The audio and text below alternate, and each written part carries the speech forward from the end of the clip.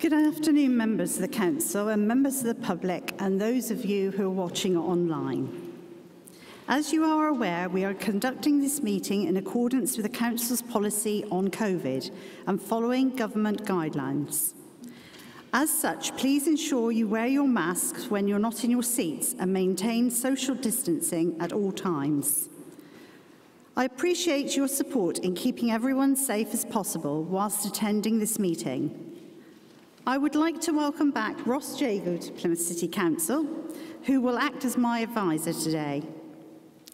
Please note that the proceedings at the Council meeting are recorded and streamed live on the internet. As you can see, we have big screens at the front of the hall to display those talking and present items of business. It is normal custom to stand if you're able when addressing the Lord Mayor. However, today I ask you to please remain seated and speak into the microphone to help with sound quality. Also, when I ask you to speak, can you raise your hand to identify yourself to the camera operator and start to speak once you have appeared on the TV screens at the front. This is so that people in the room and those watching at home can hear and see you clearly. The purpose of the meeting this afternoon of our EGM is to decide whether to confer the honorary freedom status on Mr. Mark Ormrod, MBE, in appreciation and acknowledgement of the eminent and distinguished services rendered to the city. Can I move to item 1, apologies? Are there any apologies for absence, please? Lord Mayor, we have apologies from Councillor Loveridge, Councillor Lowry and Councillor Hendy. Councillor Dr. Cree is advised that she'll be joining the meeting later today. Thank you very much. Can I ask Councillor Pengelly whether there are any more apologies? Councillor Andre Loveridge, please, Lord Mayor. And Councillor Rennie, do you have any others to report? No, thank you, Lord Mayor. Thank you very much indeed. Thank you. Declarations of interest. There is a dispensation in place that allows all councillors to speak and vote in respect of a ceremonial honours. Are there any private or disclosable pecuniary interests in relation to this single item on the agenda this afternoon? No. Great. Right, we come to item 3, and I have to say I'm so excited about this. This is the appointment of Honorary Freeman. Can I ask the leader of the council, Councillor Kelly, who I understand is introducing this motion, to say a few words now? Thank you. Thank you, my Lord Mayor. I am so pleased to be able to propose this award for Mark Ormrod, MBE. There are some people in this world who will always go above and beyond despite what is thrown at them. And without any doubt, Mark is one of these remarkable people. He is a true inspiration to everyone and a real hero. Mark joined the Royal Marines in 2001 at the young age of 17. He served in the Iraq War and in 2007 was deployed to Afghanistan as part of Operation Herrick. It was during this operation on Christmas Eve, when his platoon was conducting a foot patrol in Helmand province, that Mark stepped on an IED and suffered life-changing injuries. Due to the incredible skill and determination of the medical emergency response team, led by squadron leader Charlotte Thompson-Edgar, Mark was the first British service person to survive a triple amputation. Mark was repatriated to the Royal Centre for Defence Medicine at Queen Elizabeth Hospital, Birmingham, and then on to Headley Court to begin his rehabilitation. After initially being told he would never walk again, Mark walked across the parade ground 6 months later to receive his operational medal in 2008. 10 years on, Mark tried out for the 2017 Invictus Games and was selected. He went on to win 2 silver and 2 bronze medals and was awarded the Jaguar Award for exceptional performance, determination and dedication. Mark reapplied for the 2018 Invictus Games, where he went on to win 7 medals, 4 of them being gold, and later that year he was awarded the BBC South West Sports Personality of the Year. 2018 proved to be a busy year for Mark, as he was awarded an honorary master's degree in sports science by Plymouth Mar-John University. Over these years, Mark also raised hundreds of thousands of pounds by undertaking incredible feats of endurance. These include a 5K run, a 1K swim across Plymouth Sound, and he has run 3,500 miles across the US, cycled 3,000 miles around the UK, and even abseiled down the BT Tower in London. Of course, we can't forget his recent challenge, which saw him take on a 99.9-mile bike ride. In the Queen's Birthday Honours for 2020, Mark was awarded an MBE for services to the Royal Marines and veterans, and I can honestly not think of anyone who deserved this more. This award is our way of honouring a true hero and legend, one of our own, an inspirational Plymouthian who continues to improve this city and those who choose to live and work here. I'm also really looking forward to seeing the name of Mark Ormrod added to the wall in this very prestigious Guildhall of a very select group of people who have the freedom of the City of Plymouth. My Lord Mayor, members of the Council here today, I trust you can support this proposal. Thank you, my Lord Mayor. Thank you, Councillor Kelly. Councillor Tudor Evans, OBE, I understand you are seconding the motion and wish to say a few words. Follow that, as they say. As full a testimonial as you could probably wish to hear for an exceptional Plymouthian. Mark will know that Plymouth is a very proud city. He will also know that we like to think ourselves as a city that punches above our weight, even when times are tough. I can't think of a better example of our city's spirit than Mark's commitment to veterans and to sport. And the way he's pushed himself way past the limits that most of us can only imagine is breathtaking. As the leader said, we save this honour for people who truly stand out for their achievements and for their services to the city, but also for their services and their inspiration of countless people up and down this country, and I would dare to say across the world. Mark Ormrod is a special individual, an exceptional individual, and a very worthy recipient of this honour today. Thank you, Mark. Is there anyone else who'd like to speak from the floor? Thank you. We shall now move to the vote to pass the resolution of the Council to confer honorary freedom and status on Mr. Mark Ormrod, MBE, in appreciation and acknowledgement of the eminent and distinguished services rendered by them to the City of Plymouth and to charity work. Please can I ask the Council to vote on this motion by raising your hand. All in favour? Right, you pop your hands down now. I am so delighted to say that the full Council have honoured you, Mark, with this, because everybody has voted for you to get the freedom of the city. Would you like to say a few words to Council? Yeah, absolutely. My Lord Mayor, distinguished councillors, the only thing I really want to say is thank you. First of all, for those two phenomenal testimonials. I was blushing a little bit back here listening to that, but thank you all very much. And for bestowing this honour on me. You know, I was born here in Plymouth, July 1983 at Freedom Fields. I served in the military for 10 years all over the world. My wife's family are actually from Surrey. We've got family up by London, and I've had numerous opportunities, both in my personal life and my professional life, to leave Plymouth and go and work other places. But I've always stayed around because I love this city and I love the people in this city, and I don't think I ever will leave. And I did a little bit of research too on what it actually means to be a free man of the city and how few people have been awarded this honour since 1917. And it means more to me than I can tell you in these very few words. So again, my Lord Mayor, thank you. Councillors, thank you.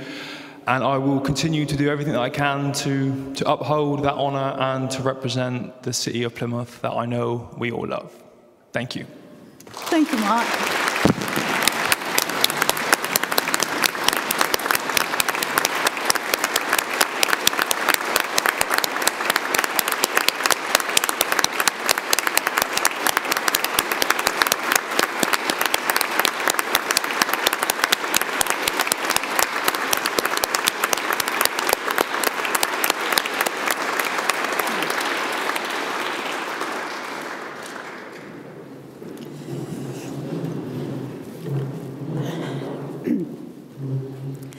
Pull myself back a bit.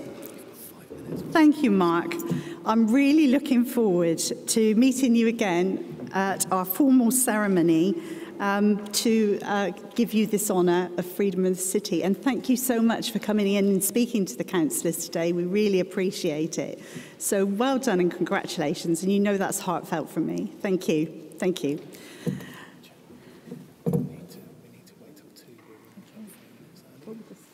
You just have 5 minutes, wait. Right, Council. We've got 5 minutes till we start our full Council meeting, so if you'd just like to take a breather from that excitement we've just had. Thank you.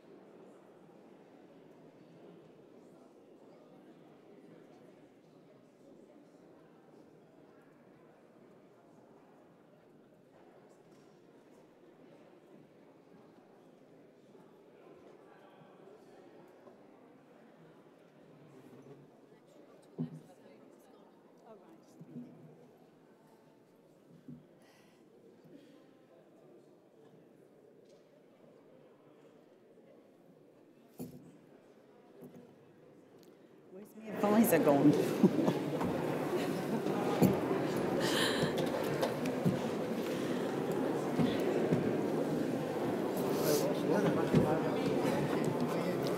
It's still as crazy as ever. You can't say that. Clearly.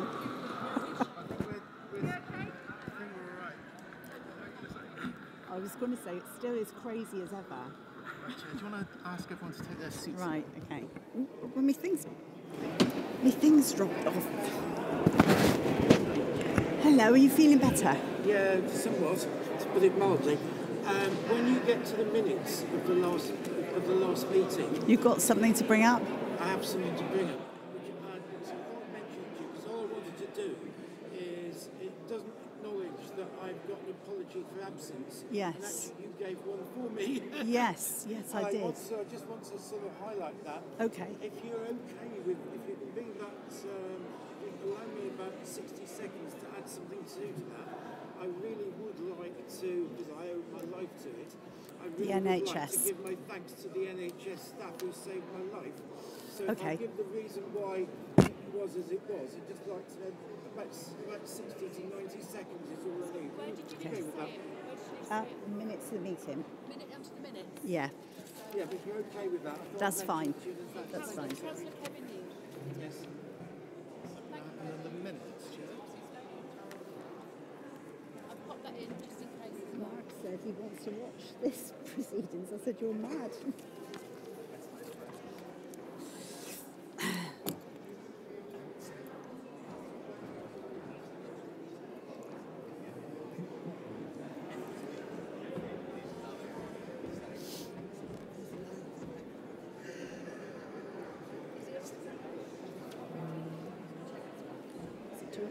It's gone 2 o'clock. It's gone 2 o'clock. No. Yeah, that was good. That's good. I've got to remember to read all this out now.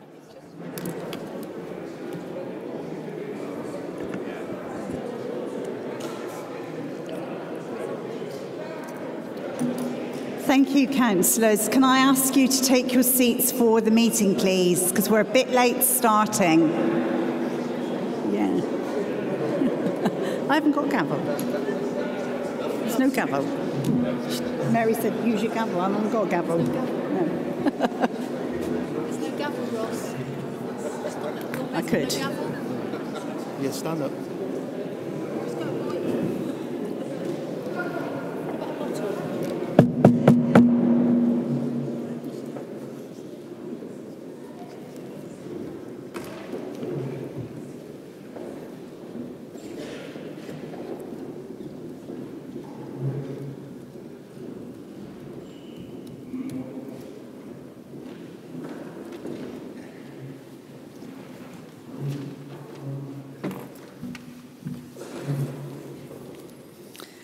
Thank you, councillors. Now we are going to start our council meeting just slightly late after that excitement of the EGM, which was a marvellous event for all of us, I'm sure you'll agree. During the meeting today, I'll be making rulings on process and conduct during the meeting and would ask council to abide by the standing orders and rules of debate. At certain times, I may seek guidance from my advisors, and I will inform council if I need to pause for a moment. Should we need to adjourn, I will inform council of what is happening and the time for us to reconvene. We all enjoy a robust and respectful debate. If members' speeches run over their time allocated, I will allow you to finish your sentence, but ask you to finish as quickly as possible. Current guidance advises that we are as concise as possible to conclude our business, so I'd ask members to consider this and please keep speeches to the point and try not to repeat the points of others. I would like to take an opportunity to remind members that there is no local government equivalent of parliamentary privilege. Members will therefore be liable for any defamatory statements that they make. We will have a scheduled break at around 4 p.m. for you to go and get some fresh air, but please remember to try and maintain social distancing, wearing your masks. Water is available on the landing. We have a cake sale today, and proceeds will be donated to Bowel Cancer Southwest and the NSPCC, so please enjoy all the cakes that have been given generously. If you wish to speak during the meeting, I would ask that you raise your hand and wait for me to invite you to speak. Please raise any points of order verbally. I will then pause the meeting to deal with a point of order. When raising a point of order, please state which procedure, rule or law you believe has been breached. For an intervention, the current speaker may accept or deny an intervention. For procedural votes, such as accepting the minutes, I will accept a brief show of hands.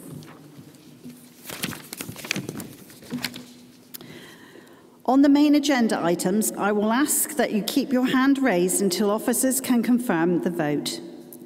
Amendments will be displayed on the screens, and should we need to adjourn, breakout spaces are available. The Conservative group are to remain in the hall, the Labour group may use the Astor room upstairs, and independent members may utilise the magazine floor outside. Right, we'll start the main meeting now, and apologies. Thank you, Lord Mayor. We have apologies from Councillor Loveridge, Lowry, Hendy, and Councillor Dr. Cree will join the meeting later. Thank you very much indeed. Councillor Pengelly, you've got no other apologies. Councillor Rennie, any other apologies? Thank you so much. Thank you. Item 2 on the agenda is the minutes of the last meeting. I propose that these minutes of the full council on the 13th of September are signed as a correct and true record. Councillor Neil.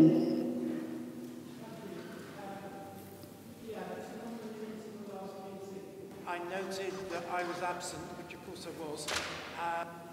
No apologies. Apologies for that. Just come on. On the last minutes it said that I wasn't present, which is true, and I sent no apologies. And of course, Councillor Beer, as you will find from the stuff that was published online, I did apologise on my behalf for my ill health and reason that I couldn't attend. And I did speak to Councillor Beer about this a moment ago. And I just wanted to say to people, you know, my apologies for the fact I wasn't here. I was extremely unwell. I very nearly died.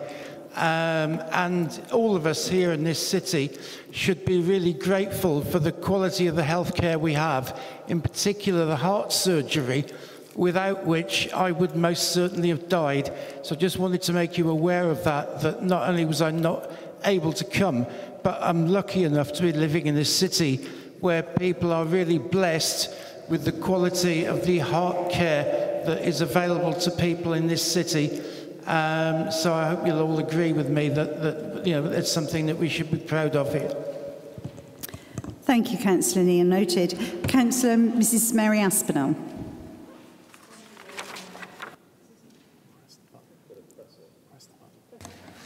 Oh, yes, that's better.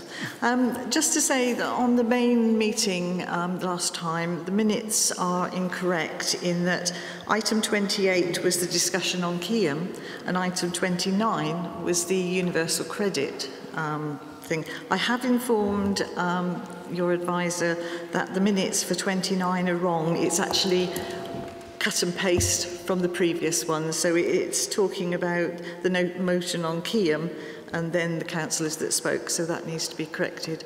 But other than that, I think, you know, I'm happy with the rest of them. Thank you very much. Once that amendment's been made, I'll sign them as a true copy. All those in favour, with a show of hands, please. I'm going to take that as unanimous. I'm going to take the vote of Councillor Bridgman as seconded. Thank you, Chair. Thank you.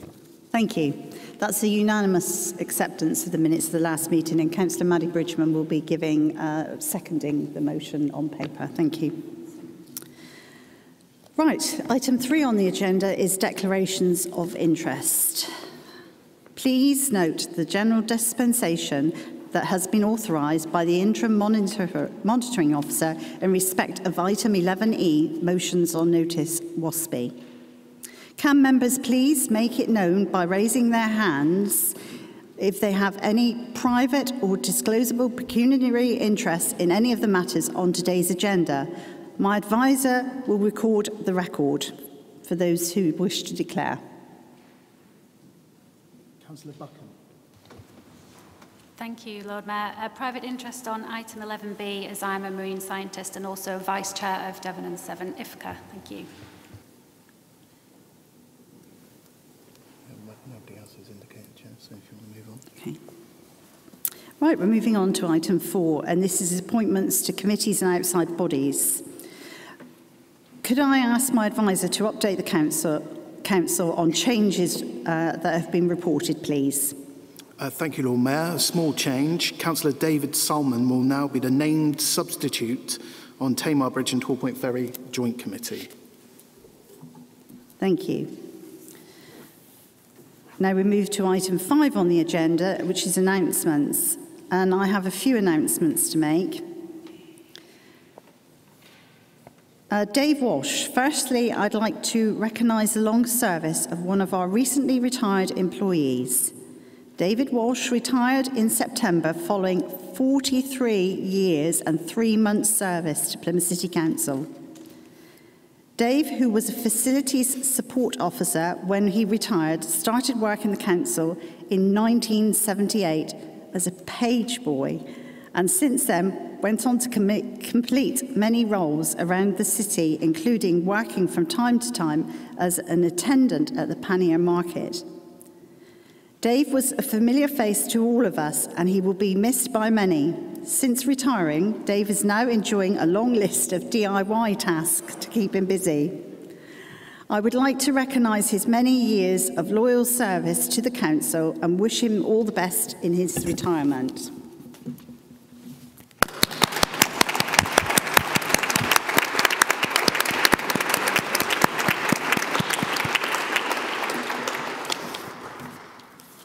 It does help if I turn the right page.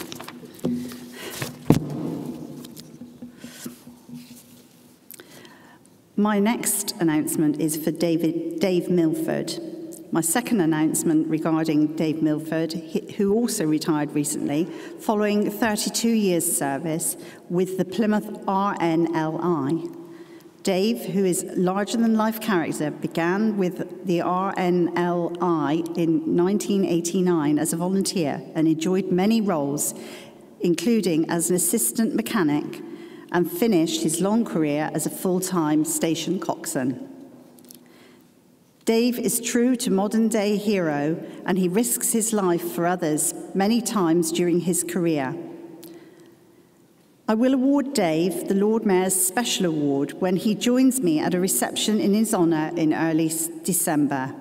Please join with me in acknowledging his courage and bravery and service to Plymouth RNLI. Thank you, Dave.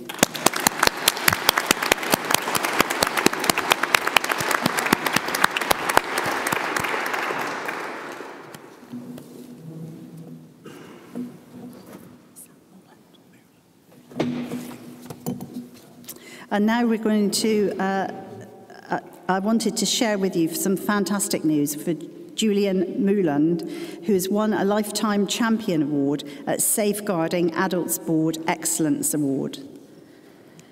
Julian has worked in public service for over 40 years, supporting adults with care and support needs to live successfully, independent and safe lives.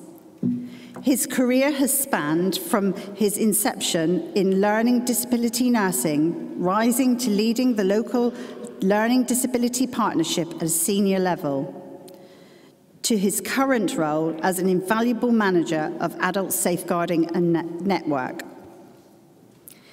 He is widely recognised across the city, historically and currently, for challenging barriers, furthering cooperation and his commitment to improvements. He is a very worthy recipient of the Lifetime Awards, so congratulations to Julian.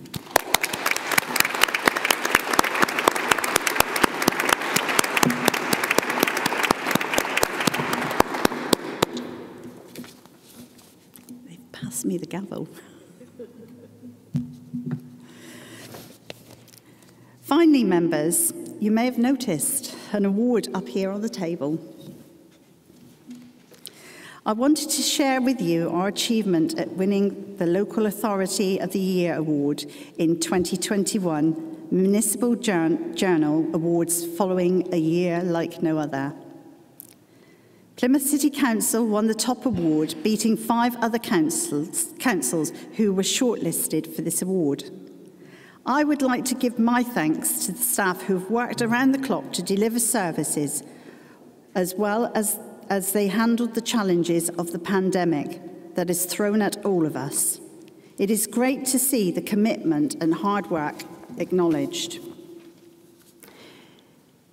2020 was always going to be a big year for Plymouth, with years of preparation leading up to the 400th anniversary of the sailing of the Mayflower. But instead, the council, like many others, found itself dealing with a global pandemic, lockdowns, and many challenges that it brought. This award shows how well Plymouth City rose to the challenging times. I would also add the council's PAWS Social Outcomes Partnership was also highly commended in delivering better outcomes category. PAWS is a charity that works with women who have experienced and are at risk of having children removed from their care. Plymouth was the first council in the UK to commission a PAWS service through an innovative social outcomes partnership in which the council works collaboratively alongside other local and national organisations, including Trevi, Bridges Outcomes Partnerships, and the PAWS National Charity, with a shared aim to improve outcomes experienced by some to the city and its most vulnerable families. We're going to see a short video now and this award, and see what this award means to Plymouth City Council. Congratulations to everybody in the Plymouth City Council team, and by everybody I mean all the employees, all the councillors, past and present, who have contributed in a large way or a small way to make us the Local Authority of the Year. I don't need awards, we don't need awards to recognise what a great team of people that we've got within this city and all the good work that we do. But to get the acknowledgement and the recognition of by the Municipal Journal to be the Local Authority of the Year for this year is absolutely fantastic. I just wanted to say a huge congratulations and thank you for everything that you have done, continue to do and will do in the future. Together we are a fantastic team and Plymouth goes from strength to strength. Thank you so much again, and let's celebrate the success now and going forward. Let's not wait another decade until we're Council of the Year again. Fantastic. So pleased to have been the leader of the council that won Council of the Year. When we stuck the application in April, you know, give it a go. We knew we'd done well. So much had happened, and the pandemic. But, you know, to hear the judges say, this was a local authority that has put culture-led regeneration and a centre place at its heart, one determined to put the city on a map for all the right reasons, and where political and officer leadership was genuinely a single voice. You know, we couldn't have written that better, could we? But we did write it, and it's hats off to us, to all of us, for a great job. Thanks to members, thanks to staff. Thanks to partners, thanks to Plymouth. Here at Mount Edgecombe we've been open throughout the pandemic. Working with our partners and businesses, we've been able to maintain a safe environment for the public in this important green lung, so that the people of Plymouth and Cornwall can carry on enjoying Mount Edgecombe and all that it offers in these testing times. We're very, very proud to receive the MJ Award in recognition of this. Here at Commissioning, our team has been working really hard over the past 18 months to make sure local businesses, inclusive of care homes and domiciliary care, have the support they need to survive the pandemic. We have issued over £10 million in financial grants, making sure that the money is received into bank accounts as soon as we possibly can. For many, if not all, this has been an absolute lifeline. I am so proud that our hard work has been recognised by the MJ Awards.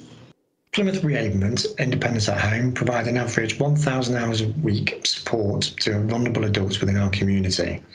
Predominantly our service focuses on promoting individuals to achieve optimum independence in order to support them back to a place where they no longer require the support of our team. This includes the back office staff and, of course, our dedicated, compassionate frontline carers. The work this sector has been carrying out has been challenging, to say the least, but our incredible team, who have many others, have had to adapt, go above and beyond, work hard together to mitigate risk and provide a safe service to those that need it most at home. We've really changed the way that we are working in response to the pandemic. We are focusing on protecting the people and the businesses of the city from COVID-19. We've helped over 900 settings with their outbreaks, and this is about getting outbreaks under control and restricting further spread of COVID-19.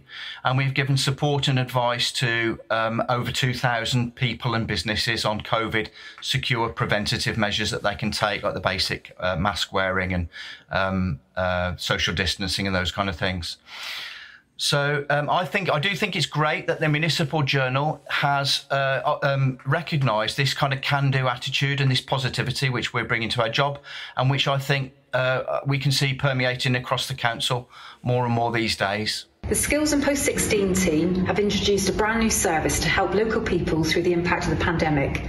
Skills Launchpad Plymouth is the city's one-stop shop for skills, training, education, careers and jobs. Through our youth hub, we're supporting young people 16 to 24 years old and adults 25 years plus through our adult hub. And working in citywide collaboration, we're really making a difference to transition people into employment, education and training. To date, we've supported over 17,000 individuals through our virtual service, and we're delighted to be part of the MJ Awards. I'm a civil enforcement officer within the parking operations team, where we strive daily to not only help traffic flow freely throughout the city and to ensure that parking resources are used fairly and properly, but also to present the city, the council and our own service in a positive light, which I believe we had some measure of success in doing, and I'm sure has helped the council achieve the MJ Award. High levels of public confidence in how the 2021 combined elections were run, the process of voting and registering to vote are something the council should be proud of. The electoral process is a complicated, continual work in progress, and scheduled May elections are major projects requiring months' worth of hard work, even more so during the current pandemic. Elections are major corporate events in themselves. Everyone involved in running the elections in May with us should take a moment to reflect that their immense efforts and professionalism are appreciated and recognized. Throughout the pandemic, library staff have supported many other areas of the council by delivering essential services. They have been reading friends to lonely people over the phone and have distributed and donated many hundreds of books to some of the city's most vulnerable residents. When opened during the past year, the library service has welcomed 120,000 customers, issued 175,000 physical books, 90,000 e-books, and 90,000 e-magazines, and logged on over 17,000 PC users. We are very proud that our hard work and dedication has been recognised by the MJ. I'd just like to say a big thank you to everybody in the Youth Justice Service for all your hard work over the last 12 months. We've seen some big changes and some big improvements in our practice. It all culminated in a good report at the end of September, so thank you for all your work. And I'm sure this all helped towards the MJ Award which the Council received. As policy advisors, keeping up to date with government policy is an important part of our role. Throughout the pandemic, we have been working hard to help services across the council stay up to date with government announcements. We have also been working hard to progress council priorities such as addressing child poverty, better engaging with communities, and ensuring that our city is a welcoming place for everyone. We have also been busy coordinating the council's approach to public affairs, where we have successfully influenced the direction of government policy, which has helped to ensure better outcomes for our residents and service users. We are so thrilled to have our doors open to welcome visitors. Over the last year, we've had 100,000 visitors come and support us. It's been a long journey to get us to where we are today, and we're so proud to have our work recognised by the MJ. Thank you. In street scene and waste, we've had a very busy 20 months. During the pandemic, our service has continued to deliver vital services across the city, which has included street cleansing, waste collections and grass cuttings. It's been fantastic to hear the news that we have won the MJ Local Authority Awards 2021 and that we have helped contribute to this award. The registration service is a frontline service that provides important support to our residents in times of happiness and sadness. The last year has been one of disruption and uncertainty, but with our dedicated team's flexibility and persistent hard work, we have maintained delivery of a key public service. Due to the pandemic, birth registrations were suspended. When we returned, we registered over 1,200 lockdown babies in a face-to-face COVID-safe environment. We were the first local authority in the South West to enable registrars to register deaths from home safely, and our dedicated team created many happily ever after moments with beautiful ceremonies. The service conducted citizenship ceremonies virtually, and we have welcomed over 200 new citizens to Plymouth. As a team, we are very proud of our achievements and that our hard work has been recognised by the MJ. During the pandemic, we were redeployed to the Care of Plymouth team. During this time, we delivered food parcels and emergency medication to those self-isolating and in need. I was absolutely delighted to receive the award for Local Authority of the Year from the Municipal Journal with Councillor Nick Kelly and Councillor Sue Dan. It's been a hell of a year, and I am just so pleased that, as well as me knowing how good you are, hopefully you knowing how good you are, the whole country now knows how good we are. Organisations aren't badges and they're not logos and they're not buildings. They're people, they're you providing services to the people of this city every day. And I am so proud to work alongside you. Thank you so much. Congratulations to colleagues and staff at Plymouth for being named Council of the Year at the MJ Achievement Awards. The award is testament to the hard work and dedication of a fantastic team in what has been a difficult period for councils up and down the country, but specifically for you with the serious and tragic incident in Keeham in August. Such a shocking event, no doubt will have impacted your community, but as a team of officers and councillors, you have banded together, offering the necessary support and doing what you do best to help your community recover. A special mention to Councillor Nick Kelly for your outstanding leadership and your entire cabinet as well. Local government is proud to have such a committed and outstanding leadership team backed by a fantastic team of officers led by your Chief Executive Tracy Lee. As your LGA, we will continue to support you in any way we can, standing together with you and your community. Thank you. Right, we're going to move to the front for some photographs and to present the MJ Award.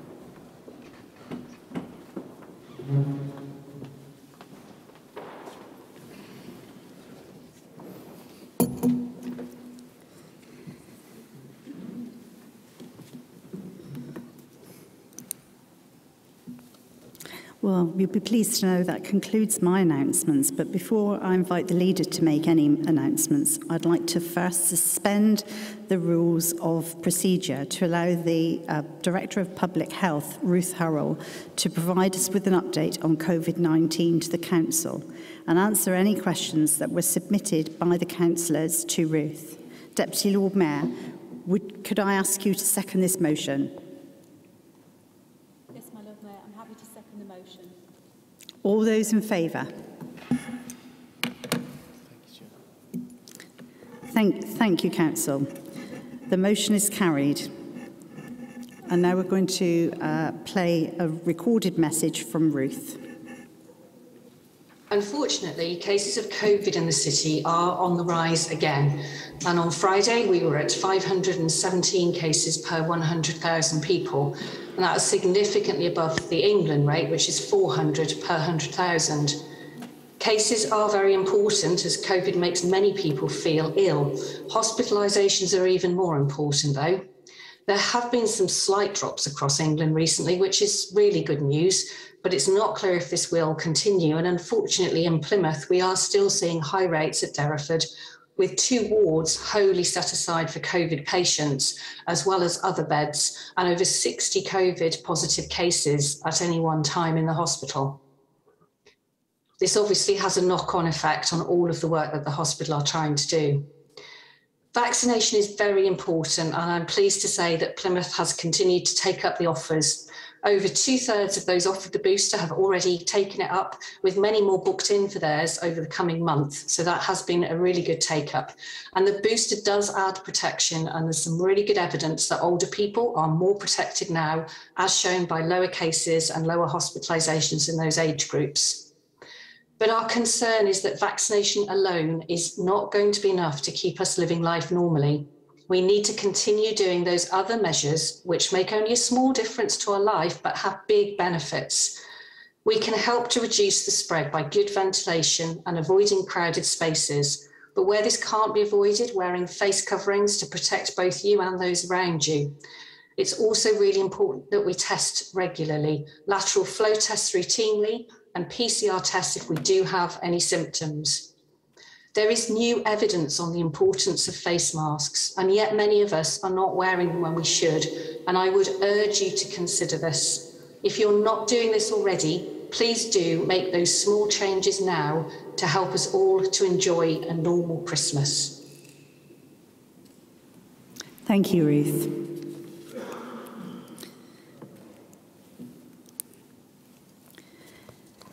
Leader of the Council, Councillor Nick Kelly, do you have any announcements? I do, my Lord Mayor. Thank you. Keyham still remains very much in our thoughts and actions. Since the tragedy and trauma of the events in Keyham on Thursday the 12th of August, Plymouth City Council has been working alongside other agencies in recovery efforts across Keyham and more broadly across Plymouth. In the immediate aftermath of the shootings, partners from across all agencies have come together within Plymouth City Council, the OPCC and the police to provide immediate support to all affected and start the long-term work to rebuild confidence of the community and its capacity to recover from this tragedy. Collective efforts continue to focus on supporting the local community and ensuring that partners have been able to maximise services and opportunities for the Keyham community and assist victims' families to recover from the violence and tragedy. Community policing has been put in place to provide a visible neighbourhood presence to provide community reassurance. Safer Keyham has been put in place, restoring the feeling of safety through physical prevention measures such as CCTV. Victim support, commissioning services to provide additional services to support the victims and witnesses and ensure they receive the specialist support they need to recover. My Lord Mayor, Keyham is very much on our radar and we're working incredibly hard to look after the people in that area. Moving on to Songlines, I want to start by updating everybody on the media reach we've had for the box in the last month since Songlines, tracking the Seven Sisters exhibition, was opened by His Excellency the Australia High Commissioner George Brandis. Our campaign has so far generated over 150 pieces of coverage to date. At this point, we estimate the following: an audience reach of some 28 million people with an advertising revenue equivalent of £1.5 million. We have had coverage in the United States, Canada, Australia and Spain, and have extensively been covered on the BBC, including BBC Two, The Culture Show and BBC Radio 4, Front Row. I'd now like to move on to the Creative Development Fund. More good news for Plymouth. Plymouth has been awarded over £1.2 million for two fantastic projects, which is one of the biggest allocations in the United Kingdom. The National Marine Park has been awarded £655,000 to support businesses to make the journey to net zero. Stonehouse Union has been awarded £542,000 to help bring the Millennium Building back to life. Just want to say well done, particularly to the Council's Economy and Enterprise team who administered the process on behalf of the government. Other major developments include the update on 2 major City Council-led developments that have been recently subject to public consultation ahead of planning submission due for December. The first of these is the Derriford District Centre. My Lord Mayor, I'm able to announce that the Council has secured a new major inward investment from Marks & Spencer on our land on the former Seaton Barracks site. The new Marks & Spencer food store will be double the size of the existing store. Alongside, we have secured a new Aldi, cafe and gym. The scheme is now open for public consultation and we want to hear people's views. It is hoped that we will create 100 new jobs with 120 construction jobs in the development stage. And the final announcement from me today, my Lord Mayor, is the City Centre Health Hub. We have been making great progress on our new £35 million health hub in the city centre, working with the CCG and NHS England. We have received a good response from the recent public consultation, and the scheme will now move forward to planning, which is very exciting for the health provision within our city and an area that has been talked about for decades. Thank you, my Lord Mayor. Thank you, Councillor Kelly. I've been given a list of councillors who wish to make announcements. So firstly, I'd go to Councillor Dreen, please.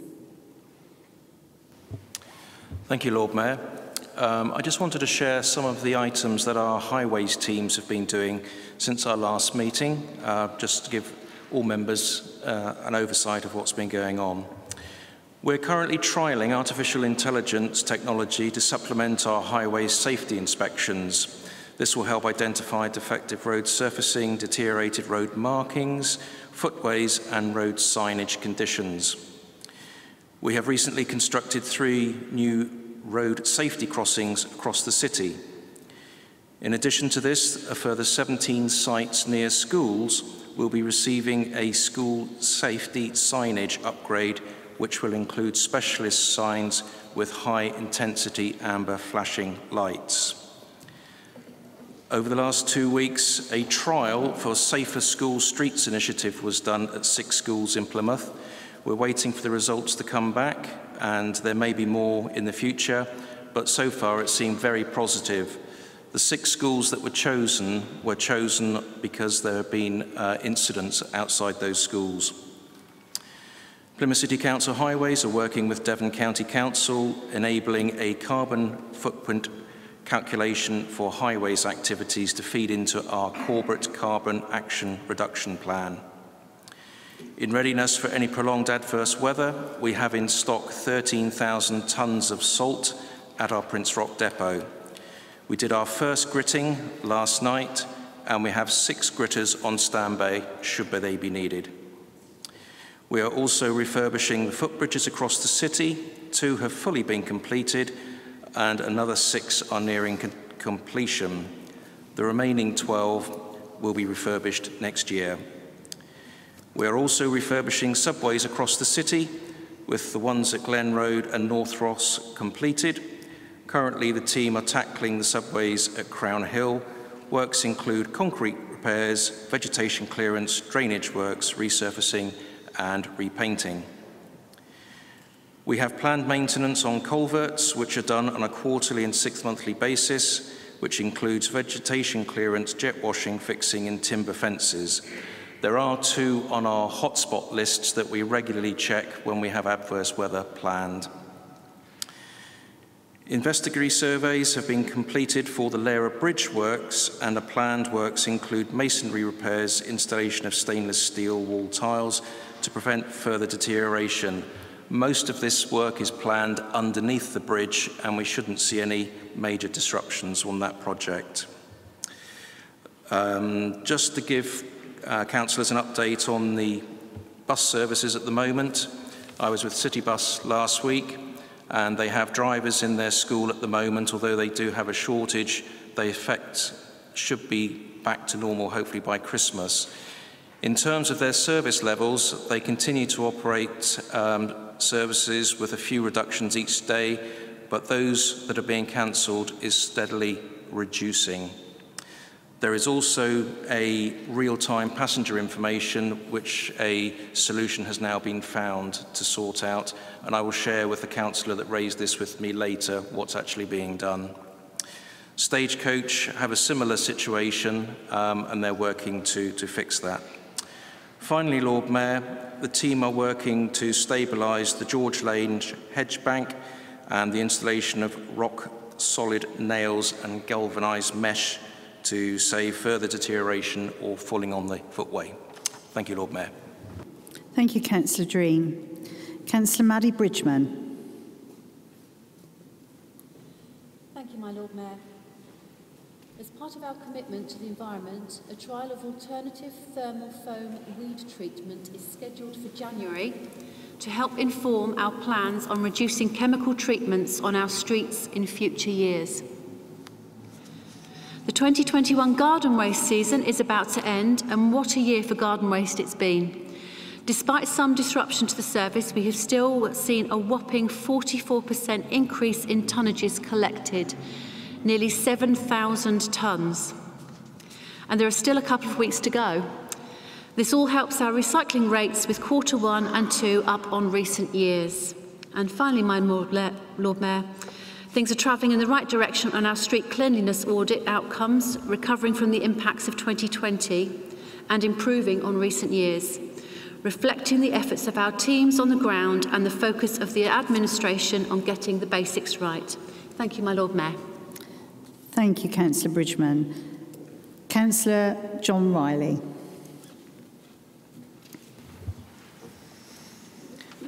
Thank you, Lord Mayor. I just wanted to make Council aware that this Thursday, the 25th of November, our taxi licensing policy, which is required by law to be reviewed, will be issued for consultation. It's a 12-week consultation, taking us into, obviously, February in the new year. And I would encourage members and residents to comment on the consultation. We're looking for views from all across the spectrum rather than just within the trade. So just wanted to make Council aware, Lord Mayor. Thank you, Councillor Riley. Councillor Vivian Pengelly. Thank you, Lord Mayor. Lord Mayor, I'd like to announce some recent successes from our Plan for Homes programme at the 2021 Abercrombie Awards. Primrose Park in Whitley won the Best New Housing Development for the Passive House Affordable Housing Scheme we delivered in partnership with Plymouth Community Homes. We also won the Judges Special Award for the recladding of the Devonport Towers, which was supported by officers in Community Connections and Strategic Planning. I'm also delighted to announce that Pilgrim Court in House Street won the Best Small Development Award. This scheme transformed a derelict site in partnership with Bournemouth Churches and has created 12 one-bed flats for adults with complex and varied learning disability needs, including 4 wheelchair-adaptable units. I visited Pilgrim Court in House Street.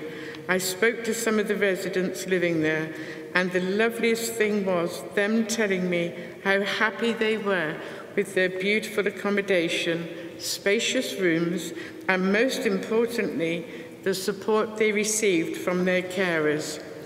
Lord Mayor, this is a fantastic example of the City Council at its best, working with partners and taking innovative approaches to delivery by coordinating action across the directorates. As always, there are many people involved in making projects like this happen. But I'd like to pay particularly tribute to Neil Mawson, Housing Delivery Manager, and Chris King, Planning Officer in Strategic Planning, and Fiona Gordon, Commissioning Officer from Strategic Commissioning. Their dedication and commitment has made this all possible, and now means people who were in poor quality rented accommodation can now have a much better place to live. The future challenge, of course, is we know the level of the need in the city is such that we need many more projects like Pilgrim Court, and I hope to say more about that in the new year. Thank you, Lord Mayor. Thank you, Councillor Pengelly. I call upon Councillor Mark Deacon. Thank you, Lord Mayor. Library services. We have increased the time that libraries are open each week by 18 hours in total. We are always looking to maximise the opening hours in line with resources, and have recently opened the libraries at Southway and Crown Hill for an additional day. In addition, we have restarted activities where it is safe to do so. Children's activities, including rhyme times and story times, have recommenced, and as have book groups, and Feel Better with the book groups for vulnerable adults. Bonfire night. On Friday the 5th of November, over 25,000 people joined us on the Hoe for our annual Bonfire Night event. This event was introduced 9 years ago following consultation with our partners in emergency services. The aim of the event was to improve community safety by reducing the number of smaller events and back garden bonfires across the city, which results in the 5th of November being one of the busiest nights of the year for the fire and ambulance services. We've heard some people's concerns regarding carbon emissions as a result of the bonfire, and going forward we will be looking into possible ways to reduce this. Whilst our initial aim was to improve community safety, we will now look to improve the carbon emissions from the event. British Elite Junior Diving Championship. I attended the British Elite Junior Diving Championship at the end of October, which was hosted by Plymouth Life Centre. 90 divers from across the UK, their coaches and families, and 20 officials stayed in the city for 6 days. This was the first major event to be held at the Life Centre since the refurbishment works. The event was a great success. And lastly, Lord Mayor, Christmas lights switch on. Plymouth's Christmas holiday calendar officially kicked off last Thursday with over 5,000 people attending the Christmas lights switch on event in the city centre. A full evening of entertainment included community choirs plus a fantastic live band. The event was dedicated to the NHS and ITV West Country, BBC Spotlight and Plymouth Live all coming along on the event to film, all coming along on the evening to film the event. Thank you, Lord Mayor. Thank you, Councillor Deacon. Do we have any chairs of committees for any other announcements? If you'd like to raise your hands. No? Right. Questions from members of the public. I move to item 6, questions for the members of the public. We have 2 questions today. The first question is from Mr. Greg Roger Black to the Cabinet Member for Governance, HR, IT and Community Safety. I will read out the questions. Residents of Yew Close in Efford are experiencing a lot of antisocial behaviour. Does the Council have any plans to tackle this? Councillor Riley, would you like to respond? Thank you, Lord Mayor. Police have increased patrols in this area. Additionally, youth support teams have engaged in youth outreach in the locality. This engagement will continue at key times. We are also trying to increase the provision of our youth services in efforts to engage young people in the locality in more planned activities. Plymouth Argyle, PL Kicks, will also be starting a programme of works in the area. In response to the issues reported, an environmental visual audit was conducted. This was to assess the area and to consider any practical steps to increase feelings of safety in this particular location. This led to the conclusion that CCTV could be used. It was determined that the area would be suitable and has passed the legality test that may enable CCTV to be placed in the area. Next steps will be a visit to ensure the infrastructure is available to support this recommendation. Local councillors have requested a meeting to discuss issues.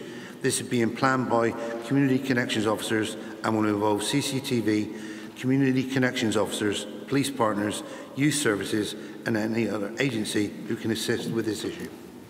Thank you, Lord Mayor. Thank you, Councillor Riley.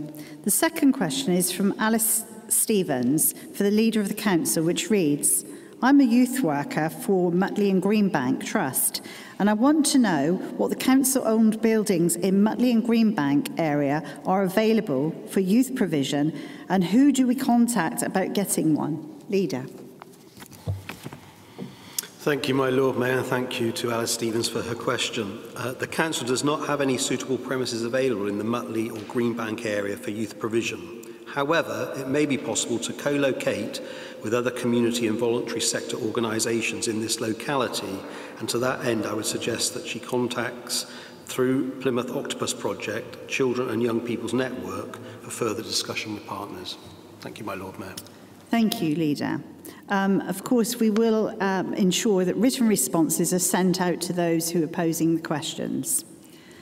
Now we move to item 7 on the agenda, the gambling statement of principles. Councillor Riley, would you like to introduce the report?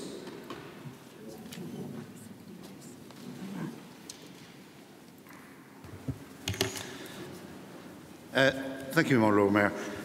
Under the Gambling Act 2005, it is responsibility of the Council to develop and publish a statement of licensing policy and review this at least every 3 years. From April 2016, after the gambling policy had been updated in January of that year, all gambling premises were required to assess the local risks to their licensing objectives and have policies, procedures and control measures to mitigate those risks.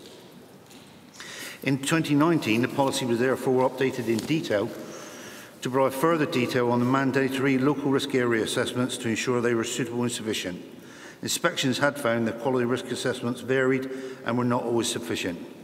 The 2019 policy also detailed the expectations of gambling premises under the Social Responsibility Code to prevent and address harmful gambling across the city, and how premises can assist in safeguarding children and preventing child exploitation. There was, in 2019, and still is, an increase in awareness about harmful gambling and its impact on families and local communities, as well as the individuals directly harmed by it. Harmful gambling is a complex problem with a large number of factors involved, and we need to ensure everyone plays their part. The 2019 licensing policy was also updated to reflect the current issues and risks and ensure licensees have effective procedures in place to promote socially responsible gambling and reduce the risk of and seek to identify problem gambling. It included the requirement for businesses to take account of the local area when making an application and for the duration of their licence. For many people, gambling is not a problem, but we do need to do what we can to protect those vulnerable to gambling's problem. Since the last policy, we have developed the local area gambling profiles for the city to assist the businesses with the most up-to-date information about their local area when completing their risk assessment. We've also produced guidance for operators on how to complete and review their local gambling risk assessments. This work has enhanced the updates in 2019 and reiterates the importance of promoting socially responsible gambling. What are we trying to do to ensure young people don't get into gambling? The Gambling Commission are responsible for online gambling and license the gambling operators to ensure that they are complying with the Social Responsibility Code. We work closely with the Gambling Commission on test purchases and feedback any issues found during inspections. Ultimately, though, we have no control over online gambling. The premises we licence have trained staff to spot problem gamblers and help them. Licensing authorities are bound by statutory aim to permit and must grant premises licences as long as applications are in accordance with the legal requirements and code of practice. It's far better to have regulated gambling premises than illegal gambling. There are very limited grounds on which authorities can reject applications. Many authorities have tried to reject on the basis that there are already clusters of betting shops on our high streets, but this has been overturned. However, now we have an evidence-based local area profile to refer to, so we are in a better position to reject applications on the grounds of being in an area identified as being at high risk of harm from gambling due to the local circumstances. We also delivered online training for our gambling premises in June 2021 on safeguarding and the use of local area profiles. Today, Lord Mayor, I'm asking the Council to approve the revised gambling statement of principles, in other words, the gambling policy. Thank you, Lord Mayor. Thank you, Councillor Riley. Councillor Glenn Jordan, I understand you're seconding this report. Would you like to speak now or reserve your right? Thank you, Lord Mayor. I'd like to just formally second this and reserve my right to speak. Thank you. Would anyone else like to speak on this item?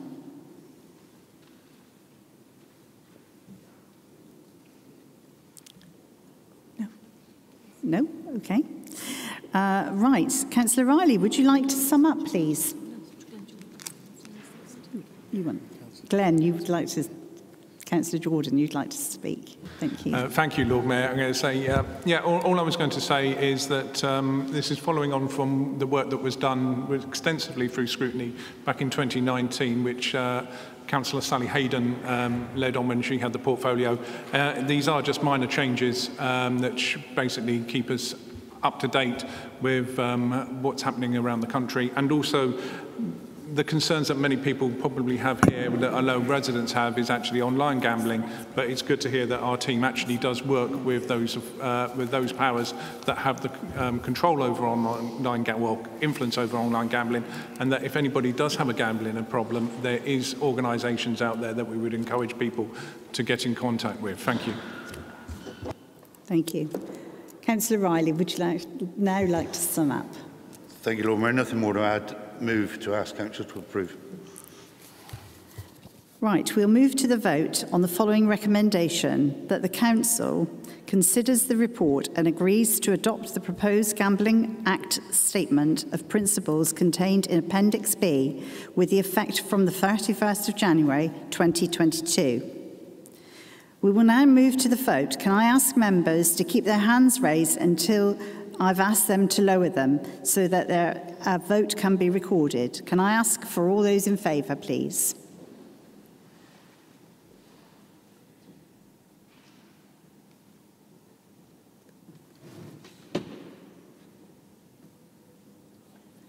All in favour. That's carried, thank you. Everybody was in favour of that one, thank you. I now move to item 8 on the agenda, and that's the dates of council meetings. Councillor Riley, would you like to introduce the report? Thank you, Lord Mayor. Well, it's a short statement, really. Lord Mayor, the purpose of the report is to provide the City Council meeting dates for 22-23. Consideration has been given to avoiding the schedule of main political party conferences, the Local Government Association Conference and other key clashes in proposing these dates. So we'll move to approve the report. Would anyone else like to speak on this item?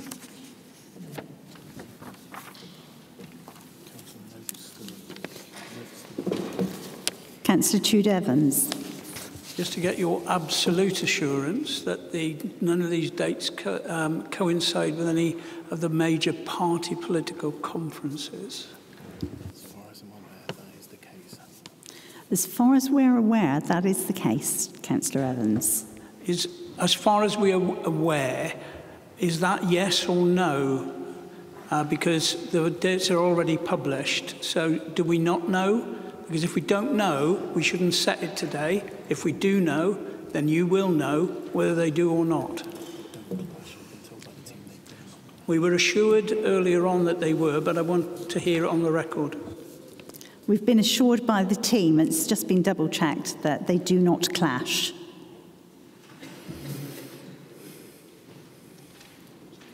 Will Council please note the dates that are listed within the report? Thank you.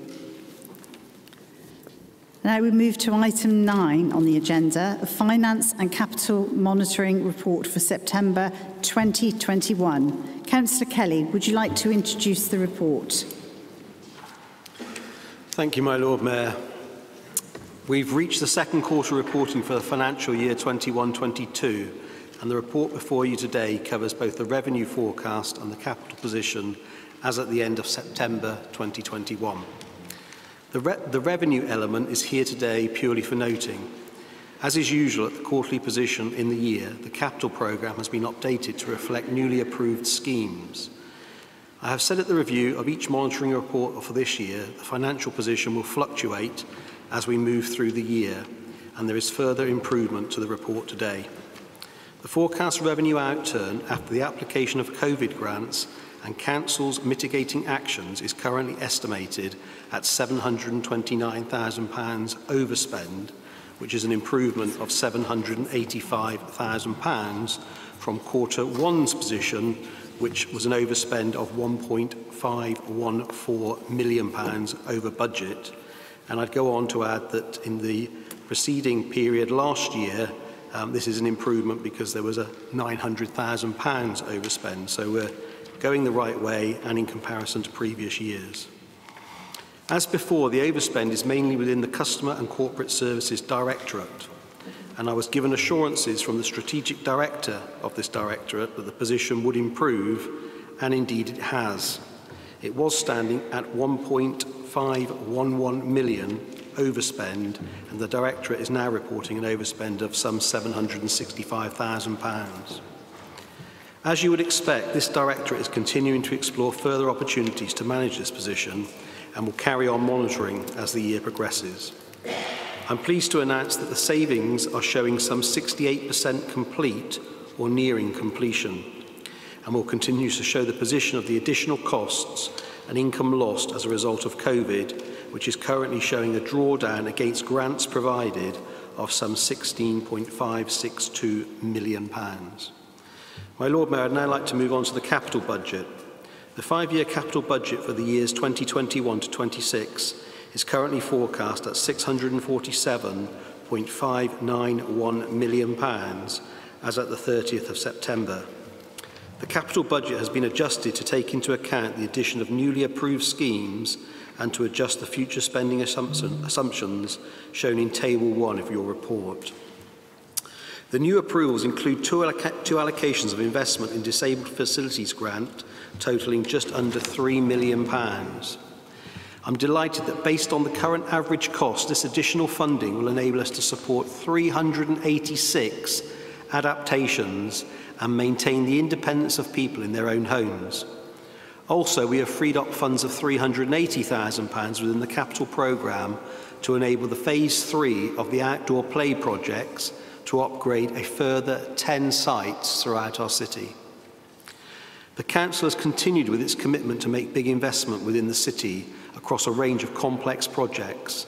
The complexity and size of the investment within the city is something we can all be duly proud of.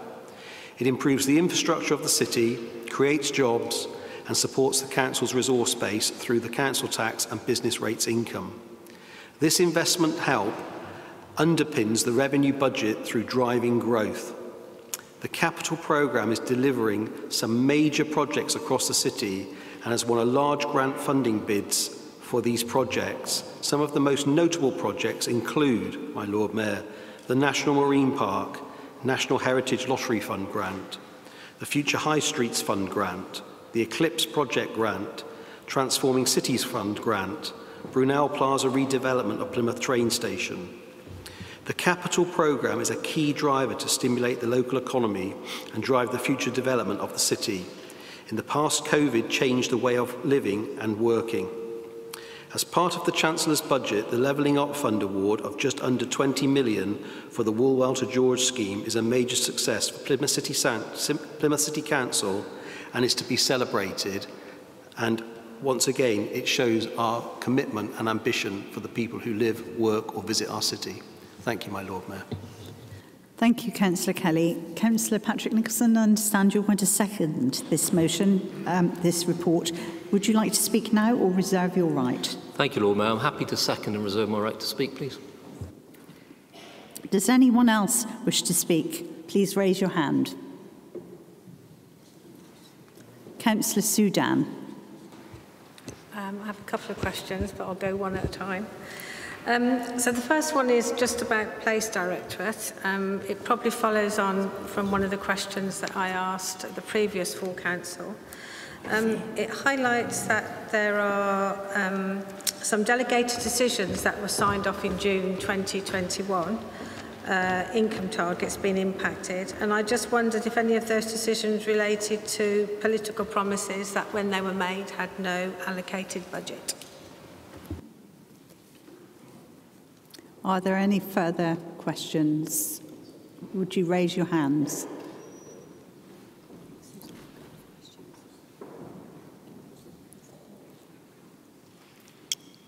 Councillor Sudan. Sorry, I'll just ask another one in the absence of Councillor Lowry. Under the Children's Directorate, it just said that after identifying COVID-19 related costs of 7.9 million, these have been offset by applying equivalent grant. That is good. I just want to know, so does that mean that 7.914 million was just COVID-related expenses this year and will not be in the budget for next year? So is that 7.9 million part of the 20 million budget gap that we've identified for 22-23?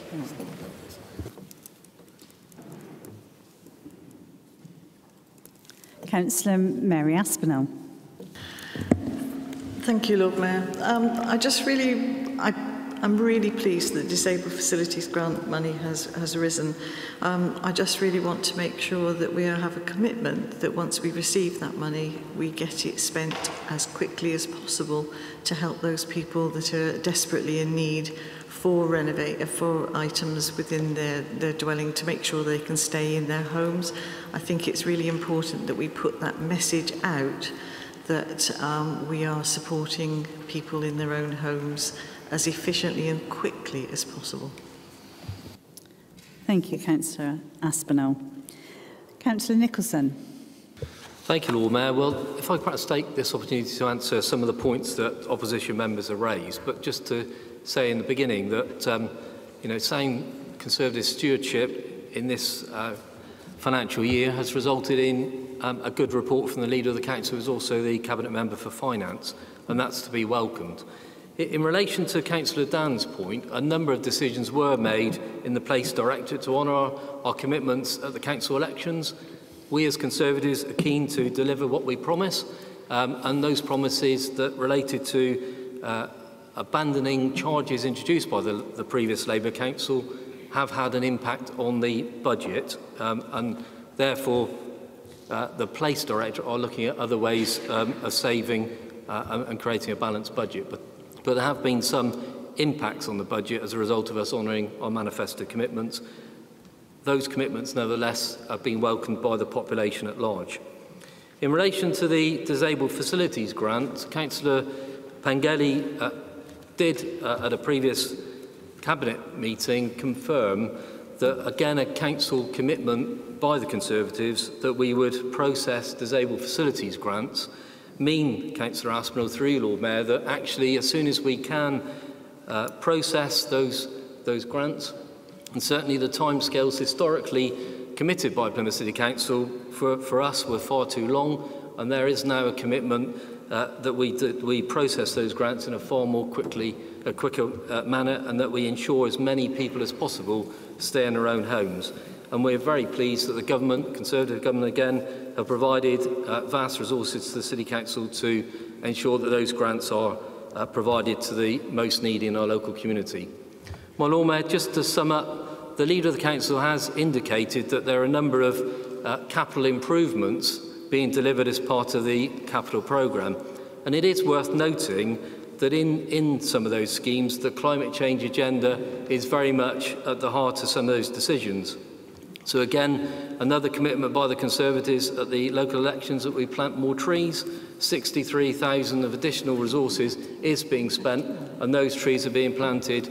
Many of the ones sought by councillors in this room are being planted now and will be completed by Christmas, ahead of previous commitments by Labour members in previous years. And equally, the National Marine Park, again, Conservative government supporting Plymouth in relation to looking at the climate, and as the Leader said, the Future High Streets Fund, again looking at a public realm and addressing some of the need to address climate change in the city centre in relation to greening and dealing with water management. Again, £12 million to assist with that. So this is a good news story, Lord Mayor, a good update from the Leader of the Council, and I'm very pleased to formally second. Thank you, Councillor Nicholson. Councillor Nick Kelly, would you like to sum up? Thank you, my Lord Mayor. So to back up my colleague, Councillor Patrick Nicholson, thank you very much. To answer Councillor Dan's question, as she has already highlighted, some £7.914 million has been drawn down against the very generous COVID grants that our government supplied to overcome the COVID issues that we face, and unfortunately Children's Directorate with regards to lockdown did experience and is experiencing a far greater demand on children's services and more children in care. Clearly, at the moment, COVID scarring is one of those areas that is very difficult to establish and understand when that demand will fall away, or indeed if it will continue or increase. So that area is being monitored, but the drawdown is specifically against the monies provided to ensure that nobody is disadvantaged, or indeed the council, and we do right by the people that need those services. In terms of the other areas that my colleague Councillor Nicholson spoke about, we are incredibly proud as an administration that if we put our hand up and we ask people to vote for something, we deliver on our promises. So I'm delighted earlier that Councillor Mrs Maddie Bridgman recorded record collection of green waste, up 44%, and indeed a massive increase with regards to recycling rates. And those decisions that were taken did put a cost pressure indeed on the Police Directorate and street scene, but ultimately what we were doing was to support residents to ensure that they disposed of their waste in a meaningful way and a recycling manner that would hopefully enable us to be better for environmental purposes and towards our joint goal of net carbon zero. So the pressures that the Directorate placed have been worked through efficiencies, but we're very, very keen and proud to say that we've honoured those commitments, but more specifically, we have increased our environmental credentials hugely. Turning to COVID and the drawdown on grants, clearly COVID, unfortunately, as we heard from the Director of Public Health, Ruth Harrell, is still here, and we're seeing other countries across Europe going into very, very serious lockdowns and procedures being put in place to stem the spread of this terrible virus. Plymouth, unfortunately, is still above, and therefore, from a financial point of view, the territory moving forward is one where we can only make assumptions on the best information that we have available, but that will clearly fluctuate. But what I would like to reassure everybody in the chamber today, and indeed the public, is that we will do our best to make sure that we look after people, that they can carry on their day-to-day lives in a safe but effective way to ensure that our society continues to function. And I'm very much mindful that our government will look to back that as well. So going back to today's report, the revenue budget shows a huge improvement, a far better and healthier position at this time than we were last year, and you've noted the capital budget where we are still incredibly ambitious to improve our city and make it a better place to live, work or visit. So I would very much hope and encourage everybody that they can support the capital budget element of this motion today, or proposal today. Thank you very much, my Lord Mayor. Thank you, Councillor Kelly. Well, the first part of this report is the revenue monitoring position, and that's for noting. The second part we have to vote on is to approve the revision of the capital budget 2021 to 2026 to 6.47.591 million as shown in section C, table 1. Can I ask members that we move to the vote by raising your hand and lower it when it's being recorded? All those in favour, please.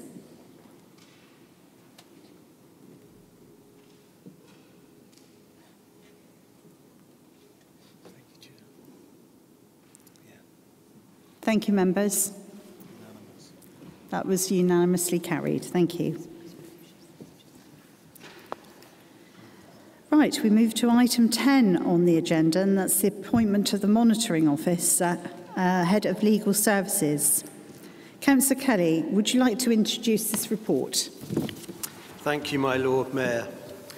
My Lord Mayor, following a comprehensive recruitment process, the Chief Officer Appointments Panel is recommending to Council the appointment of Emma Jackman as the Monitoring Officer and Head of Legal Services for Plymouth City Council. Emma, who currently works for Leicester City Council, is an experienced head of law, both commercial, property and planning, and deputy monitoring officer, and has extensive local authority governance experience. As the chair of the Chief Officer Appointments Panel, I was very impressed by Emma's commitment to local government and the breadth of knowledge and experience she will bring to this role. My Lord Mayor, as you are well aware, this is a critical role for the Council, and I'm very pleased to propose Emma's appointment. And I'd also like to thank all the members of that appointment for their input during the assessment process. Thank you, my Lord Mayor. Thank you. Councillor Mary Aspinall, I understand you're seconding this report. Would you like to speak now or reserve your right? I'll speak now, Lord Mayor. Can I say, having sat on the interview panel, that I was very impressed with Emma too. I think she's going to bring some really good activities within the legal department, and I think she has some very interesting ideas as to how to save money. She fortunately works in an organisation at the moment that has an in-house barrister, so maybe we can save ourselves 20,000 in the future if that's something that she decides to bring in. So yes, I think she'll be a good addition to the legal services, and I'm sure she will make a very fair-minded 151 officer and a monitoring officer, I mean. So yes, we look forward to her joining us, so I'm very happy to second this motion. Thank you, Councillor Aspinall. Does anyone else wish to speak? Would you like to raise your hands if you do? Councillor Kelly, would you like to sum up, please? Thank you, my Lord Mayor, and thank you to Councillor Aspinall and the panel, as I said earlier. I would just like to welcome Emma if this is approved, and I hope that you can approve the recommendation of the COAP panel, and I'd like to welcome Emma Jackman in the future to Plymouth City Council, and hopefully she'll be a real asset to this city and guide us in the right direction at the right time and make sure that we remain within the law. So hopefully everybody can support this today. Thank you very much, my Lord Mayor. Thank you, Councillor Kelly. We will now move to the vote that Emma Jackman is confirmed as the Council's monitoring officer with the effect from the date that commences her employment with the Council. We shall now move to the vote by raising your hands. All those in favour? Any against, Chair? Thank you. Any against? Any abstentions? That motion is carried. Thank you. Right, we're pressing ahead. We're on to item 11 on the agenda, and that's the notices on motion. But before I get to that, in case you were all wondering what was being handed out over here, it was something for the motion on notice for... No, it wasn't. What was it? It was the supplement pack for the previous item on the monitoring officer. Forget that then. You've started, so you need to finish. Right. Do you want to say it was the pack for the previous item? Right.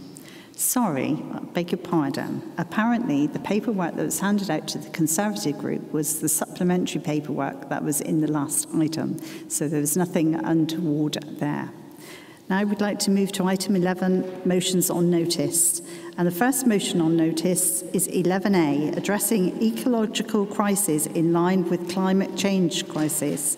And the proposer is Councillor Sudan. Councillor Dan. Thank you, Lord Mayor. The climate emergency is also an ecological emergency. The UK is becoming a nature-depleted country. More than 1 in 7 plants, insects and animals face extinction, and more than 40% of our species are in decline. Let me give you an example. We all know how important bees are, but since the 1900s, we've lost 13 of 35 of our native species, and more species are now facing extinction. Bees are dying from bee-killing insecticides that this government still legitimises its use of. We have to move away from habitat-destroying policies on land, in our waterways and the ocean. This is political. We've just had COP26, which had some really positive outcomes globally, but in many areas that affect the way that we work in Plymouth, it still lacked the pace and urgency to support ecological recovery. We can keep waiting for bills such as the Climate and Ecological Emergency Bill to be debated at Westminster, but in the meantime we have to work with what we've got and use local government and its powers to fill in the gaps. The Environment Bill has just gained royal assent, and the new Office for Environmental Protection will have a key role to play, but as yet there are no targets set and no plan of action. The bill lacks any strategic approach for nature recovery, and we can wait no longer. Plymouth City Council can set its own targets and framework, as we have already done since declaring a climate emergency cross-party. We need an ecological action plan to address the ecological crisis in line with the climate crisis. This will give the Council the strategic direction and approach to species conservation, habitat restoration and preservation of special habitats, increase in biodiversity, air quality and sustainable working practices. We can move away from habitat destroying policies and towards nature recovery. Key words that I'm going to keep repeating as part of this motion. But we're not starting from scratch. The Joint Local Plan has biodiversity net gain targets for developers. Under the previous Labour administration, we increased the areas of nature reserves across the city. We increased the area of grassland managed for nature to 40%. We introduced a tree plan, the right tree in the right place, and last year planted nearly 2,500 trees, and strong partnerships that even more will be planted as the Council develops its community forest over the next decade. The Forder Valley scheme itself was recognised for its long-term biodiversity net gain, and eventually, hopefully, we'll have a safe, natural environment for bringing our beavers back to Plymouth. The Future Parks project has improved our working practices, although I have to say the recent policy to have a war on weeds, which is a war on nature, would not have been a Labour commitment, as not only do wildflowers improve our health and nature's health, how we deal with them also affects directly our carbon footprint. The Green Minds project is working in parks, in communities with new volunteers and audiences sharing and changing the narrative about urban wildlife. The Plymouth Plastic Task Force now has really active partners and is delivering an Interreg project on the prevention of plastic pollution, and we actively work with a lot of stakeholders and businesses across the city.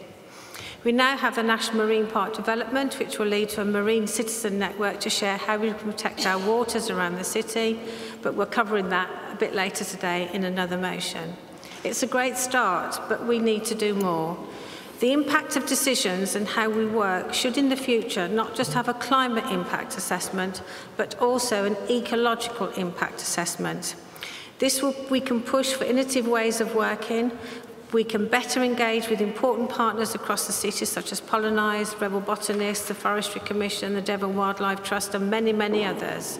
So I'm really hoping that you will support this cross-party motion so that all people who are sitting in this room can leave a positive ecological legacy for generations to come across the city. Thank you.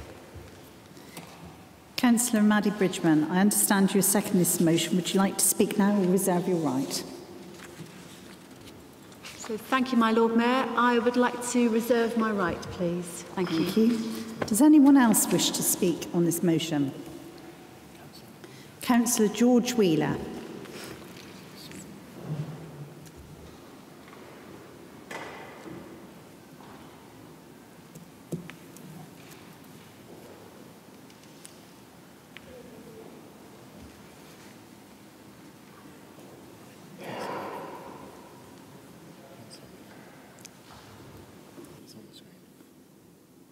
Councillor Wheeler. Thank you, Lord Mayor. Can you hear me? Yes. Thank you. My Lord Mayor, I'm very pleased to see that the Council is addressing the ecological crisis as determinedly as I hope we're addressing the climate change crisis. I'm very pleased also to see that the CEE bill has made it onto the Council's agenda. I thought that might be in question at one time. But I do have some concerns about the motion, which I hope will be explained during the debate. I'm concerned that in Little 1 we're just noting the proposed climate and ecological emergency bill. Why are we not supporting it? Councillor Dan did say was a bit critical of it. Well, it may not be perfect in its present form. If it gets debated, if it does start to make some progress at Parliament, it will undoubtedly be improved, and then it will overcome, I hope, Councillor Dan's objections. In the excellent preamble to today's motion, I read, nationally, we need a strong legislative framework that embeds the government's targets in law. Yes, indeed, Lord Mayor. And where else are we going to see it if it's not in the CEE bill? So I'm a bit sorry that we're not supporting the bill. We're just noting it.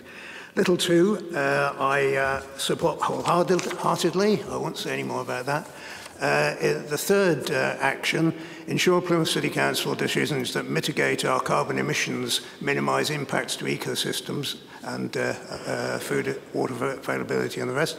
I would have hoped that we would ensure that all Plymouth City Council decisions minimise impacts to ecosystems, food and water availability and whatever. We seem to be singling out decisions that mitigate our carbon emissions for more rigorous treatment. I would have thought that what we wanted to do was exactly the opposite if we're serious about addressing climate change. And similar objection to the fourth resolution. Ensure Plymouth City Council decisions relating to climate and ecological matters have a positive net impact on local communities, young people, and full equalities impact be undertaken. Why would that not apply to all our decisions? Again, are we singling out climate and ecological matters for more rigorous treatment? Exactly the opposite to what I hope the mover and seconder of the bill are proposing. So I'm puzzled, Lord Mayor, and I look forward to being enlightened in the course of the debate. Thank you. Thank you, Councillor Wheeler. Councillor Rebecca Smith. Thank you, my Lord Mayor. I too want to welcome the Environment Act, which is mentioned within this motion, which I believe sets out ambitious targets for protecting nature and the environment and tackling climate change. And I'm sure we will see the strong and ambitious biodiversity targets that this motion calls for. And I believe the Act certainly provides the framework for setting these targets going forward. It's already been alluded to that we had COP26 recently, and we're obviously all aware of what a significant event that was. And I had the privilege of interviewing the Secretary of State for the Environment, Food and Rural Affairs at a policy conference on Saturday. And in his mind, COP26 saw some really positive outcomes, taking us further forward than we were before the summit took place. For example, significant worldwide biodiversity targets were set, key agreements on deforestation were made, and a significant push for nature was part of that entire event, which was a key aim of the UK presidency. Now, whilst it's always going to be true that more can be done to mitigate the ongoing challenges of climate change to the world, and I think all of us here would agree on that, I am proud of the government and the fact that they are not standing still but are taking climate change seriously, working cross-departmentally to ensure work on biodiversity and carbon reduction is not counterproductive or compromised, and are genuinely leading the world by, for example, by setting the most ambitious nationally determined carbon contributions in the world. However, as Councillor Wheeler has alluded to, many councils have supported the Climate and Ecological Bill, but we have here specifically noted it rather than supported it, because while some elements of the bill are welcome, such as its support for the 2030 State of Nature targets, much of its content is a distraction from what we need to be cracking on with now. And although he suggested that it might make progress in Parliament, it's a private member's bill so far down the list that this actually is highly unlikely to happen. And so if we waste time debating targets that are not likely to be implemented, we're wasting valuable time that we could be doing things locally. As a council, there is much we are already doing, and it is my view that as the real implementers of net zero on the ground in our city, we should simply just continue getting on with the job. That's why, as planning chair, I've recently introduced an opportunity for members to be briefed and ask questions on major developments in the city to ensure that not only do we get the best designed buildings and buildings that serve our communities as well as possible, but to provide an opportunity for all of us to push developers to do as much as physically possible in terms of sustainability and biodiversity when they're seeking to build things within our great city. I believe this is really important and enables us all to collectively raise the bar for those who want to develop in our city and ensure that we are as robust as possible in the link between planning and development and the climate emergency. These quarterly pre-app members' review meetings show how we can already start delivering on points 3 and 4 of this motion. Our planning team work hard to ensure that any application delivers on our climate emergency objectives, and a key part of that, as Councillor Dan said, is based on the joint local plan. And I want to thank our planning team for this, because that practical outworking often sits on their shoulders. It is my hope that going forward, this important new engagement with members will also continue and support them in their aims, regardless of who is in control of the council at the time, as it provides us with a simple, workable and practical method for pursuing our climate change goals as councillors here in Plymouth. Thank you, my Lord Mayor. Thank you, Councillor Smith. Councillor Richard Bingley. Thanks, Lord Mayor. I just want to amplify some of the things that have been said, and as chair of the Brexit Infrastructure and Legislative Change Committee, we're overseeing the carbon reduction plan and the climate emergency action plan, and it's really good to see this brought forward in a bipartisan way. You know, particularly from the Labour Party, historically it's probably more difficult for your team to bring it forward because of the sort of historical links to the coal industry, steel industry, etc. You know, but nevertheless, I think it's worth sort of reminding ourselves why this is important. As I look at it historically, in the 1960s, 1970s, there was something like 500 natural disasters during the decade. And now we're looking at sort of 3,000 natural disasters, so-called natural disasters actually, during the past 2 decades. You know, I'm sort of awfully mindful that when some of us new councillors came onto the council and we were sitting through the first round of committees, that actually there was this sort of dreadful flooding across Central Europe. They weren't flash floods, they were flooding that caused fatalities across Germany, Romania, Netherlands, Belgium, and that sort of, it brought it home. You know, sometimes this feels very distant when we're looking at sort of places like Bangladesh, Philippines, Latin America, etc. So, nevertheless, on the ground, we are doing some really good stuff, bipartisan-wise. We've got the Climate Emergency Action Plan that sets out 89 actions that practically the City Council are taking. I'd ask you all to now kind of engage with that and check off that you're doing those actions, or you're overseeing them on your committees or through your portfolios. Some of that involves planting trees, removing plastic pollution all around the city, improving energy efficiency in new builds, low carbon housing developments, improved public transport coverage, zero emission buses. It's really the practical stuff. I think sometimes when people hear about this, they sort of remember the P.J. O'Rourke quote, where it says, everybody wants to save the world, but no one wants to help mum do the dishes. You know, we actually can save the world by doing very practical, real, inclusive things. And just to remind Council that I think it's something like 17% of people work in the public sector. So that's, you know, 5/6 of the economy is the private sector. So these are the people that we need to incentivise and reward and bring on board and learn from, actually, because there's tons of good work going on in the private sector that we can learn from. So, yeah, it's great to see this motion come forward in a bipartisan way with very sort of practical things that we're doing locally, but hopefully we can build on that as a city team pushing forward over the next decade and get to being zero emissions. Thank you, Lord Mayor. Thank you, Councillor Bingley. And we note that this was your maiden speech. Thank you.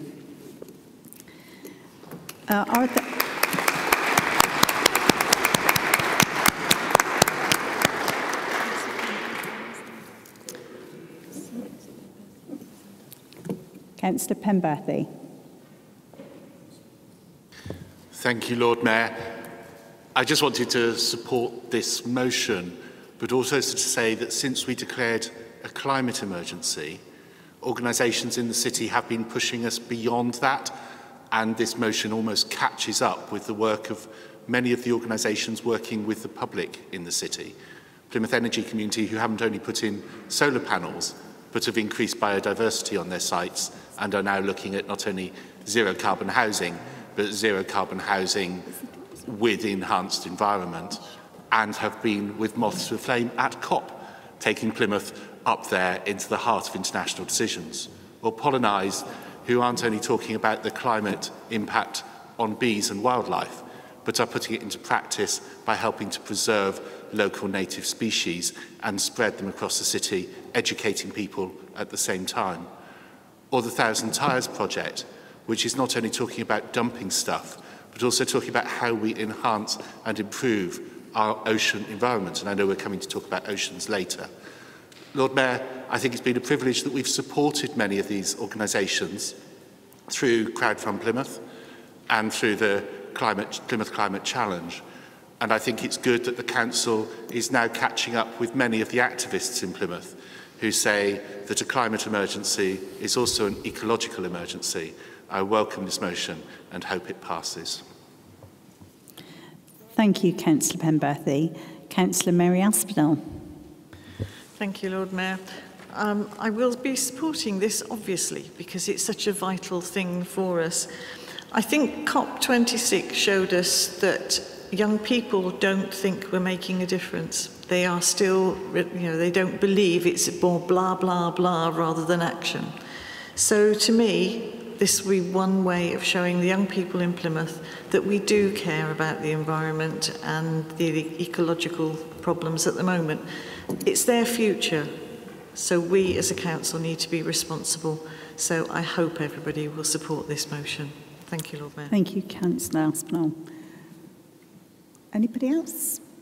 With no one else, Councillor Mrs Bridgman, would you like to second this motion and speak? Thank you, my Lord Mayor. Yes, I'd like to formally second this motion. Plymouth has an abundance of both green and blue spaces that can support wildlife and enable people to engage with nature.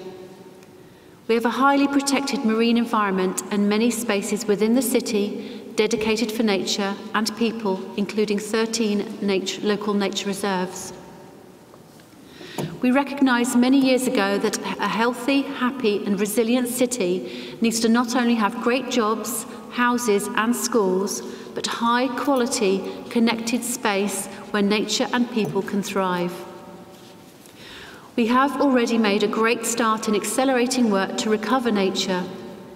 We included in our joint local plan a requirement for developments to deliver a net gain in biodiversity a long time before it was made mandatory. We created the UK's first national marine park right here in Plymouth. We became the first new community forest in decades, and organisations across the city are leading the way in creating new ways to support nature. The Seagrass Restoration Project, being led by Remedies Partnership, is a great example of how we can drive real gains for nature. We are, however, very aware that in facing up to the ecological emergency, we do need to do more and faster. Due to our enviable natural features and an amazing cohort of committed and knowledgeable people, we know we can collectively do more to not only halt a decline in nature, but to support a recovery. A recovery that will allow our wildlife to flourish and provide solutions to future challenges resulting from climate change, and make Plymouth a really great place to live for everyone. Last week, the long-awaited environmental bill received royal assent. It's already been stated, thank you. A bill that, amongst many of other things, helped drive a nature recovery and in time will set targets for biodiversity recovery. However, we do not want to wait for the implications of the bill. We want to act now. We want to act in a way that joins together action on the climate and ecological emergencies, and we want to enable communities, and especially our young people, to be at the very heart of the changes. We all want to be on the right side of history in acting with commitment and conviction in the face of the ecological and climate emergency. I therefore fully support Councillor Dan, and I fully support this motion on notice and fully commit to supporting the delivery of the actions it contains. Thank you, my Lord Mayor. Thank you, Councillor Bridgman. Councillor Sudan, would you like to sum up, please? I will sum up. I think in answer to Councillor Wheeler, I think Councillor Rebecca Smith gave a really good reason why we're noting the bill rather than waiting for it to come through. But I think in the spirit of what you said, George, and if you look in the motion, it does say we can take decisions to increase the health, abundance, diversity and resilience of species, etc. Perhaps we need to make sure, Councillor Bridgman, when we bring up the framework, we do put it around all decisions and not just decisions that we're looking at to mitigate our carbon emissions, so that we have a cohesive decision-making impact across the council. So thank you, Councillor Wheeler, for raising that. Councillor Bingley, I'm going to have to take you to task just on one thing.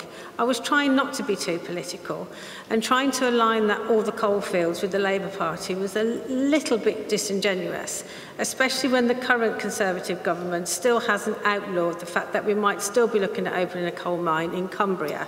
So I can't take that on the chin without making some sort of response. And I just think it is so important. I mean, we passed the climate emergency resolution. We're just developing our first climate emergency action plan, and I think that, that we do have a really good opportunity here to put in another framework along that, so that we look at our nature recovery and ocean recovery all in one great big place. I mean, Plymouth is noted for being innovative, and we do want to do stuff. We are full of action and not just talk. So thank you very much for your support. Thank you. Right, let's move to the vote. All those in favour, please. Please show.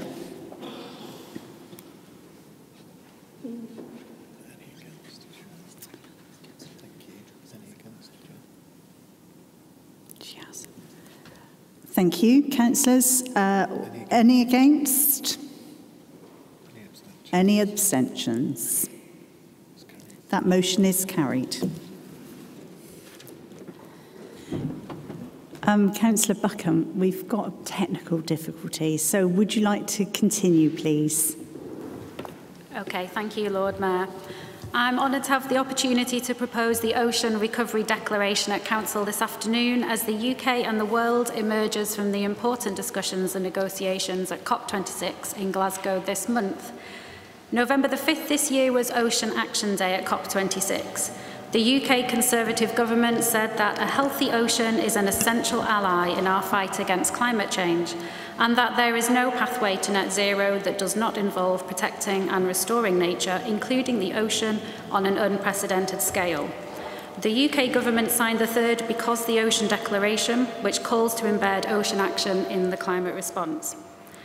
The Glasgow Climate Pact, agreed at the end of COP26, notes the importance of ensuring the integrity of ocean ecosystems and asks the work programmes and constituted bodies under the United Nations Framework Convention on Climate Change to consider how to integrate and strengthen ocean-based action in the work to mitigate climate change. COP26 is driving change by asking national governments to take actions in national marine policy and law that will secure sustainability of our shared ocean resources. Individually, people are asked to consider their choices and behaviours that might impact the ocean, such as reducing their carbon footprint, ditching single-use plastic, and disposing of rubbish carefully. Now it is the turn of local government. In this council, we make decisions every day that influence the marine environment, so I am asking this council to see where we can do more to support an ocean recovery. In tabling this motion, I am bringing to Plymouth City Council collective marine evidence and experience and contributions from not only myself, but from the Local Government Association, Coastal Special Interest Group, the Ocean Conservation Trust, and marine scientists from Plymouth and other universities across the country. This motion is about three main things.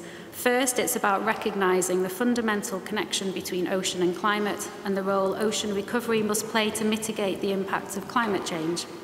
Second, it's about properly valuing our inshore waters where local communities fish, explore and enjoy the direct economic, health and well-being benefits of the ocean, which reaches up our shores and estuaries. And finally, it's about considering what we in local government can do to support the national government's ambition to meet its COP commitments and the challenges identified in the UN Decade of the Ocean.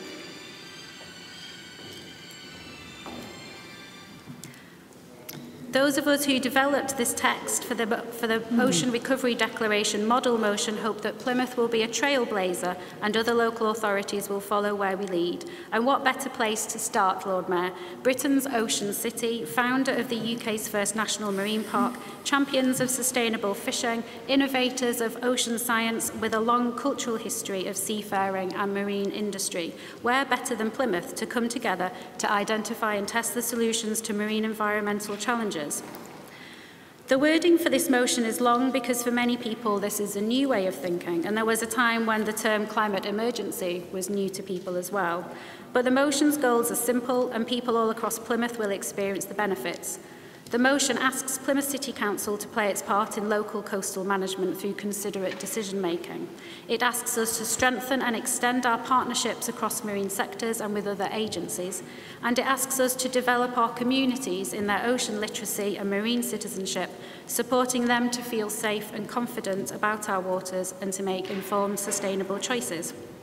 We also ask national government to follow through on its ocean action commitments at COP26 and to value coastal waters by committing adequate resources to the statutory management of inshore fishing and marine protected areas. Here, Lord Mayor, I have laid out the global context of this motion, and in seconding, Councillor Evans OBE will say more about what this means for our city. But before I finish, I want to say a final few words about Plymouth. We are a city dominated by the tides. When we stand on the Hoe and look out towards the breakwater, we see hundreds of years of Plymouth's history. The Navy, the cargo ships, fishing vessels and leisure sailors, the ocean scientists and innovators, the wild swimmers and paddleboarders, those who love rock pooling and those who simply sit and watch the waves. Our maritime-built heritage at sites like Royal William Yard and the Barbican. All of this shows the significance of the ocean to our city's heritage and future. This motion is about all of these things. It's a motion for everyone in the city who cares about them and for everyone who wants to safeguard our natural and cultural marine heritage for future generations, helping us to cherish our city's marine identity. I commend the Ocean Recovery Declaration to the Council. Thank you, Lord Mayor. Thank you, Councillor Buckham. Councillor Tudor Evans OBE, I understand you're seconded in this motion. Would you like to speak now or reserve your right? I'm happy to speak later on in the debate. Reserve your right, thank you. Do we have any other speakers to this motion? Councillor Nick Kelly. My Lord Mayor, thank you. I'd like to table an amendment, please, to this motion. Thank you. I think the copies of the amendment are being distributed to you now.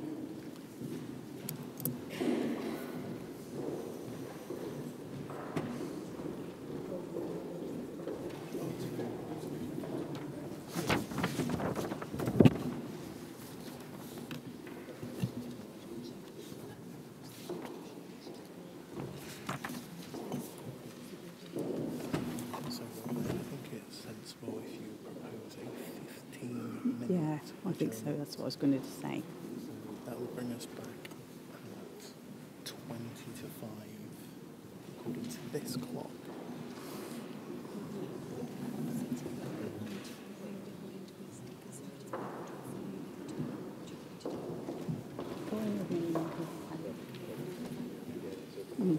Soon tell me. So we'll ask all officers to leave the hall to make sure that the Conservative group is able to review that. Right, okay. I'll just let Kevin know. It's going to post it. So is Maddie going to be happy? She's going to walk out with me. Yeah. She's going to second that. Are you second the motion to take an adjournment? You're second my motion. Do you want to? Yeah. Do you want to move it now? Then Chair, procedural motion, show of hands is acceptable. Okay. Right, councillors, we've just been given the motion amendment. Can I ask that we take a break for 15 minutes? Councillor Tudor Evans, do you want to ask me something? Yes, if I could ask for 15 minutes, but could I also ask, please, I'm very puzzled here about procedure, how you can replace my seconding with Councillor Maddie Bridgman? Under what procedure is that? It's the amendment. It's the amendment. No, well, this isn't the amendment. This is our motion. The amendment are the bits that you're amending. This is what the substantive would be if the amendment was amended. So So just to be absolutely clear, you're not actually proposing, are you, that Maddie Bridgman, Councillor Bridgman, is the seconder of this motion?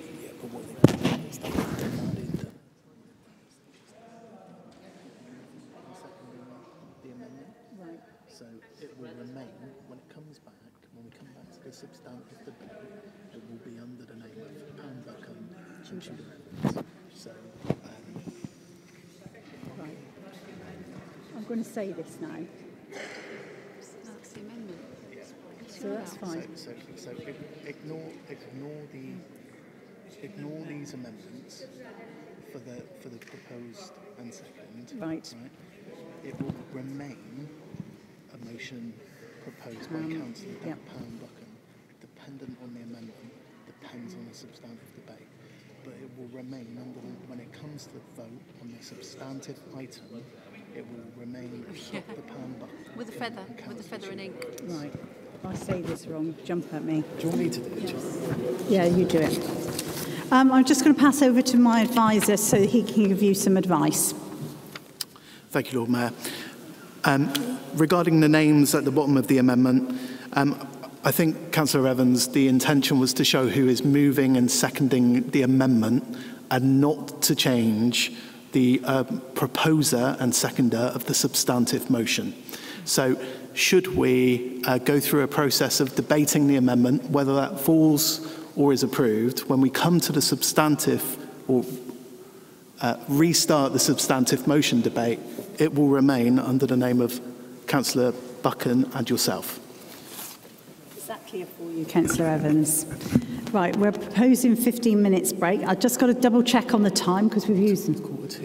Right, we need to be back in here at 4:45. So the Conservative group of you stay in here. The Labour group go to the Astor room, please. And the Independents can go out onto the landing. Thank you.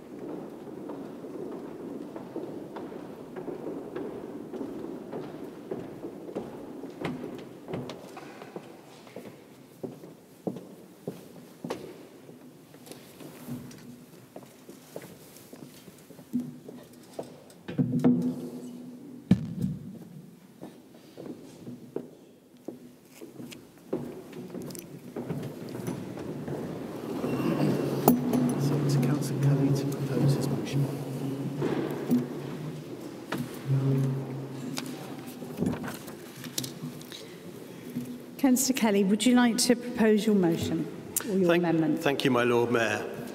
You have all heard me talk many times about our National Marine Park and more recently how the National Heritage Lottery Fund is now supporting us through their Heritage Horizons Fund to bring it to life. I do not think I have left you in any doubt on any of those occasions how excited I am about this amazing initiative and how transformative it will be. I am also 100% committed to delivering the best version of the UK's first National Marine Park possible. That's why, to help us secure the Heritage Horizon Award, I allocated £2.5 million of council funds to support the project and act as match funding. I have also committed to, and we are in the process of recruiting, an interim National Marine Park CEO.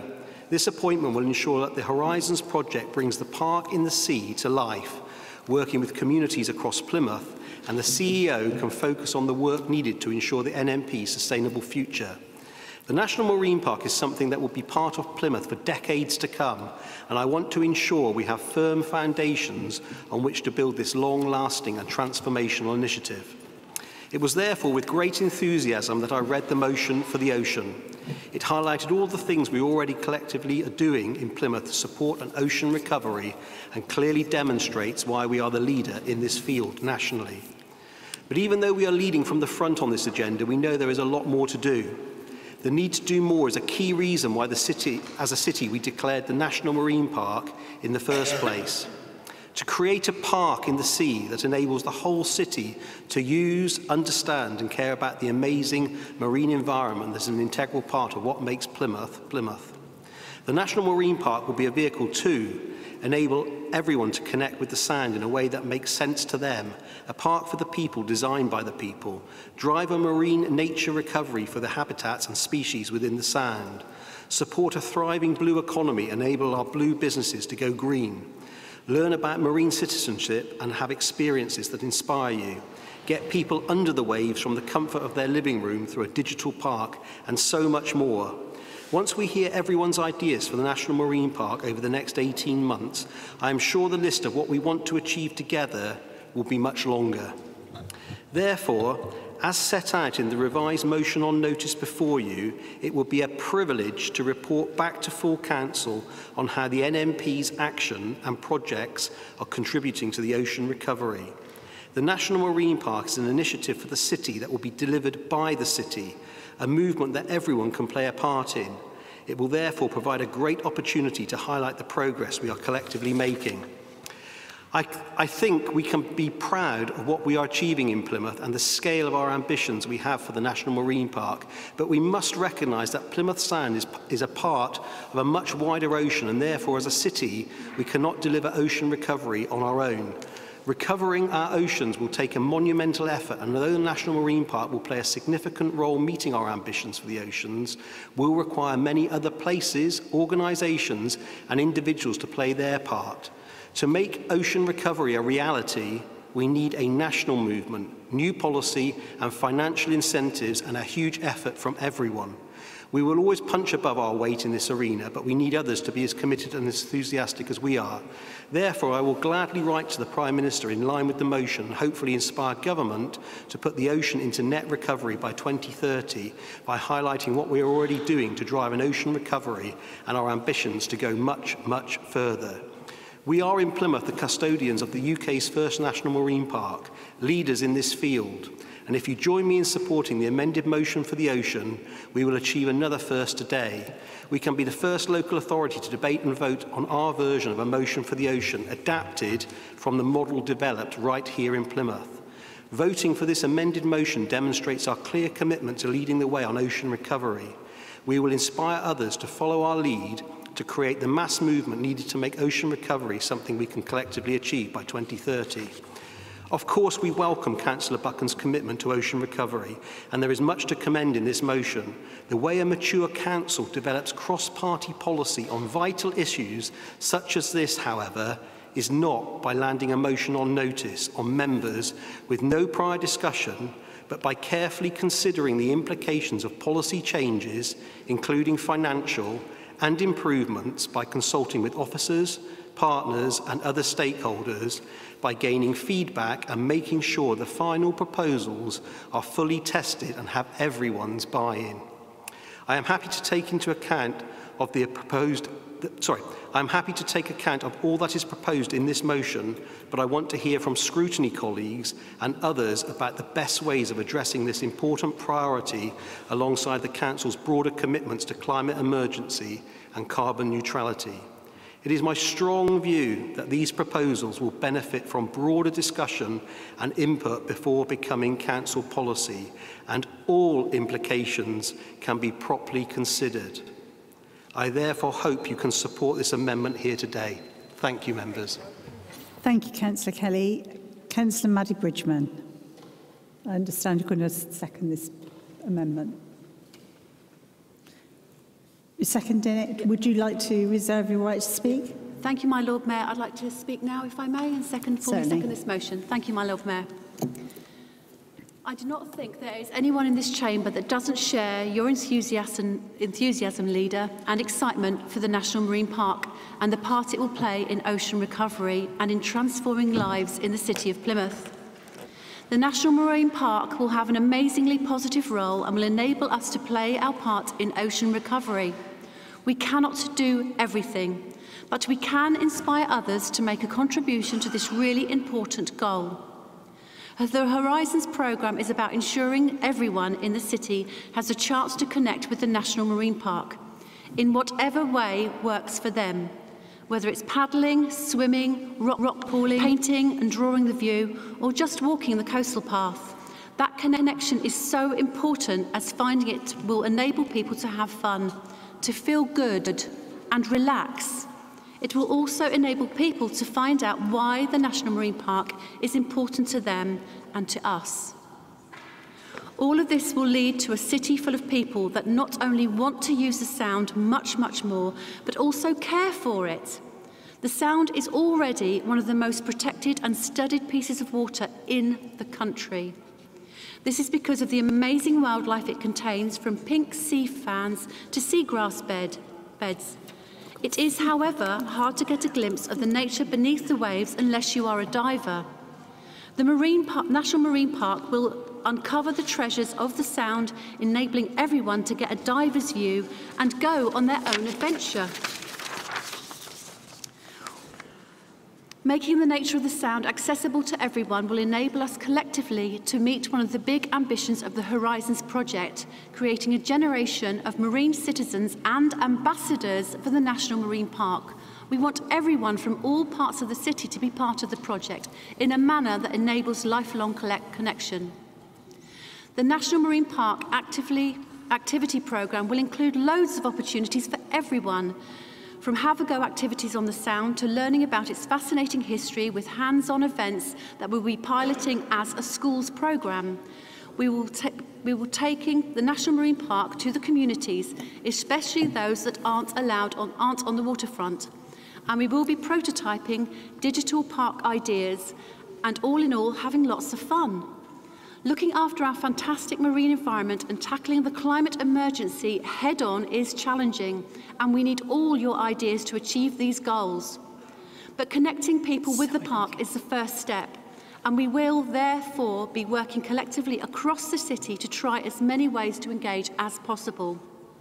One of the big ambitions we have in the Horizons project is to lead a programme of landscape-scale marine nature recovery. This is an incredibly exciting opportunity to deliver a credible, positive change to the habitats and species of the park. This will build on the amazing work already undertaken in the Sound by the Tamar Estuaries Consultative Forum and the work Remedies is leading on seagrass restoration and numerous projects being undertaken in our fantastic research organisations. We want to look at the art of the possible for recovering nature across the Sound.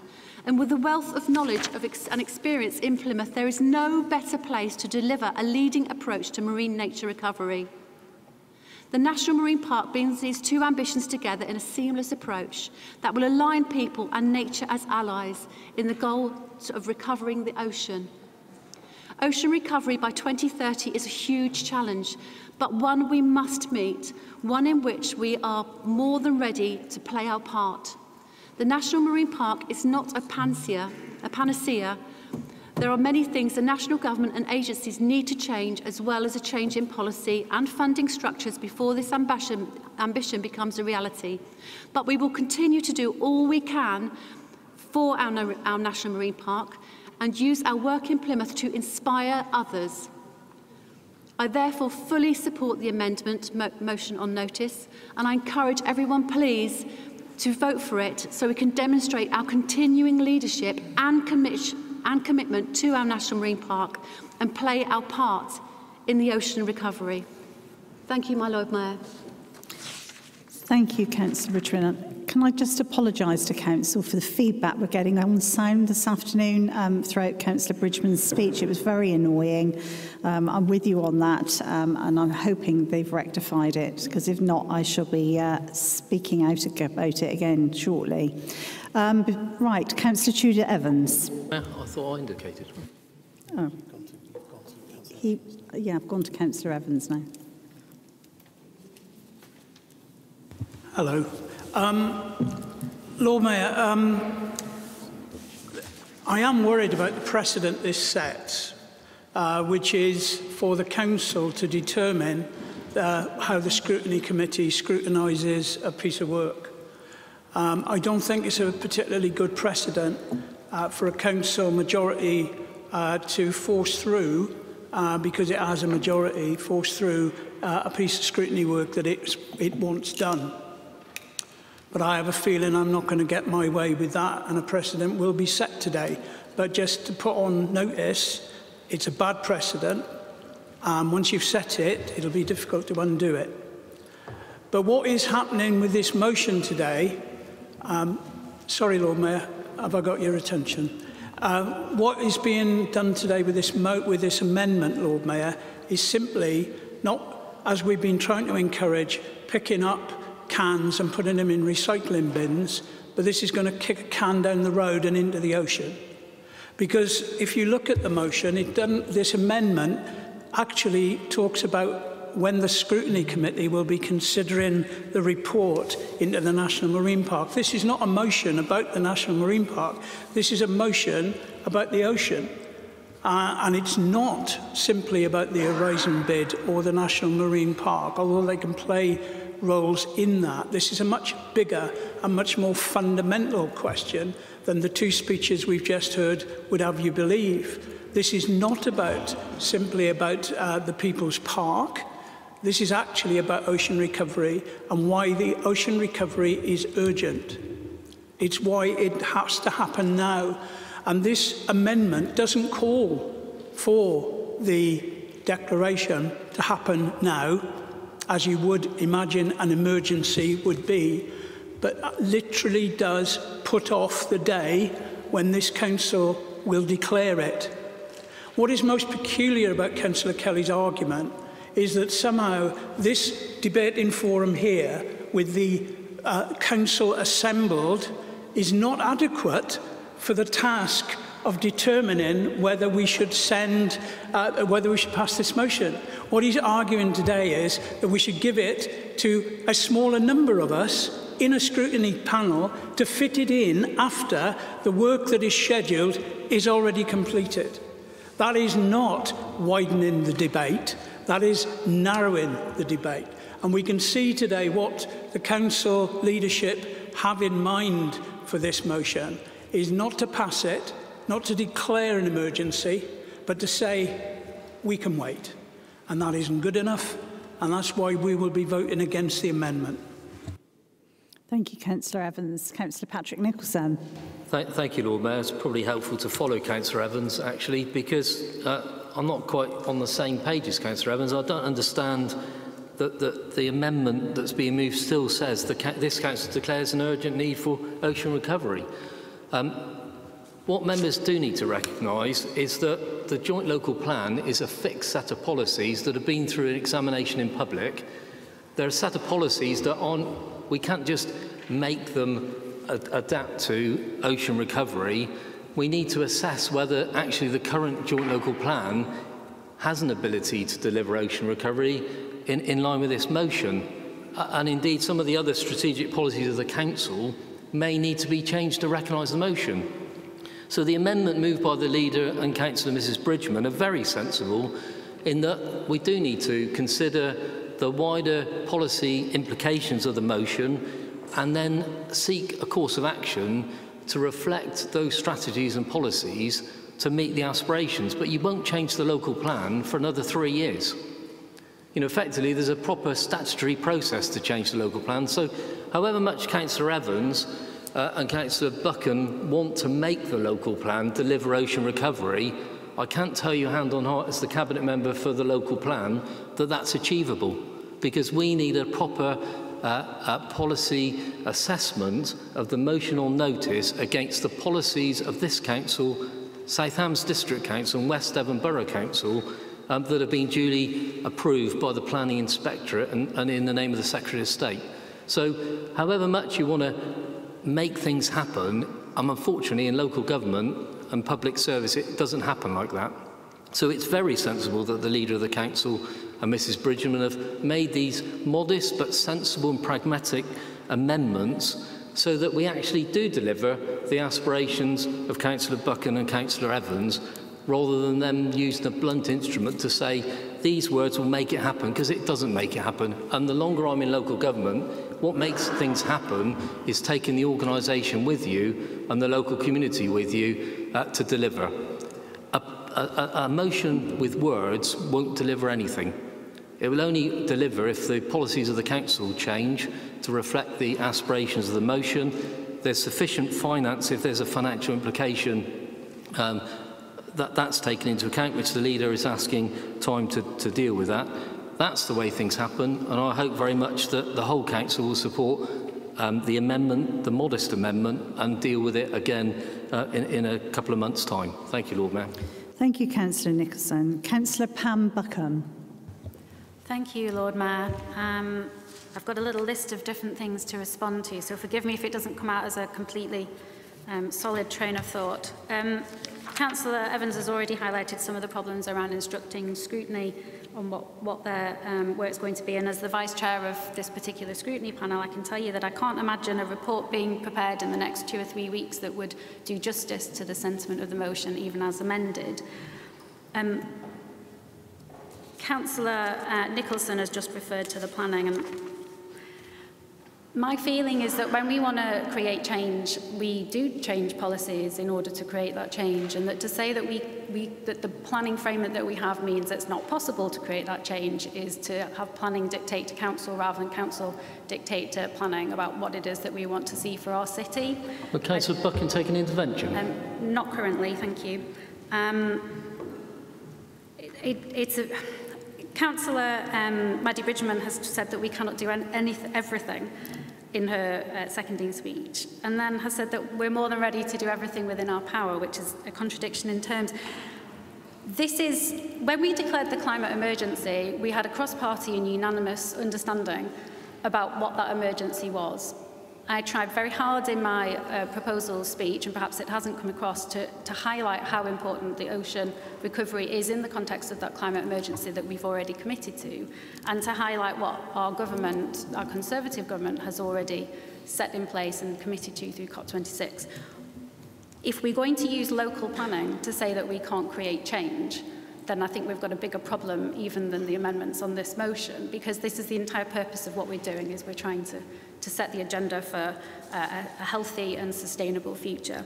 But I also wanted to respond to the two speeches which have been particularly focused on the National Marine Park, because we put through the proposals on the National Marine Park 2 or 3 years ago. This is not another motion on the National Marine Park.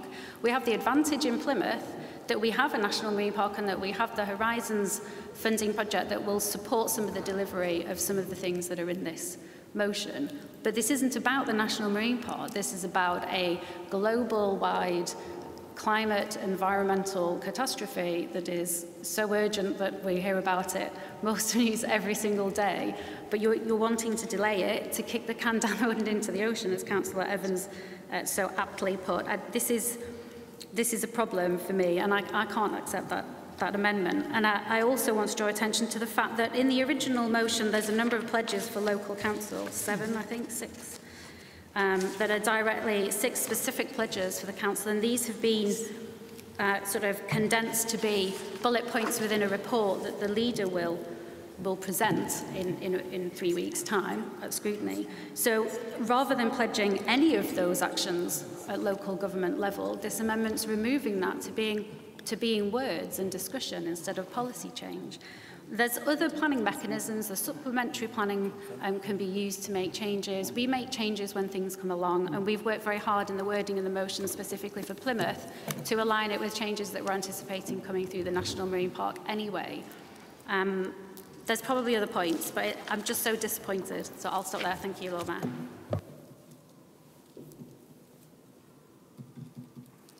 Councillor Sudan. Again, this might not be all that coherent, but to start with, my first thought was this report will take into account of those are not pledges. That doesn't make sure that we put ocean recovery at the heart of our environmental protection that we want to do. We've talked about climate change, we've talked about the ecology crisis. This is ocean recovery. This is an ocean crisis. So that's the first thing. I totally get where Councillor Nicholson is coming from in terms of the JLP, but when we passed the climate change motion, we didn't worry about the JLP. What we did was, when it was the right time, there's no time frame on the JLP, when it's the right time, we put a thread. So when we did the review of our local Plymouth plan, for instance, we made sure that we had a golden thread which had both climate change and the National Marine Park and the development running through the plan, so that we could show the link. So we can do this. There are ways around that we can make our local plan fit, and it doesn't have to be done in the next 2 months, 3 months. There's no time frame on this. This is a long-term piece of work. Councillor Kelly said that, you know, ocean recovery is urgent, but then Councillor Nicholson says, but we just want to have a modest, sensible, pragmatic approach. You can't be urgent and sensible and pragmatic at the same time. We have to be able to move and move quickly. And Councillor Bridgman, I totally agree with you that ocean recovery is a huge challenge. Councillor Dan, Councillor Nick Kelly's asking for an intervention. Not for a minute, I'm on a roll. And you said that the National Marine Park is not a panacea, and that's absolutely right. It's not going to solve everything, and that's why this report cannot just be around the National Marine Park. It's a much wider picture than that ocean recovery, which will come out when, hopefully, when I get to speak on the motion itself.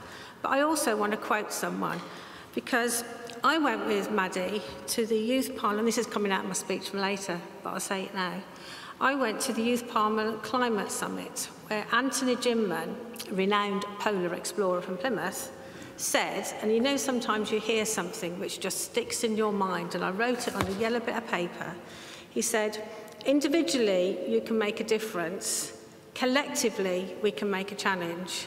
And the challenge for us today is to collectively, as a chamber, as a group of politicians who all agree that ocean recovery is important, is just let's make the decision. When we put these things together, we tried to make sure that we didn't commit the council to anything that we couldn't do. So, for instance, it doesn't say in point number 2, spend all your money on ocean recovery. It says, consider the impact on ocean recovery on all strategic decisions, budgets and approaches to decisions by the council. So what it's saying is we should be considering ocean recovery in the same way that we consider the impact on climate change, in the same way that we will consider the impact on the ecological crisis on our decision-making process. We were really, really clear that when we put this forward, I mean, you've got, you know, experienced portfolio holders on the Labour Party side who will not commit the council to things that we don't think that we should be doing. But we should be doing this. Come on, let's be the first. We're the first to have a National Marine Park. Let's be the first to put ocean recovery at the heart of what we do.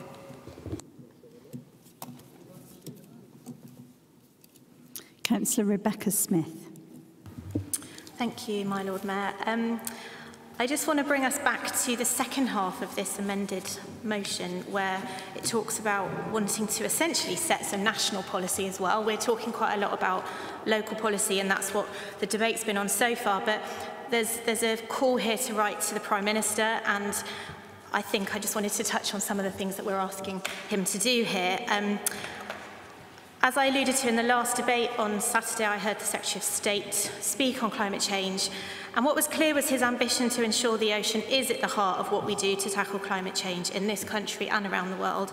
And I know that was alluded to earlier by Councillor Buchan. And as a result, I am looking forward to seeing the response to any letter that the Prime Minister sends us back, because I'm assuming there'll be some letter to the Prime Minister that goes out today, as I believe it will actually outline in some detail that the work that is already being done, but also the aspirations for doing more, which by nature of where our city is located means we will see some of those outcomes here in Plymouth.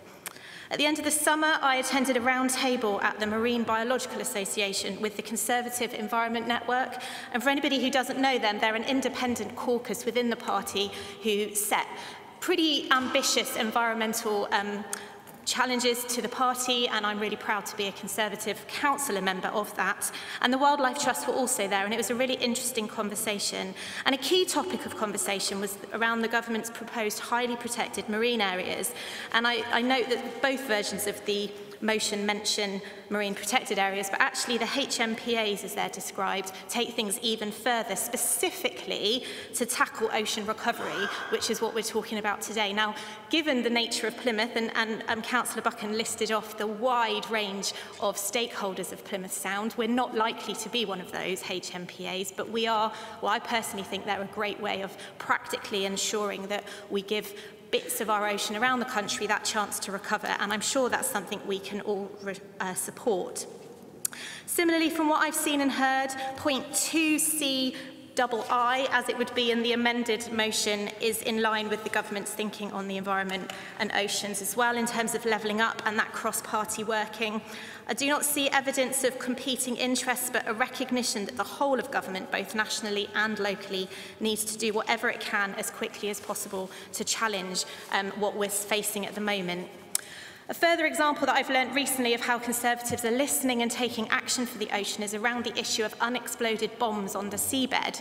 There are vast numbers of unexploded devices on the seabed from the First and Second World War, and the Secretary of State has shared how his department is actually working to start diffusing those devices rather than exploding them, which is what we've been doing up till now.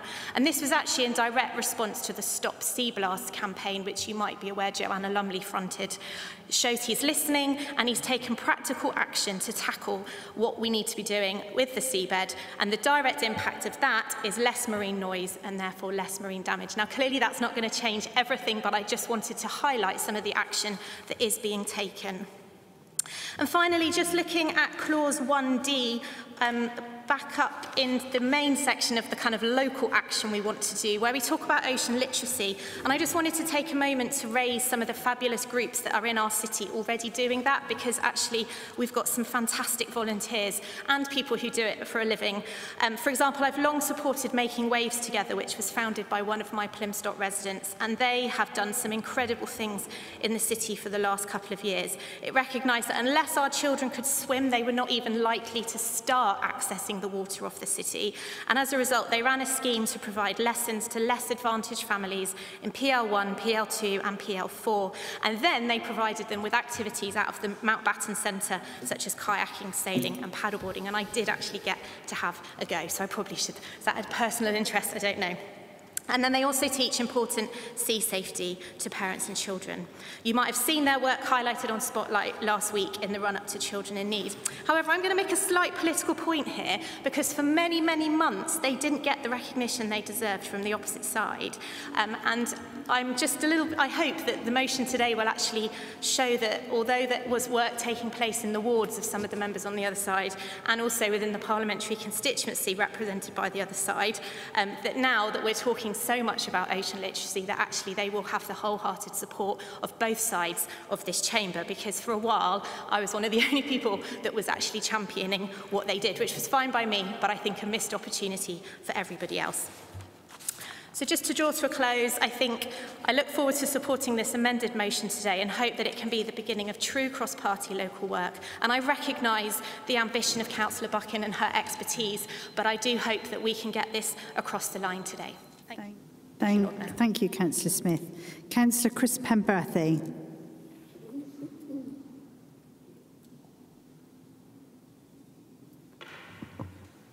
Thank you, Lord Mayor.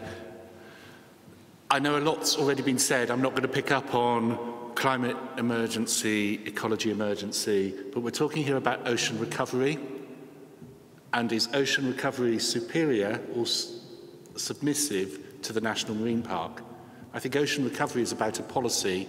The National Marine Park is about a delivery mechanism, an important one, but it shouldn't set global policy, it shouldn't set national policy, and it shouldn't set local policy. I'm really sad that this amendment actually seeks to diminish the role of Council and the role of the initial motion. The motion asks Council to set Council policy. The amendment asks the leader to report on activity on the basis that we are not competent to set policy. I'm sorry, I believe Council is where policy should be set. I believe those of us sitting in this room today have been elected by people who live in our wards to represent them and to speak for the best in Plymouth and to set policy for Plymouth. It's then for the leader and cabinet and officers to put that policy into action. That's what the original motion asks for. It's not what the amendment asks for. Lord Mayor, I can't support an amendment that says a leader's report is better than a statement by councillors of council policy. And that's why I won't support the amendment, but I will support the original motion. Thank you. Thank you, Councillor Pemberthy. Councillor Glenn Jordan. Thank you, Lord Mayor. I'm just wondering if the Labour Party have actually got the same amendment as we have, because actually we haven't actually changed, I believe, anything apart from maybe some of the grammar on the main on their notice of motion. The only thing we have done is add that this should go to scrutiny. You mentioned about the timeline, that this is, I would say one of the speakers said that this was kicking it down the road. There's no timeline in the original motion. So if there was no timeline in the original motion, how can you say that there was a timeline when there wasn't one? So what this does is strengthen your motion. It actually means that instead of the leader coming here with a set of recommendations and then us just either agreeing with them or disagreeing with them, it means that we've got that extra tier in scrutiny where we can have a proper discussion. We can bring in partners. We can get this right. And the one thing that this council is excellent at is when we work together. This is an opportunity to work together on probably one of the biggest issues that is affecting this planet at the moment. And you're turning around and being pedantic over the fact that there's no timeline in there. You're nitpicking rather than actually saying this is a good opportunity for us to actually turn around and get something strong and positive from this council about the issues that are affecting us around climate change and also ocean recovery. Because it is about getting the partners in, listening to what they say, listening to the problems that they have got, and seeing how council policy can be changed and amended to support them and getting things right. So the fact that you're sitting there nitpicking over this, that and the other, instead of actually saying, well, actually, I can see how we can support this, because this gives us the opportunity for us to sit down in scrutiny and have a proper discussion over the issue of ocean recovery, rather than when Councillor Kelly comes here, decide if we're going to agree, disagree, or have a bun fight over some wording because we're going to put an amendment in. It means that we will actually be able to come out of this with something stronger that we can all be proud of. And the fact that you can't see that surprises me. Thank you, Lord Mayor. Thank you, Councillor Jordan. With there being no other speakers, Councillor Singh, sorry. Thank you, Lord Mayor. I wasn't going to speak, but just listening to some of the points made by the other side, really, I totally agree with what Councillor Jordan said. It's just nitpicking on a bit of grammar, when the bigger picture really is the environment, the planet, the ocean. It's everything around us. We as people, as Councillor Pemberton said, set the policy for the next generation. We're sat in a room today to make sure that it's done properly. If we, as grown adults, are now contesting the grammar, then I can clearly see where the children in the room are, on the opposite side to me. What baffles me is the fact that if there is an opportunity to bring something to the table and then have the leader accountable, making sure that this policy is scrutinised, then what harm is there in that? What harm is there in making sure that the leader will get it, not in a bad way, Councillor Kelly, but in the sense that for the next generation that appears in front of us is able to turn around and say, this policy was brought in, a load of adults who were duly elected were given the responsibility.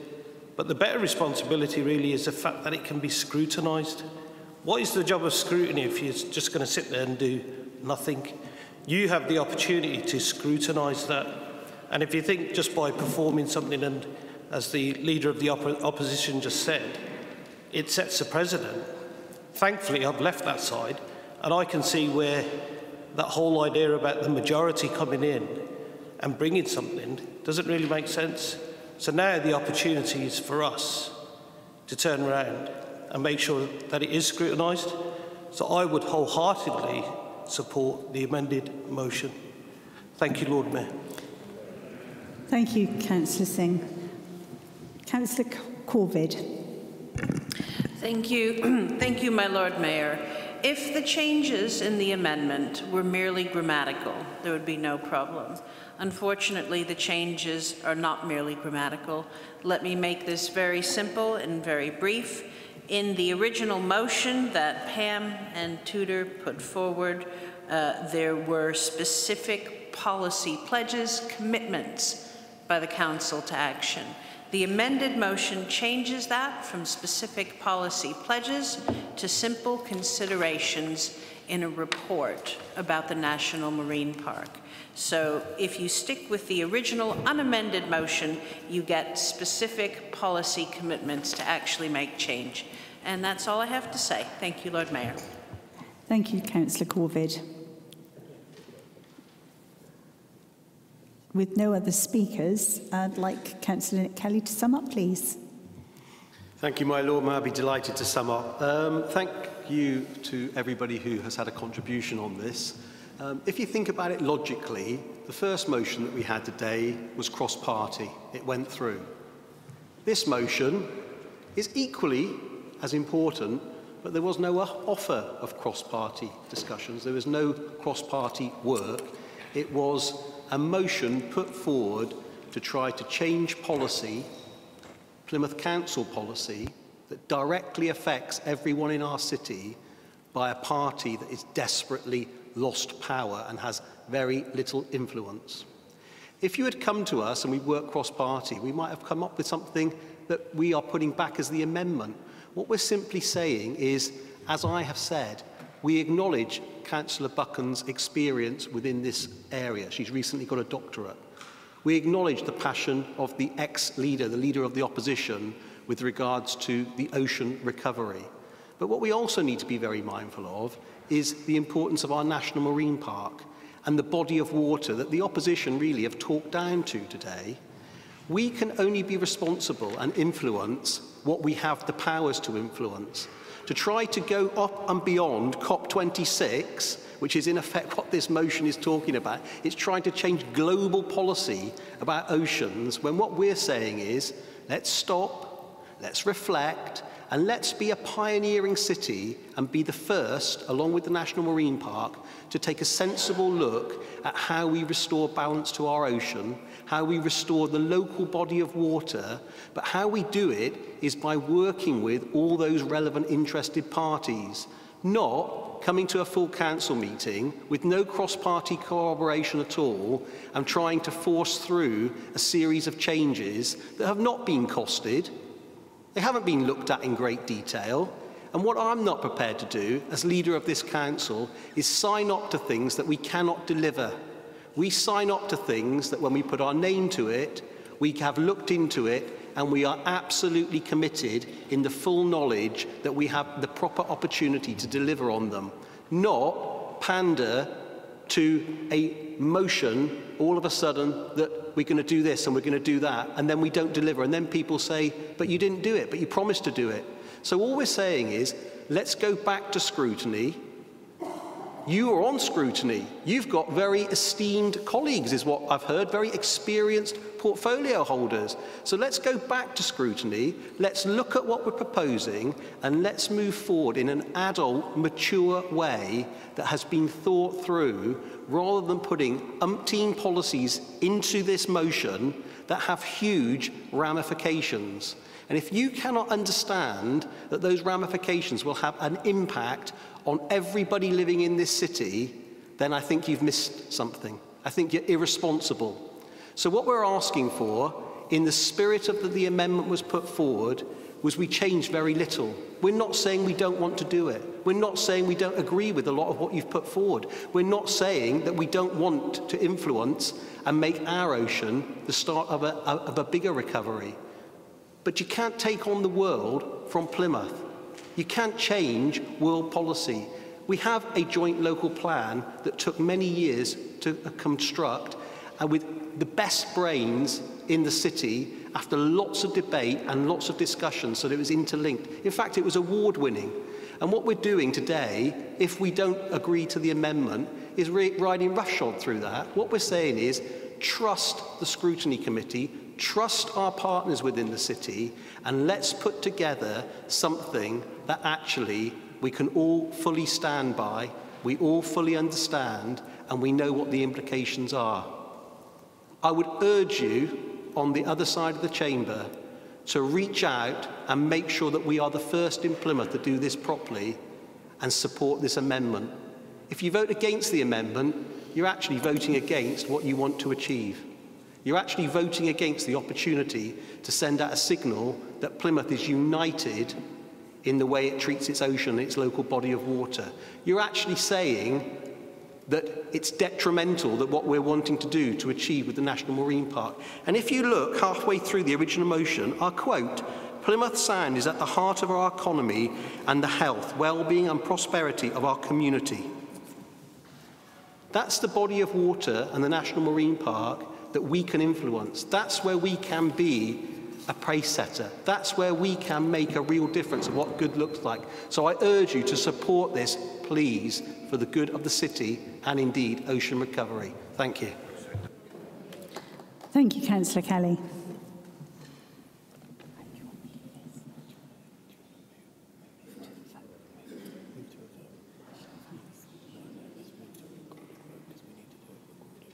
Okay. So you just need to ask for some sort of recorded vote. It's been suggested that we move to a recorded vote. Is everybody in favour of that?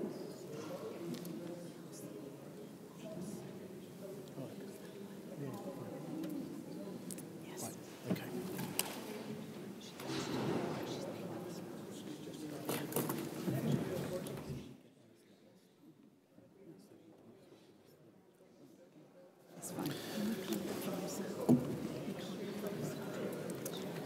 Right, we're going to move to a recorded vote. So your name will be called out by my advisor so that you can give your response. And this is on the amendment. Thank you, Lord Mayor. I'll call each individual member. If you could please respond whether you are for, against or abstain against this amendment. The amendment, we are voting on the amendment as circulated earlier. I'll start with Councillor Allen. Against. Councillor Mrs Aspinall. Against. Councillor Bingley. For. Councillor Ian Bowyer. Against. Councillor Mrs Bowyer. Against.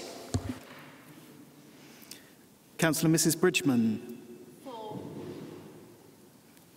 Councillor Dr Buchan. Against. Councillor Burden. For. Councillor Carlisle. For. Councillor Churchill. Against. Councillor Coker. Against. Councillor Collins. For. Councillor Corvid. Against. Councillor Dr Cree. Against. Councillor Cresswell. Against. Councillor Dan. Against. Councillor Deacon. For. Councillor Derrick. Against. Councillor Downey. For. Councillor Dreen. For. Councillor Evans.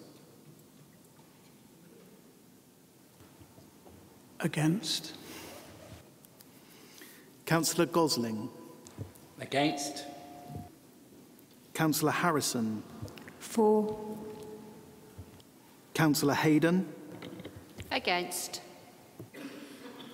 Councillor Hendy is absent. Councillor Hume. For. Councillor James. For. Councillor Mrs Johnson. Against.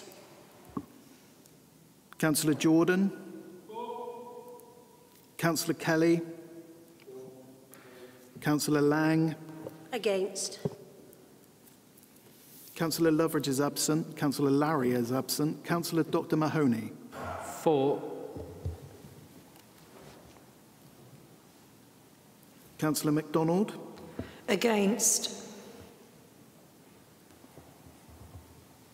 Councillor Morris. Against. Councillor Murphy. Against. Councillor Neal is absent. Councillor Nicholson. For. Councillor Partridge. For. Councillor Patel. For. Councillor Penberthy. Against. Councillor Mrs Pengelly. For. Councillor Rennie. Against. Councillor Riley. Councillor Salmon. Councillor Singh.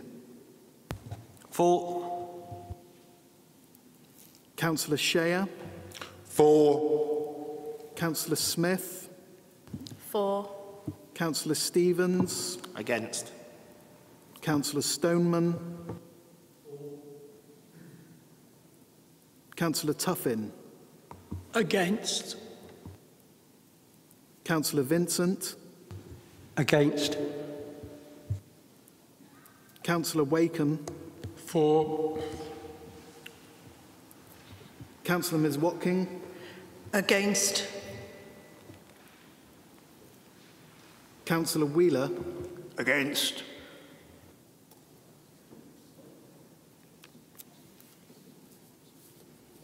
Lord Mayor. For.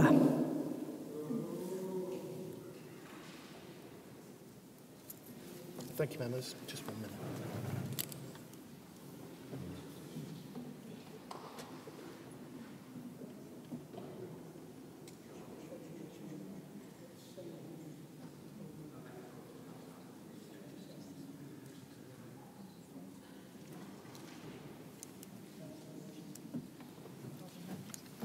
That amendment's been lost. 27 against, 26 for, 27 against, 4 absent. The motion, that amendment has been lost. Can't I use my casting vote? No, because it's been lost. Right, okay. The amendment's been lost. It's 26 to 27. So now we go back to the substantive motion. Who would like to speak next? And do you have any speakers on the substantive motion? Councillor Sudan. So we'll go back to the substantive motion, and I'm going to talk a little bit about the international national thing, and coming back to Anthony Jinman's comment about influence and working collectively to make a big change, because we do need to make a change. This year is the first year of the United Nations Decade of the Ocean Science for Sustainable Development. The Ocean Decade sets out 10 challenges to overcome by 2030. By supporting this motion, Plymouth City Council will be responding to those challenges by protection and restoration of the ecosystems and biodiversity, development of a sustainable and equitable ocean economy, unlocking ocean-based solutions to climate change, increasing community resilience to ocean hazards, developing skills, knowledge and technology for all, and changing humanity's relationship with the ocean, all things which were discussed at COP26. The oceans cover 70% of our planet and have absorbed 90% of the warming created by humans since the 1970s, and a third of humanity's carbon dioxide emissions. This is having a profound effect. Higher sea temperatures are causing mass migration of marine species, bleaching coral reefs, and can directly impact the development of many fish species. Polar ice caps are melting, sea levels are rising at a rate of about 1/8 of an inch every year, which is already threatening small island nations in the Pacific Ocean and at some point will affect Plymouth. Dissolving vast amounts of carbon dioxide in the oceans is also making them more acidic, much like we saw with acid rain washing away statues and monuments. More acidic seawater eats away at the shells of corals, scallops, lobsters and crabs and hinders their growth and proliferation. And scientists predict that this could lead to a direct loss of 14 to 28% of shellfish production. We are the caretakers of our planet, and we in local government should always be looking for more and better ways to protect our environment. The protection of our marine environment is so important to us. The motion asks us to look at ways to unlock ocean-based solutions to climate change and to educate people about them. Plymouth is already at the forefront of marine technology and is the home of groundbreaking research and commercial development. For example, Professor Deborah Greaves at the University of Plymouth is currently leading a multinational pound energy research hub that unites academia and industry to create sustainable energy solutions for the world. Closer to home, Professor Richard Thomas leads on microplastic research and is a key member of the Plymouth Plastic Task Force, delivering inter-road projects to reduce plastic pollution. And as Councillor Rebecca Smith has already alluded to, Plymouth has multiple world-leading marine research institutes, such as Plymouth Marine Laboratory, Marine Biological Association, and the Sir Alistair Hardy Foundation for Ocean Science. OceansGate is bringing together marine businesses to create a world-class hub for marine industry, and many marine companies already here. Plymouth is a thriving marine city, and this is a prime opportunity to support our marine industries to create ocean-based solutions to the world's climate change problems. By working with our many outstanding local partners, we can provide educational opportunities for our young people, and we can create well-paid skilled jobs for people in Plymouth, as well as supporting ocean recovery, which gives everyone the benefit of it. Plymouth has a reputation for doing the right things for the environment. We have had cross-party agreement on issues to do with climate change, and earlier on today, the ecological movement. We've now highlighted ocean recovery as a key area for cross-party activity. I hope that we will be able to add to the national voice lobbying for action, and with this motion we also set in train a way for other local authorities to follow in ocean recovery.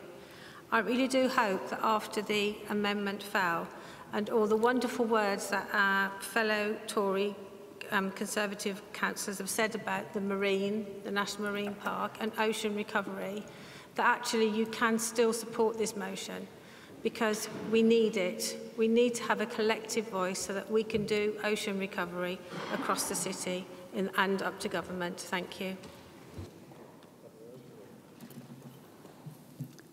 Are there any further speakers? Councillor Tudor Evans. Thank you, Lord Mayor. I'll use my second in speech now that I mentioned an hour ago. Okay, well, I agree with Sue Dan, that Councillor Dan there, that this will be a test now of the resolve of the administration as to whether they want to back their fine words with deeds and support this motion today. If I could take a leaf out of the leader's book and say, if you care about the environment, you'll vote for this motion today. If you care about Tory party positioning and the strength of the leader, you'll vote against. What we need to do today is to think about why people like Lewis Pugh, a son of Plymouth, who we're all very proud of, gets down to his budgie smugglers and jumps in the coldest water on planet Earth. I've spoken to him about it, and he doesn't do it for fun. He does it to draw attention to the crisis in our oceans and the effect that global warming is having on glaciers melting faster than we ever thought possible, and the effect that that has on the marine environment. At the same time, we've got some very difficult consequences happening as a result of the changes in ocean currents, the warming of the oceans affecting traditional fishing migration patterns. I mean, I don't know about you, Lord Mayor, but I like a bit of mackerel. I don't want to see it all ending up off the coast of Iceland. I'd like to have some down here in Plymouth for the foreseeable future. And, you know, as I say, it's a lighter note, but I think it gives you an idea of the kinds of things that's going on underneath the ocean. We've got an expertise in Plymouth on microplastics. I think the pioneering researcher demonstrated that things are happening, and we've got to care about that. And that's why we've been working to become, we were designated by Surface Against Sewage as the first city to be plastic free. Because what we understand in the Labour Party is a long-standing statement of the environmentalist movement, which is to think globally but act locally. And this motion is all about that. It's about Plymouth not just looking out for itself, but seeing what it can do to help the world. We've always done that in Plymouth. We've always thought about the world as well as ourselves. And this is an example. So what is this motion about? Why are we asking the leader to write to Boris Johnson? Because a lot of the work that we need to do as local government is under threat from the continuing funding crisis in local government. You'll know, Lord Mayor, through your work on children, that the money that we get is in short supply against a rising demand in children and adult social care, which leaves less money available for doing the things that we need to do. It leaves less money available to, for example, bodies like the IFCA, which will mean that more and more we will rely on bodies that we have no representation on at all. And whether people criticise the IFCA or praise the IFCA, what you need to understand is that we have some way of bending the policies of IFCA to help our agenda. And we should use that, not lose that. So we can help, we can act locally, we can influence, but our influence is being eroded by the constant cuts to local government. Money is under pressure. So the National Marine Park and the Horizon projects will be important, but they would be a supplement and should be a supplement to what this council is doing in terms of its policy and in terms of its priorities. I understand Councillor Nicholson's reticence in this subject about planning law, so I would ask him very honestly, with the Prime Minister announcing yesterday that henceforth every new home that is built is to have a three-phase power supply for electric cars, something that's not in our local plan, how will he manage to implement that? The answer is he can manage it very well, and he could manage these modest proposals very well. But what isn't modest is our demand for action now. We have dithered and delayed for decade after decade. The time to kick the can down the road has passed. It is now time, as I said earlier on, to pick that can up, to recycle it, and to recover our oceans. Thank you, Councillor Evans.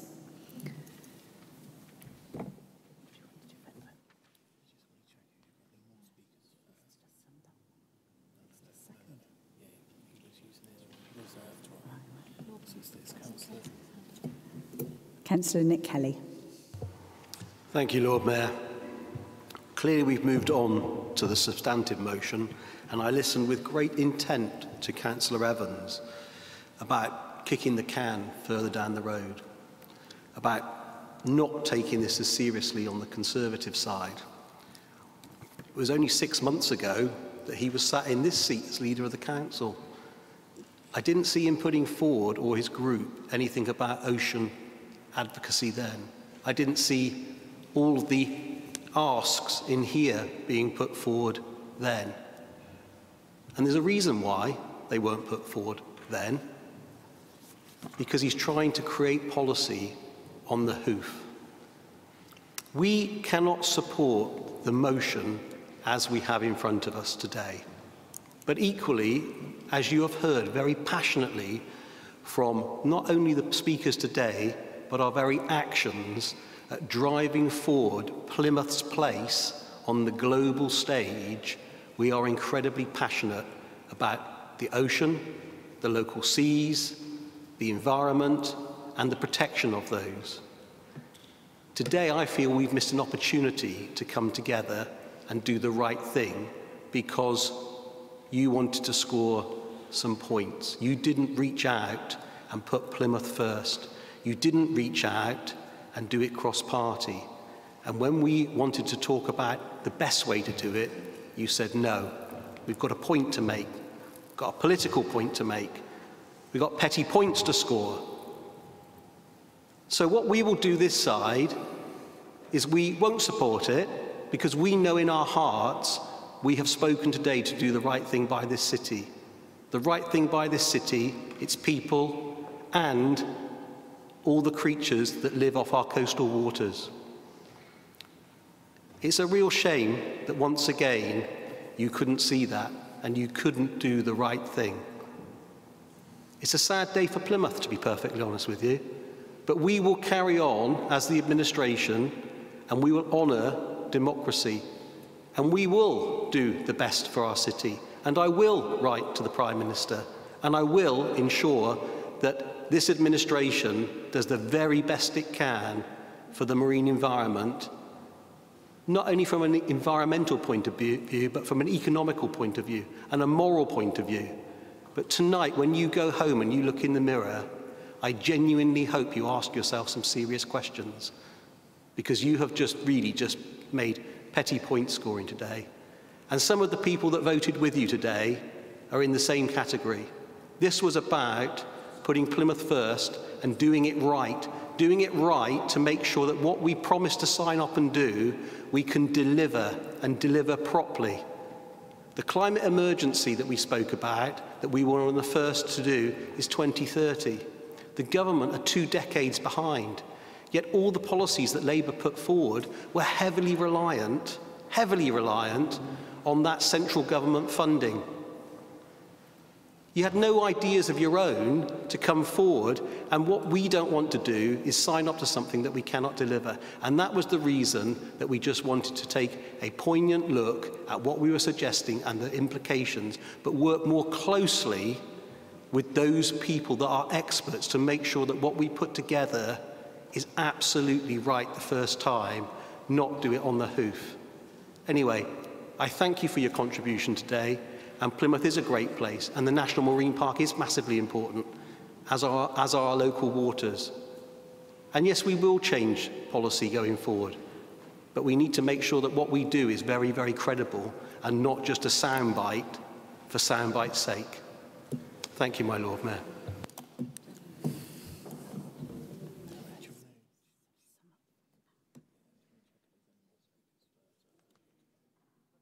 Can I just check, please, that there are no further speakers on this substantive motion?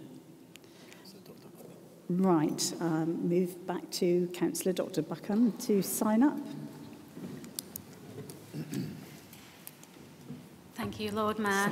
Gosh, I did not expect this to happen in this way today on what should have been a motion that fits entirely with the things we just agreed to in the previous motion and that we've agreed to previously at Plymouth City Council. It's kind of taken my breath away, actually, this debate. I want to thank everybody for their contributions, whether I agreed with them or not, because it's really important that we do talk about these big issues. This is, if we come through, this is going to be the first Ocean Recovery Declaration at local government, and we hope the first of many, so I'm glad that we've given it a good hearing. I wanted to thank Councillor Smith for her comments around national government and for raising that, and I was very glad that the amendment didn't touch those asks and that there was a recognition that there's different levels that we have to be making changes at in order even for local government to be able to make changes. So thank you for that. And if you'd ever spoken to me about ocean literacy, you would have found me inexhaustible. So it's a shame we haven't had that conversation. Maybe we will after this. But I also want to pick up some of the things that Councillor Kelly said. We've been charged with not working cross-party, which is categorically untrue, because I have my emails that I've sent over to members of the Conservative group asking for their views and asking to have conversations which were not responded to. So that isn't true. And the argument that this is not being developed in partnership, this motion took a year to write. It's not on the hoof. It's been in development for a long time using a range of different sources of expertise, including in local government, including in marine science, including in marine practitioners. It's not a non-partnership approach to tackling this issue at all. And I'm very concerned about comments such as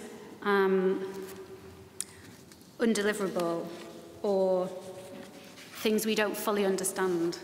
And I just want to reach out an olive branch if this goes through, that Councillor Kelly, I'll be very happy to sit with you and have a conversation to talk through what ocean recovery means and what the motion is that's gone through if you didn't fully understand it. I want to thank the people who have stood up against the previous amendment, which was certainly an aim to water down, and any attempt to say that it wasn't an aim to water down has been quite clearly rebuked by Councillor Kelly himself in saying that he's not sure he can deliver it. We will deliver it, and we can work cross-party to do that. So thank you to the other members who supported us in keeping the strength and integrity of the motion, and I really hope that you will continue to support us so that we can get the motion taken through today. And Councillor Kelly has asked what we will do when we go home and look in the mirror. Well, I'm going to go home and look in the mirror and think that after 3.5 years sitting on this council, I've just had the most intense and oppositional debate, I think, of the whole time, and been able to successfully bring through, I hope, the first Ocean Recovery Declaration, which is a huge achievement, and I feel so honoured to have been able to put my own marine expertise into Plymouth and to support doing the right thing for the future of the city and for the future of humanity. I realise that's a very romantic notion, but that's where we're at in terms of ocean recovery and the climate emergency. So thank you to those who are supporting this and who recognise that it's very difficult to make the decisions that create change, but this is one of those decisions, and I'm really excited if we get this through about what we can do in Plymouth going forward. Thank you, Lord Mayor.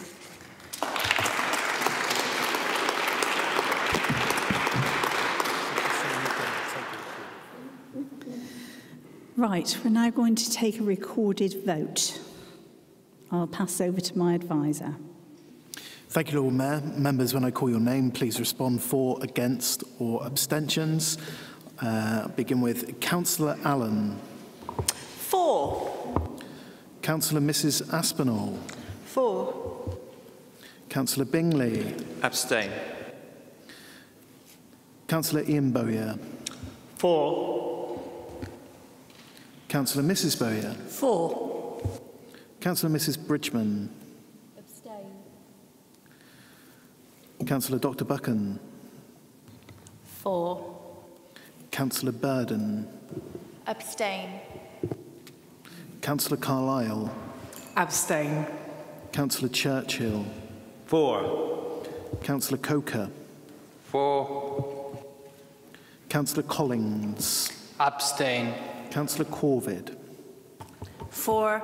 Councillor Dr Cree. For. Councillor Cresswell. For. Councillor Dan. For. Councillor Deacon. Abstain. Councillor Derrick. For. Councillor Downey. Abstain. Councillor Dream. Abstain. Councillor Evans. For. Councillor Gosling. For. Councillor Harrison. Abstain. Councillor Hayden. Abstain. Councillor Hendy is absent. Councillor Hume. Abstain. Got it, thank you. Councillor James. Abstain. Councillor Mrs Johnson. For. Councillor Jordan. Councillor Kelly. Councillor Lang. For. Councillor Dr Mahoney. Abstain. Councillor MacDonald. Councillor Morris. For. Councillor Murphy. For. Councillor Nicholson. Abstain. Councillor Partridge. Councillor Patel. Abstain. Councillor Penberthy. For. Councillor Mrs Pengelly. Councillor Rennie. For. Councillor Riley. Councillor Salmon. Councillor Singh. Abstain. Councillor Shea. Abstain. Councillor Smith. Abstain.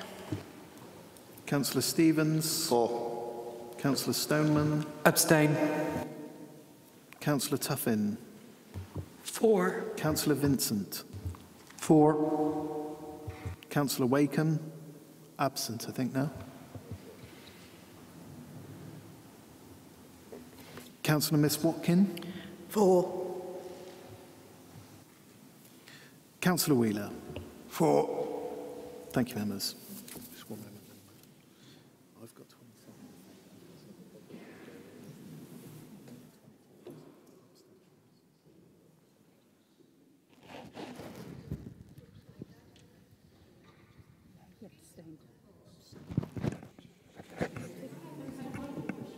27.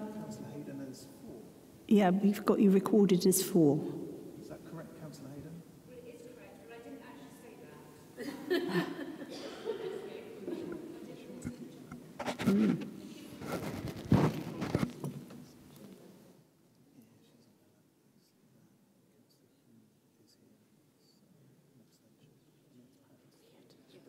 It's just the numbers. So it's always going to pass because of the abstentions. But it's 24 abstentions, That motion was passed, 27-4 and 24 abstentions.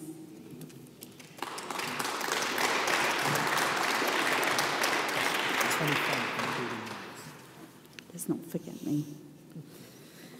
Right, let's move on to motion 11C. And this is opposing routine discharges of raw sewage into Plymouth's rivers and marine. Councillor Dan, would you like to introduce this motion? Sorry, it's my voice again. The issue of discharge of raw sewage into the ocean and waterways has been a very heated topic of debate of late, which did eventually result in the government making a U-turn on an amendment in the Environment Bill. An acknowledgement of the issue, yes, but the resulting amendment did not go anywhere near the legislative place that it needs to be. There's still no specific duty on either Ofwat or the Environment Agency to ensure compliance of water companies. The amendment is described as being greenwashed, and it looks good but not substantive. The original amendment tabled and passed in the Lords by the Duke of Wellington would have placed the legal duty on water companies to take all reasonable steps to prevent sewage discharges. The government amendment only puts the legal duty on water companies to secure a progressive reduction in the adverse impact of discharges from their storm overflows. There are no targets in terms of either volume or timescale attached to the amendment. So to put this into perspective, last year in the UK there were 400,000 discharges of raw sewage into rivers and seas. 40,000, 10% of them were in Devon and Cornwall, discharges made by South West Water.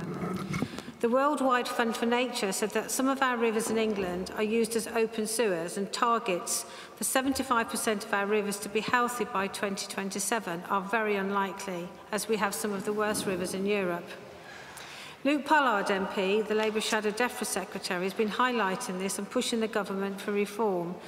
Instead, people are right to be upset at the dreadful state of England's rivers. Not one English river is in a healthy condition, and there's been zero improvement since 2016. The government is to blame, in part, for allowing water companies to vent raw sewage into our rivers and seas seemingly at will. With the development of the National Marine Park and accessibility to the water increasing, with more swimmers, kayakers, paddleboarders and everybody else who's using the water, we do need to make sure that we hold South West Water to account on the quality of our waters in relation to the discharge of raw sewage. There's also an ask of the Council to do more to promote the quality of our local bathing waters in Plymouth. We stop updating in the autumn on the Council's website. We should be doing updates all year round, as people use the water all year round, and it should be a first-stop shop for information and signposting. So we need action at different levels. Nationally, to tighten up the legislation, we need our local MPs to lobby government, and locally we need to know the full plans and the timetable for the eradication of the practice by South West Water. Thank you. I hope we can get cross-party support for this motion. It links directly into both the motions that have been passed today on both the ecological and ocean recovery motions. Thank you, Council. Thank you, Lord Mayor. Thank you, Councillor Dan. Councillor Trude-Evans, I believe you're seconding this motion. Would you like to speak now or reserve your right? May I reserve my right to speak later in the debate, Lord Mayor? Absolutely, thank you. Do we have any other speakers? Councillor Pam Buckham. I'll do him next. Okay, so that's better. I would like to please just set out some of the challenges that faces Plymouth Water, using an example from my ward in Honecknowle, which is Tamerton Lake, which borders Ernie Settle, where there have been a number of incidents of sewage discharge onto the adjacent land and into the water. The Environment Agency has recorded 9 major or significant water pollution incidents in the Tamerton stream catchment, and a further 8 minor pollution incidents, most of which were sewage related. In 2016, there was a major water pollution incident caused by blockages in the drains, which killed the local fish population of the Tamerton stream catchment, including more than 100 brown trout, and dead fish were found down into Tamerton Lake and out into the Tamar and Tavy.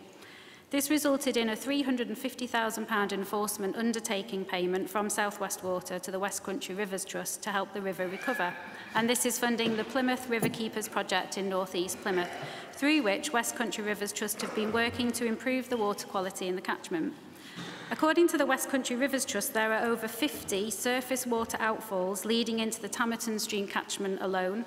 Surface water outfalls carry drainage water into the rivers around the city and out into the sea, carrying along pollution such as fertiliser, weed killer, detergent and oil. Through this project, numerous issues have been identified, such as misconnected pipes and outfalls, poor water quality through agricultural runoff and domestic wastewater, and evidence of sewage spills. The combined sewer system, which takes sewage and surface water drainage, can get overloaded in rainy weather, and combined sewer overflows, known as CSOs, or storm overflows, release the raw material out into rivers and the sea to release pressure on the sewage system. This prevents backflow of contaminated water into streets and properties, which would otherwise be a serious human health hazard. So it's an important part of the system, but these releases do require a permit.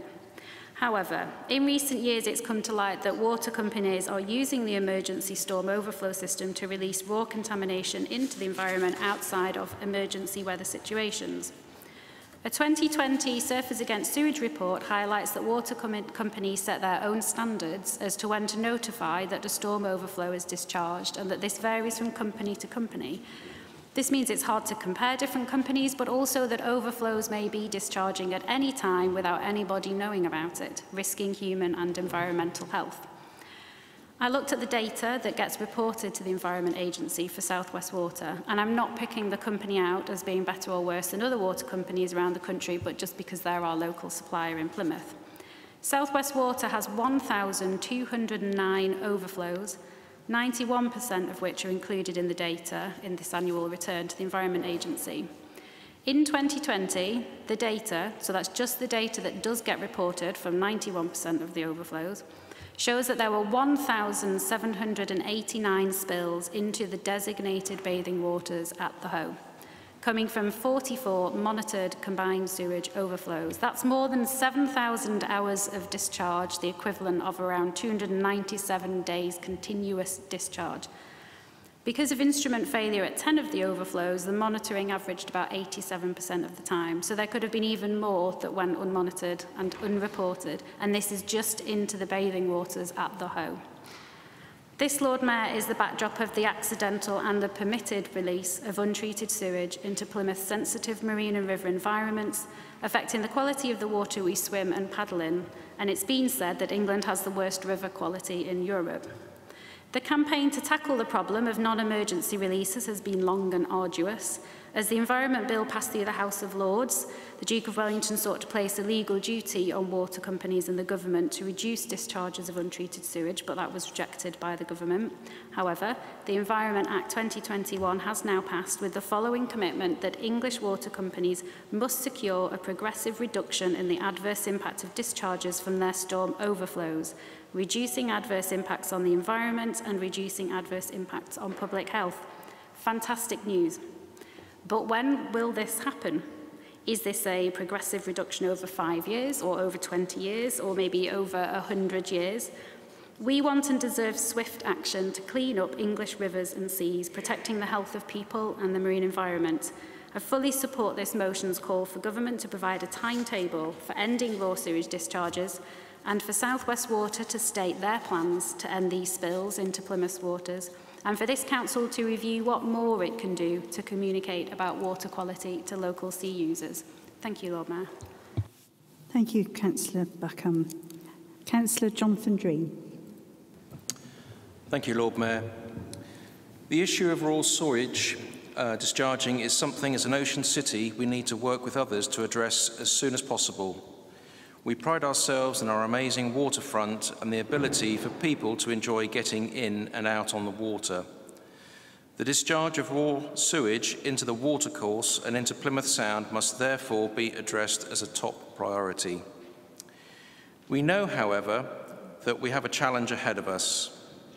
Much of Plymouth's public sewage system is very old, some even of Victorian era. There are both separate surface water drainage systems and highways drains, both of which transfer surface water to watercourse, river, and coastal outfalls. These systems are, however, limited in both location and capacity.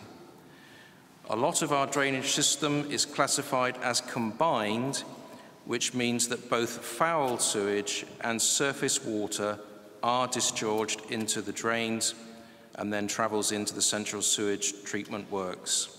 This is especially the case in the city centre and adjacent districts of Plymouth. Historically, surface water from new developments has been connected into the combined system, especially there was no immediate discharge point available to surface water, sewers or watercourses.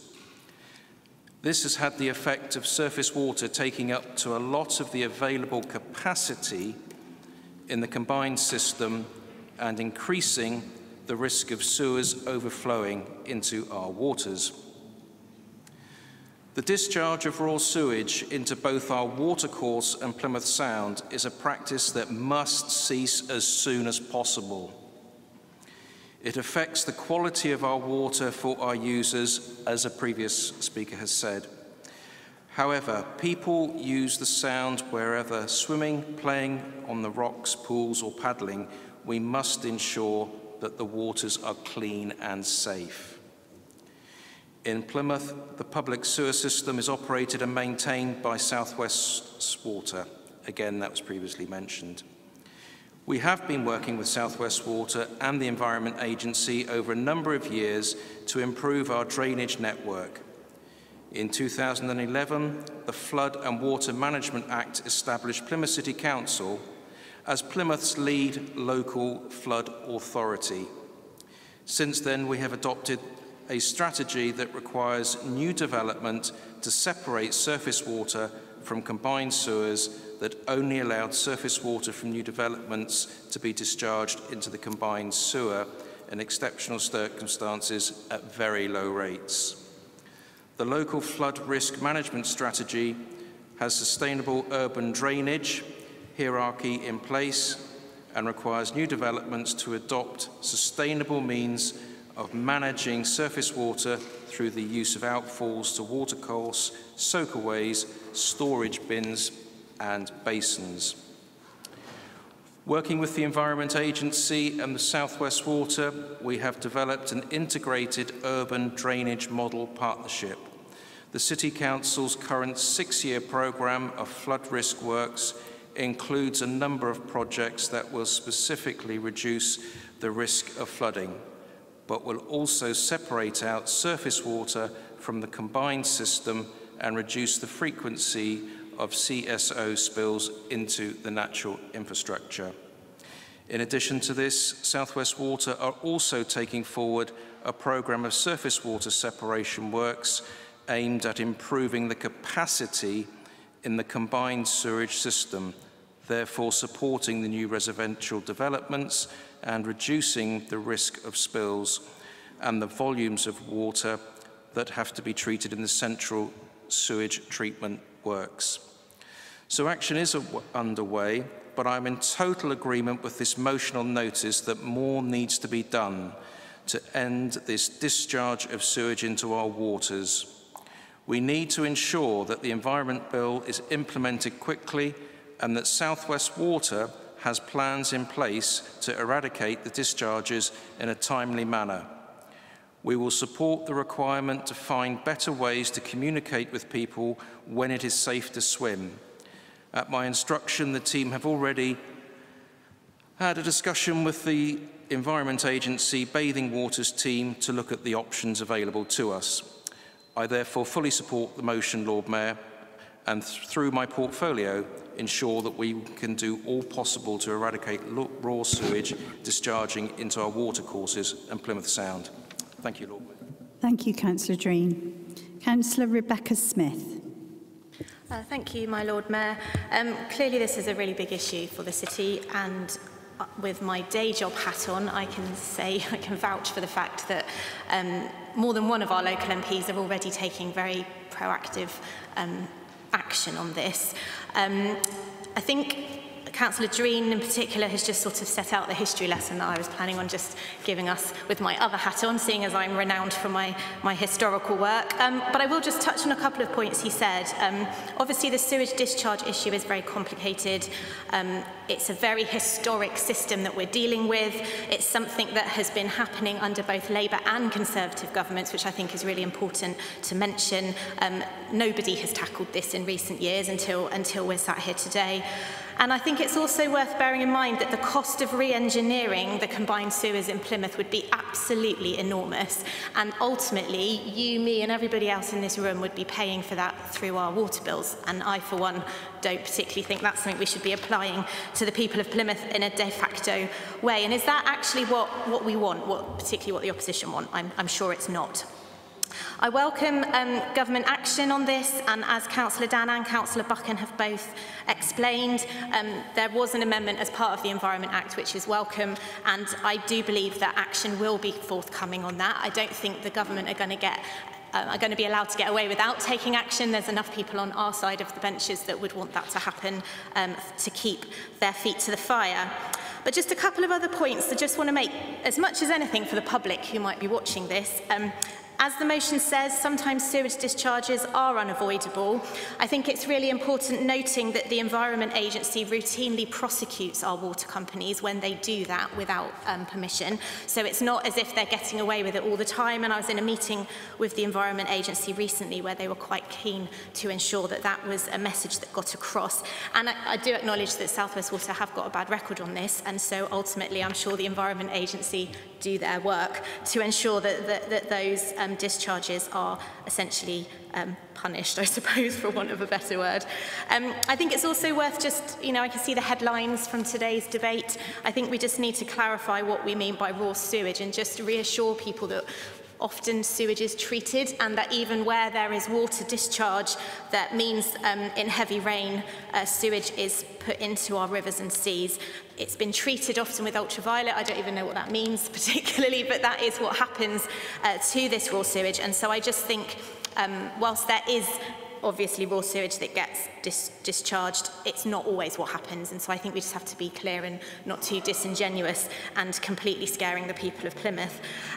Point 3 of the motion, where it is calling on the Chief Executive to investigate how we communicate our water quality, seems to me a slightly moot point, because I'm aware that the Council already does that. But I'm guessing there'll just be an assessment of, are there any other ways that we can communicate that to people. But I'm also aware, as I've mentioned, the other organisations in the city who are very vocal on this, the Catwater Harbour Commission, Making Waves Together, Coast Safe, all of those organisations take it upon themselves to ensure that they're communicating whether or not our waters are good for swimming or not. But I do agree support the fact that further action is required. And just a slightly tangential point, but I think it's relevant to both this debate and the ones we've had earlier. Councillor Evans earlier mentioned our status as a plastic-free city, which I'm sure we're all very proud of. As a result, I welcome the government's review on single-use plastics and actually taking that further, because not only do we see sewage discharged into our waters, but we see all sorts of other bits and bobs that, quite frankly, should be in the bin rather than swimming alongside us. And there is now a government review on single-use plastics. I haven't seen that picked up by any of the other side's social media followers. So I think let's be cross-party on this. We've got a national marine park. We want to ensure that Plymouth's water is as clean as possible. Party politics aside, let's encourage everybody who uses our waters in Plymouth to put in their views to that. We could potentially even do an official response as a council to ensure that we are seeing the removal of flushable wet wipes, etc., that currently end up in our waters, when actually we could be legislating to both regulate and remove, or at least ensure that they are adequately labelled, so that we are seeing less and less of those single-use plastic items in our waters. So I will leave it there. I realise we're getting on, but I am supporting this motion this afternoon, but I just wanted to make those extra points. Thank you very much, Lord Mayor. Thank you, Councillor Rebecca Smith. Councillor Nick Kelly. Thank you, Lord Mayor. I won't repeat what Councillor Smith and Councillor Dreen have already covered a lot of what I was going to say. Clearly, I've got my pen sharpened, ready to write a number of letters. I'd be delighted to write those letters.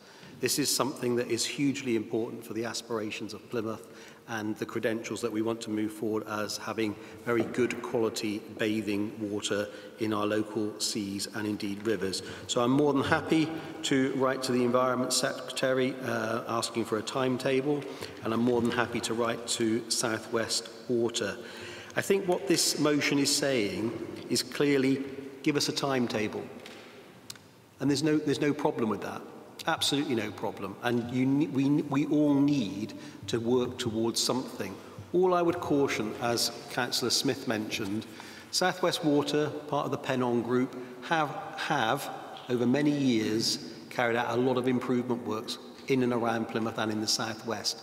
Clearly, there is an awful lot more work to be done, but what we are dealing with is a very old sewage system that if the dates are too quick, those bills that work will undoubtedly be passed on to our council taxpayers. And we're all very, very conscious when we speak about council tax, when we talk about cost of living and those that are most vulnerable.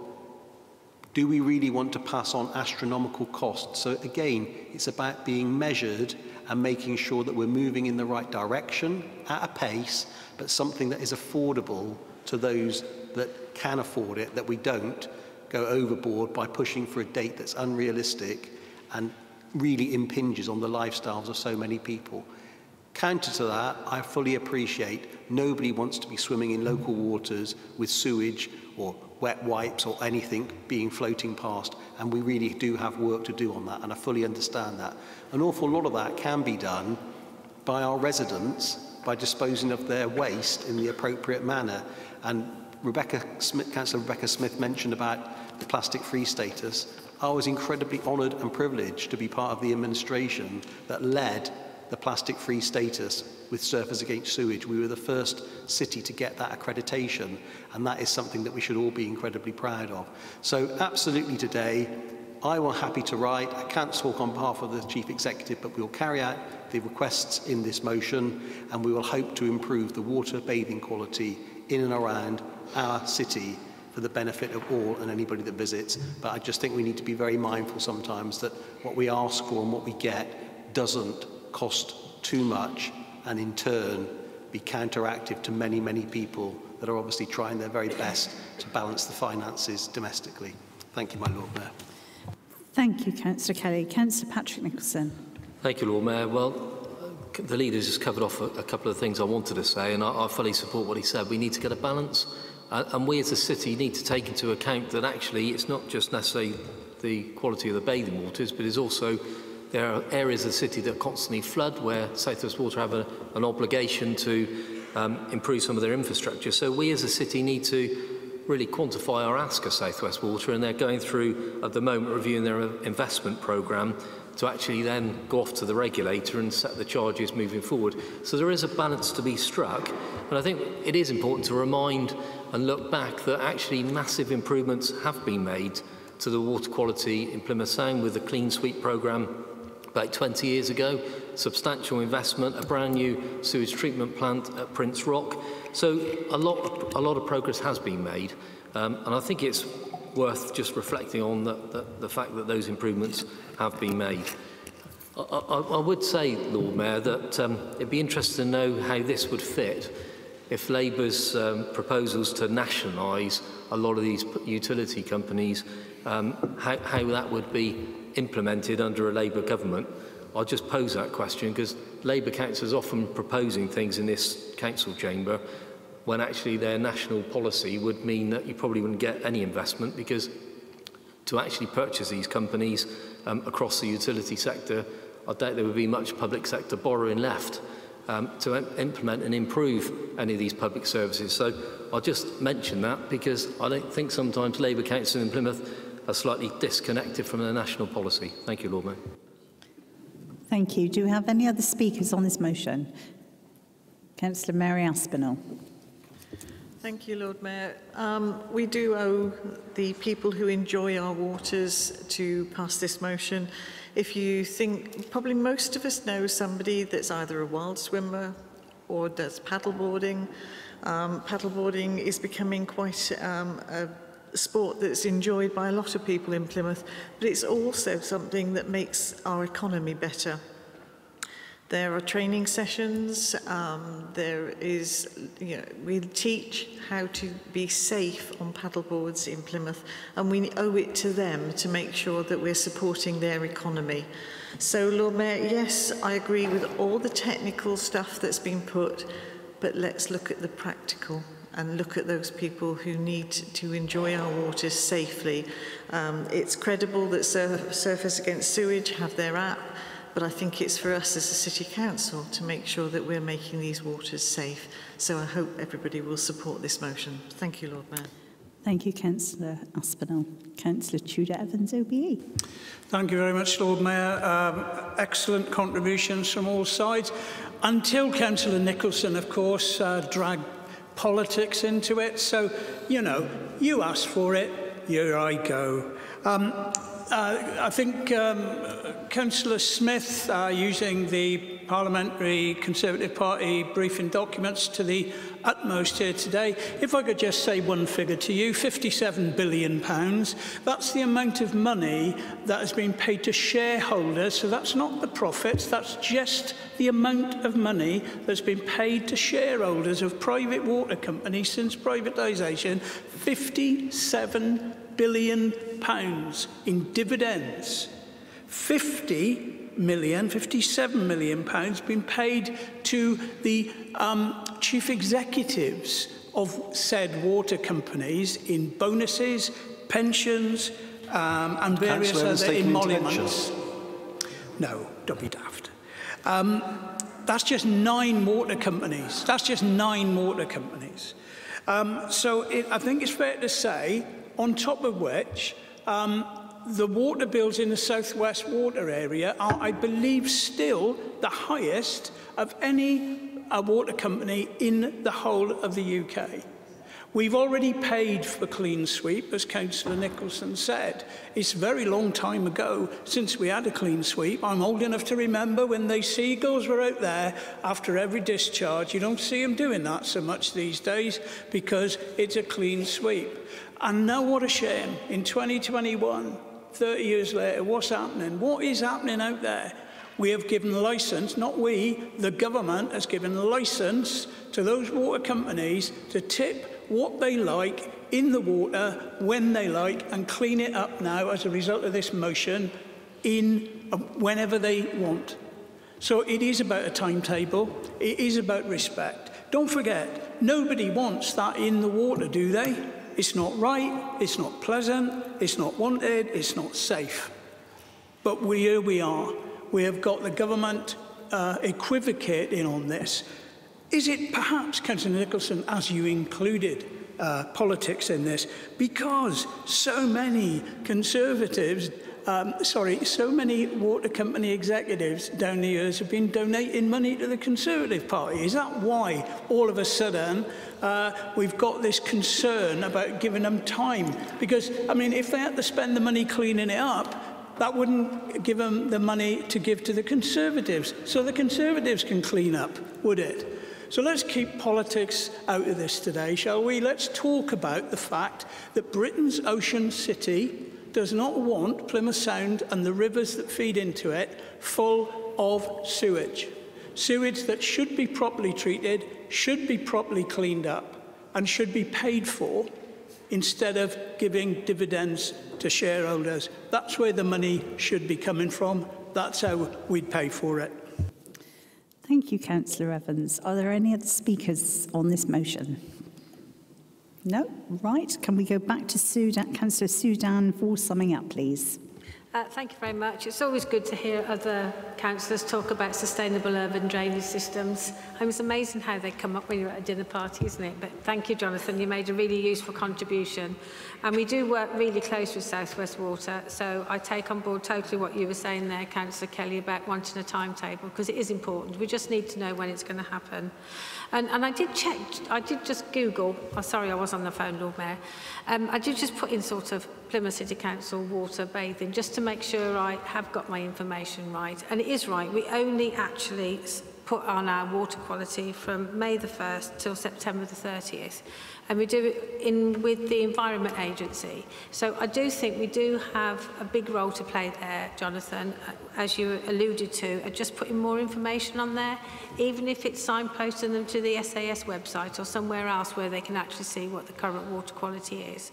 I'm not suggesting that we go out with little test tubes and do it ourselves, but there are lots of other people who do it. So thank you very much for the cross-party support. Very much appreciated. And as I said, it will improve the water quality of our National Marine Park and our rivers and ocean recovery. So thank you. Thank you very much, Councillor Dan. Right, let's move to the vote now by the show of hands. All those in favour?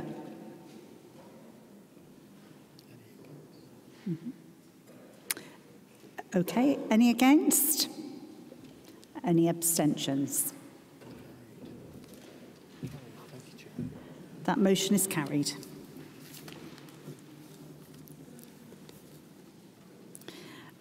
We now move to motion 11D, traffic speed on the A38. Councillor Johnson, would you like to propose your motion?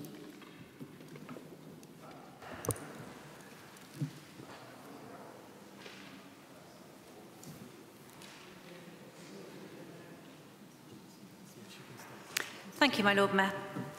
A38 blocked in Plymouth after car overturns. A38 blocked and traffic building after dog hit by a car at Forder Valley. A38 tailbacks as Manamede Road traffic lights cause long delays. A38 Plymouth, driver taken to hospital after pile-up blocks lane. Just a few A38 headlines from Plymouth Live for the past 7 days. The Manadon to Forder Valley section, east and westbound, is the busiest section of the parkway, according to the Jacobs report on A38 existing performance, published in December 2017. This section of the road borders my ward of Compton, and I routinely receive correspondence from residents concerned about road noise, road speeds, collision and road safety. The parkway area suffers with poor journey time reliability. In layman's terms, that means always allowing extra time for your journey. Furthermore, published reports reveal that Highways England, now National Highways, the body responsible for the A38, has identified a number of accident cluster hotspots along the A38 in Plymouth. And the Jacobs report finds that more than half of the junction sites on the parkway are said to be stressed at peak times, which is the technical term for a level of congestion, and ironically, how we might be feeling if we happen to be sat in said congestion. In September, the Police and Crime Commissioner launched Vision Zero, a road safety strategy aimed at dramatic reductions in the number of people killed or seriously injured on the region's roads, with the stated aim in the press statement from the office to achieve a highway system free of fatality and serious injury by 2040, which includes the A38. I praise Councillor Coker, former Highways portfolio lead, who, as a passionate advocate for road safety, signed up Plymouth City Council as a partner in the Vision Zero scheme. The issues of the parkway are well documented, and that's before we start to look at environmental impact of noise and air quality caused by stationary vehicles, and we must start to take action on this now. The motion today is looking for clarity on conversations and actions taken by the administration in respect of road speeds, road safety, and acknowledging residents' concerns. The motion doesn't seek to recommend specific initiatives, but wishes to understand this administration's policies and positions on reducing road fatalities and injuries in order to move this city and its residents to a safer, cleaner, greener space. Our role as elected councillors is to bring the big issues that affect our residents to the council in order to effect policy change and improvements. And my goodness, haven't we mentioned that a few times today? We can't do road safety justice in a 2-minute question or in a single email. The majority of injuries and fatalities that occur on the parkway are our own local residents. It's personal, but it's in a personal way that every injury and fatality felt is a tragedy for the families affected. Last week was National Road Safety Week, and a perfect opportunity, you'd have thought, in which to share with the city progress towards Plymouth City Council's own published Vision Zero target of a reduction in deaths or serious injuries on our roads, including the A38, of 50% by 2030. So, Councillor Dreen, at this point, I must thank you for your correspondence received today, which unsurprisingly prompted more questions. Where are we with progress towards meeting the Council's stated safety objectives? If we were to look at the dashboard for this KPI, how close to achieving the 50% reduction in deaths and injuries are we? Is it even achievable over the next 8 to 9 years? What actions are being taken, and what changes to driving behaviours are required to meet the target? What prevention work is being proposed, and when will a public road safety campaign be launched? In short, what and where is the plan? Because the clock is ticking. There are so many answers outstanding, which makes this debate critical to understanding the administration's direction of travel. And a final thought, Councillor Dreen, under which manifesto commitment can we follow the progress of this item? Lord Mayor, I look forward to the debate, and I hope we will get some more answers to how robustly this administration is tackling road speeds and road safety on the A38. Thank you, Lord Mayor. Thank you, Councillor Johnson. Councillor Nigel Churchill, I understand you second this motion. Would you like to speak now or reserve your right to speak? Thank you, Lord Mayor. I'll reserve my right to speak. Thank you. Councillor Jonathan Dreen.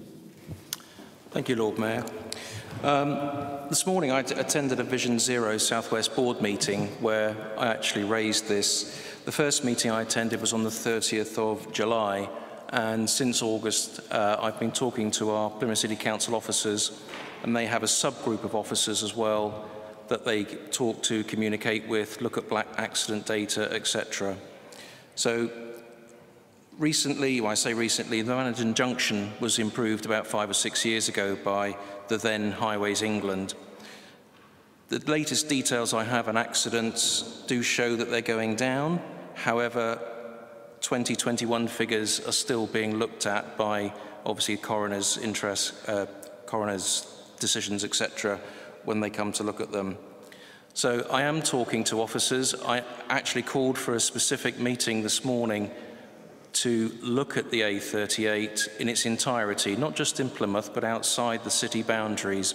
And also, when I made that suggestion, there was another member, I think from Cornwall, who also said that there were issues, possibly greater issues on the A30 as well. So we will be having a workshop to look at this and identify this and then put something on the website to share with residents where we're going and what actions we'll be taking. Thank you, Lord Mayor. Thank you, Councillor Dreen. Councillor Patrick Nicholson. Thank you very much indeed, Lord Mayor. And following Councillor Dreen, I think it's important that Councillor Johnson and the public are aware that it isn't Plymouth City Council's responsibility, the A38. It's Highways England, that they were previously called, now National Highways. So I think we ought to set expectations right from the beginning that Plymouth City Council is a partner and a stakeholder, but we have an ultimate responsibility. And I think it's important that Councillor Johnson conveys, particularly to a community in Compton Ward, that actually it's not the City Council's sole jurisdiction to resolve lots of the concerns that we have in this council chamber, but among the local community around accidents on the A38. And equally, you know, those concerns are not just concerns held in the Compton ward, but they're held by, I would suggest, the whole of the city, because it's not just people that live in wards bordering the A38 are sadly injured and killed, but there are citizens throughout the city who have sadly had injuries and fatalities. So this isn't just a Compton Ward issue, it's very much a city issue. And it's a bit disingenuous to suggest that Councillor Dreen hasn't continued the good work of Councillor Coker as a partnership with the City Council and National Highways in relation to highway safety on the A38. So I think also we ought to again reflect, and it's very easy for us as politicians not to look back and actually recognise what's been done. So Highways England only in recent years have extended the slip roads at Manadon. They've undertaken further improvements on other stretches, and certainly local MPs have played their part in raising concerns from South East Cornwall with Cheryl Murray to members of Parliament representing Plymouth and South West Devon. I know for a fact that Gary Streeter, the Member of Parliament for Plympton and Plymstock, and part of the South Hams, has raised concerns around highway safety from Marsh Mills out to Ivybridge. So, you know, this has been on the table, and Highways England, now National Highways, have been investing lots of money in improvement. So I think the recognition is that there continues to be an issue. There also continues to be the point that I think we, as local leaders, should continue to convey the fact that far too many people speed on the A38. You know, you only need to look at the Herald to see the number of people that are fined at Deep Lane, for instance, for excessive speeds, you know, often in excess of 90 miles an hour. And some of the fatalities and some of the injuries are caused by speeding. So, you know, let us also look at the root cause, that human behaviour at times causes the issues that we're talking about today and that have been raised in this motion. So I think Councillor Dreen has adequately answered the questions posed in the motion on notice. I think it's continuing work with partners to address these concerns and try to alleviate and minimise future issues. And I'm pleased to be part of a Conservative administration that has a commitment to look at the A38 as a manifesto commitment, and that's continuing work that's ongoing. So, Councillor Dreen, keep up the good work. Keep the dialogue going with National Highways. I know your door's always open, and I don't wait for a council meeting to raise concerns from my ward residents, and I'd suggest that any member of this council that has any issue at all where cabinet members can help, that you don't necessarily wait for a motion or notice, but you come and speak to us as soon as you have concerns and you want an update, and that hasn't been forthcoming. Thank you, Lord Mayor. Thank you, Councillor Patrick Nicholson. Councillor Ian Bowyer. Thank you, Lord Mayor. It's a great shame and a disappointment that it's been necessary to table this motion on notice this afternoon, and even more so, Lord Mayor, when I learnt of the strenuous behind-the-scenes moves by the administration, who seem to have gone to great lengths to avoid today's debate on this very important issue. What are they trying to hide? Where's the openness? Courtesy of Councillor Dreen, we've now got a position where we've got a half-hearted, forced response prized out at the last moment. His email I'm referring to, of course, of 11:30 this morning. There seems to have been, over this issue, Lord Mayor, very little political direction since May of this year. Now, it may not be that road safety is paramount to this administration, but road safety and speed on the major trunk road through the middle of our city is certainly a major concern to me as an Eggbuckland councillor and to the many residents in my ward who contact me on this issue. It is for this reason that former councillor Tony Carson and I raised this issue as far back as October 2020, as our wards form part of the A38 boundary, as do several other wards, Compton, Peveril, Ham, Honicknall and St Budo, to name but a few. It seems that incidents and accidents, some of them major, are being reported almost on a daily basis, Lord Mayor. How much longer can this administration bury its head and hope that the issues will go away? The latest policy statement completely misses the point from Councillor Dreen, who tries to set out the administration's policy, because he makes no mention of speed control, no mention of average speed cameras, variable speed limits, etc. This motion, if you look at the title, talks about traffic speed on the A38. Now, it's generally agreed that excessive speed is a major factor in road traffic accidents, Lord Mayor. Surely now is the right time to step up the dialogue with Highways England to determine whether it's appropriate some form of speed control on the A38 should be introduced to reduce accidents. We should be aiming to improve road safety as well as road efficiency. Simply relying, as Councillor Dreen does, on the 2019 Joint Local Plan position simply isn't credible, as the JLP, like this administration, is silent on the issue of speed on the A38. I can't really, off the top of my head, remember or recall seeing or hearing anything from the Cabinet on this issue since May 2021. And it's significant today that we've heard two contributions already, but it's only in response to putting forward this motion on notice. It's a sorry state of affairs, Lord Mayor. It needs to be addressed. We need to step up our game on this particular one. And on this issue, to put simply, Lord Mayor, the people of Plymouth deserve better. Thank you. Thank you, Councillor Ian Bowyer. Councillor Mark Coker. Thank you, Lord Mayor.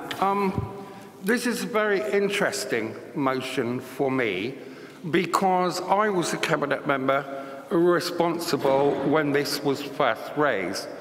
Officers went away under my instruction to talk to Highways England, as they were then, about the statistics and accidents on the A38. What is interesting is that we seem, from my initial reaction, we don't seem to have moved this very much forward. We did have 2 years of COVID and traffic numbers were less. But I too was really surprised, Councillor Dreen, to receive this email this morning which talks about Vision Zero. Vision Zero is a strategic partnership that's taken over from the Safety Camera Partnership, and it looks at and prioritises the whole of the region.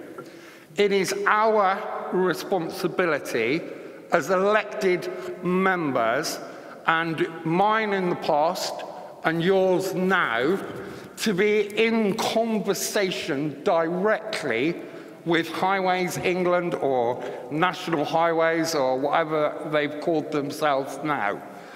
It is important that the voice of Plymouth, the residents' voices, are brought up from you and this administration instead of hiding behind Vision Zero.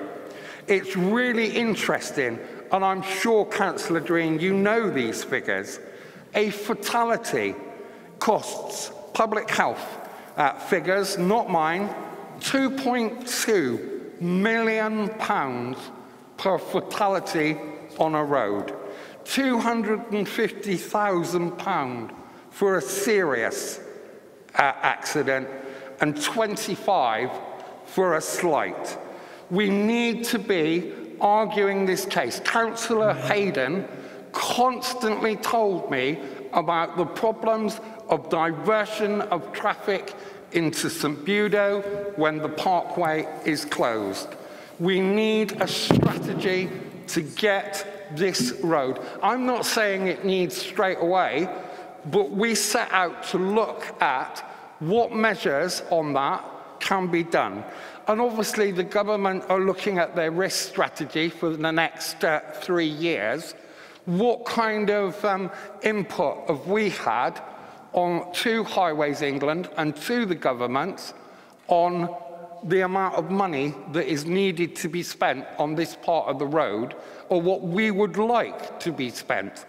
and to call, I believe Councillor Johnson was called disingenuous for making this.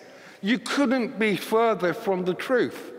You need to have a clear, coherent strategy for the future.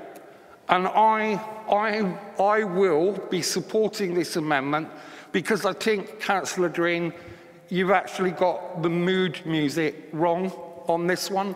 Thank you, Lord Mayor. Thank you, Councillor Coker. Councillor Nick Kelly. Well, well, well. If you look at the motion, it specifically asks for some information and a briefing note to all members highlighting a series of points. Councillor Dreen has responded to that request earlier today with a very detailed response answering every single point. So to some extent, the information that's been requested by this motion has already been provided. If we take that aside, though, we move with regards to the comments that certain councillors have made. This administration came in on the 22nd of May. I work incredibly closely with Councillor Dreen, who is one of the most diligent, hard-working councillors within this city council. And I think the personal attack on him and his integrity and what he wants to achieve for this city is an absolute disgrace. An absolute disgrace. Now, if we really cut to what this motion's all about, it was about previous members of the Conservative group going out in the press to talk about reducing the speed limit from 70 miles an hour to 50. That's what it's about, and it's interesting that those that are no longer part of this administration are the ones putting it forward and supporting it. I'm a Compton councillor, and I wasn't included when my name was used in vain on that original release. What I'm absolutely flabbergasted about when you talk about disingenuous is, have any one of you, Councillor Johnson, Councillor Churchill or Councillor Ian Bowyer, actually written to Councillor Jonathan Dreen expressing your concerns on behalf of your residents since we came into the administration? Because I don't think you have. I would welcome any emails or proof that you've done that. This is very much a grandstanding because your days are numbered. You're independent councillors and you can't acknowledge the fact that you're no longer part of this administration. What this administration has done, Councillor Andrea Johnson, in our manifesto is a number of commitments where we're looking to lobby the government for further investment to make our road network far more resilient, robust and in turn safe. National highways clearly look at any stretch of road where there are a number of accidents, and it is their expertise that will put in the relevant requirements, if any are concerned. What we've heard about is there is a speed limit of 70 miles an hour. Certainly when I go along the A38, on a number of points, there is a mobile speed van to deter people, and that is publicised. We are working to make Plymouth's infrastructure more robust, more resilient and more reliable, and in the very turn to make it safer. I find it incredibly insulting that people have questioned Councillor Dreen and this administration that we don't put road safety first. Clearly we do, but we are governed by national speed limits. And those national speed limits are put in place by experts. Do you want every part of Plymouth to have a 20-mile-an-hour road speed limits? Is that what you want, so that we don't get around anywhere? Clearly, we have a national policy. I think today has really shown people in their true colours. The information that was requested on this motion has been provided. The whole point of full council is to debate and bring forward issues that are absolute of paramount importance, but you could have easily asked for this information. If you then had that information and you wanted to suggest some proposals, that would be what the motion would be for, but you have simply asked for a name check, a date check of when Councillor Dreen has actually undertaken a number of different meetings. Councillor Dreen works incredibly hard. I'm proud that he's in this cabinet, and I'm proud to stand with him for the work that he does. So be under no illusion, we will take this forward and we will do the right thing. But you've had the information that you've requested in this motion today. So to some extent, the motion is negated. Road safety is not negated. Plymouth citizens' safety is not negated. And we are working incredibly hard with our partner agencies to ensure that road safety is of paramount importance. Thank you, my Lord Mayor.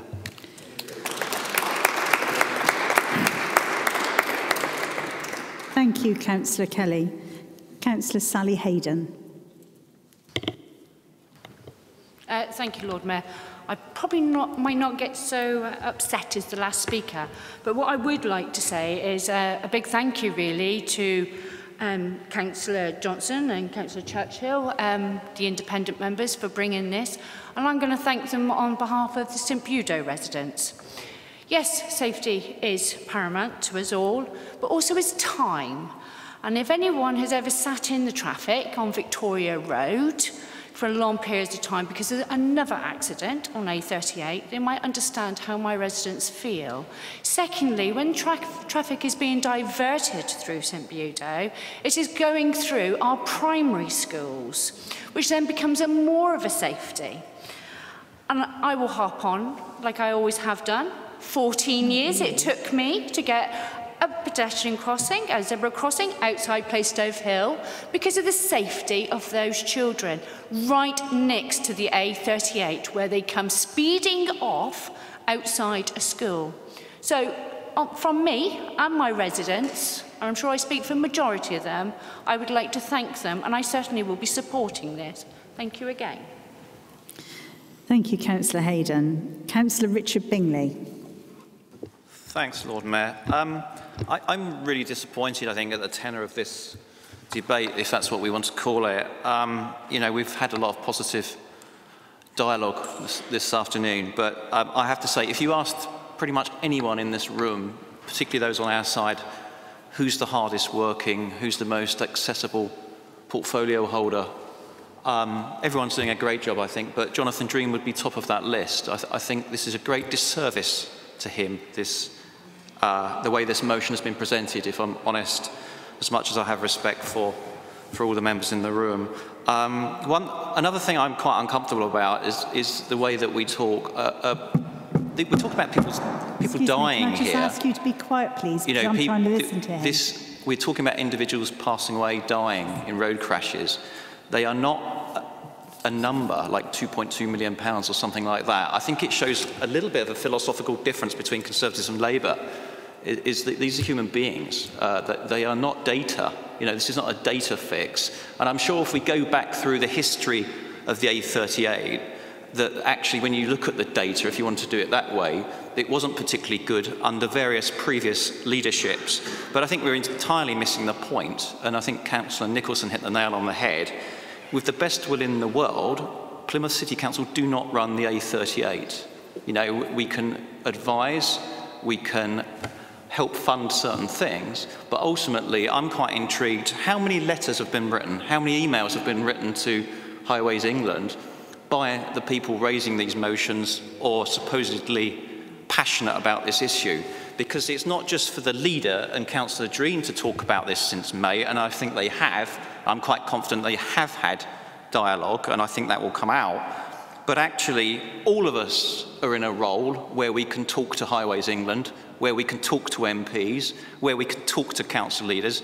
We don't need to grandstand in front of fellow colleagues about something that actually we all care about. None of us in this room want to see fatalities on the A38 or any other road in Plymouth. So to pretend otherwise, I think, is a little bit distasteful.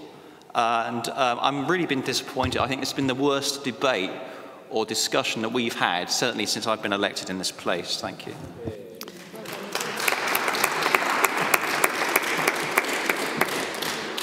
Thank you, Councillor Bingley. Councillor Chaz Singh. Thank you, Lord Mayor.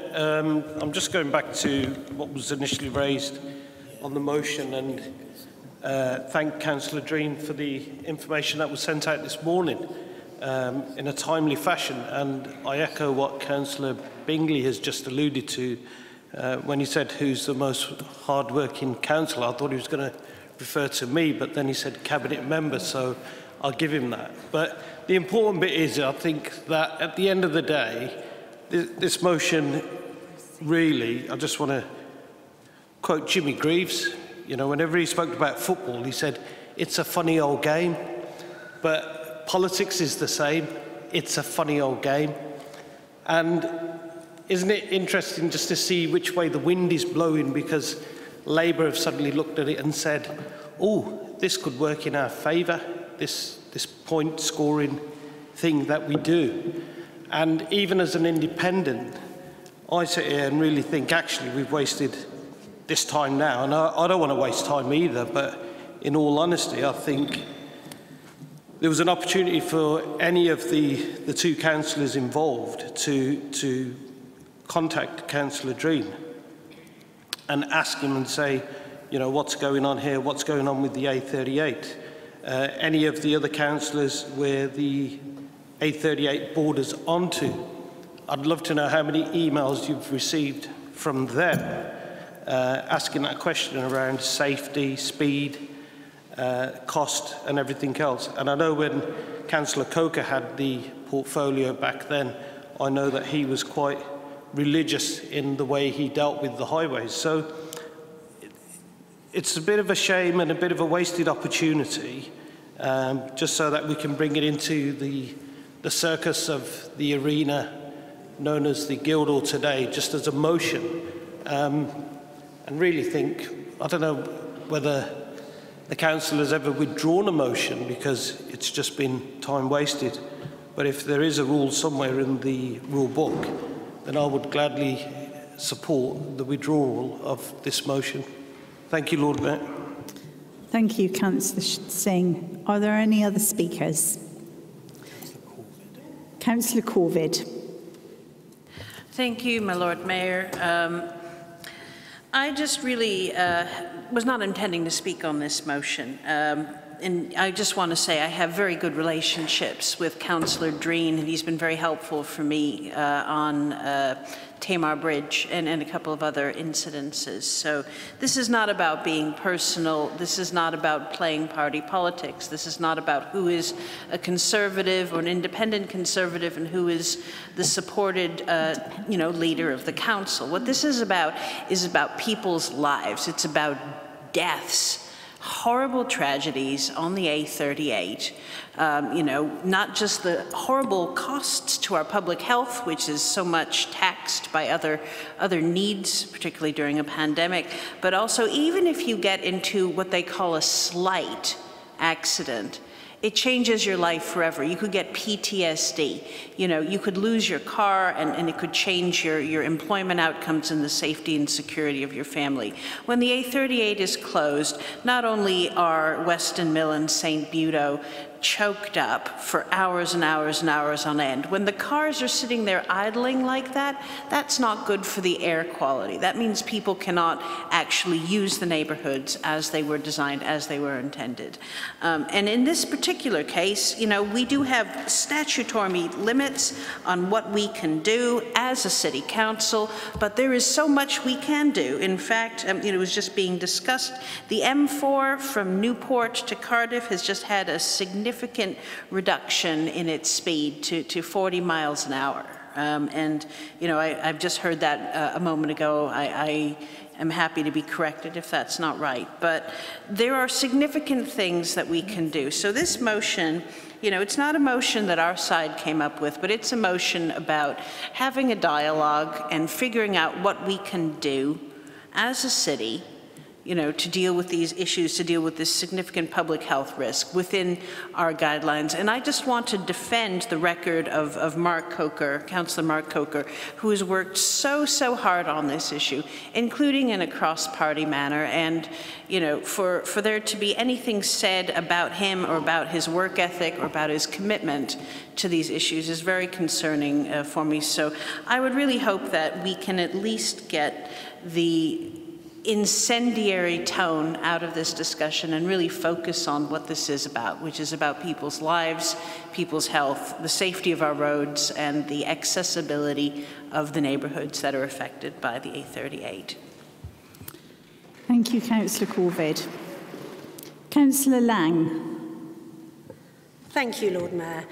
I'm pretty dismayed at the tone too, Councillor Bingley.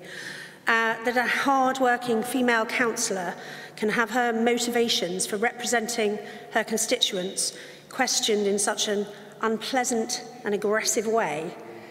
On this occasion, because I agree with this motion, I will be supporting her.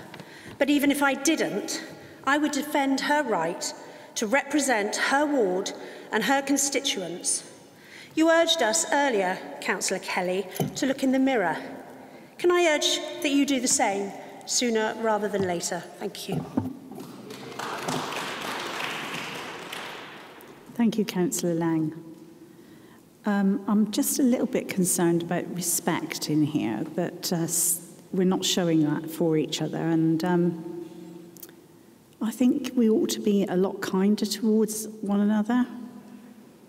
A lot of things you've said this afternoon have really made me feel quite emotional, and I just want you to show a little bit more respect in this environment, please. Thank you. Are there any other speakers? No? Councillor Nigel Churchill, would you like to speak now?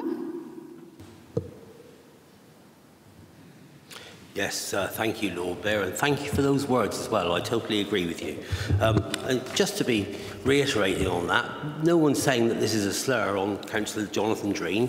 I've worked with him for 8 years, and I know him to be a diligent councillor. No one's questioning that at all. This is more of a hurry-up to this Conservative administration in toto. I can only echo the brilliant words that Councillor Corvid said. And I'm very, very happy to second this motion for Councillor Johnson. The only thing I'd like to add that I don't think really has been noted is that when one of these incidents take place on the A38, every single artery road in and out of the city becomes pressured. And that applies safety pressures to those roads. So I urge you all, please support this motion. Thank you. Councillor Andrea Johnson, would you like to sum up, please?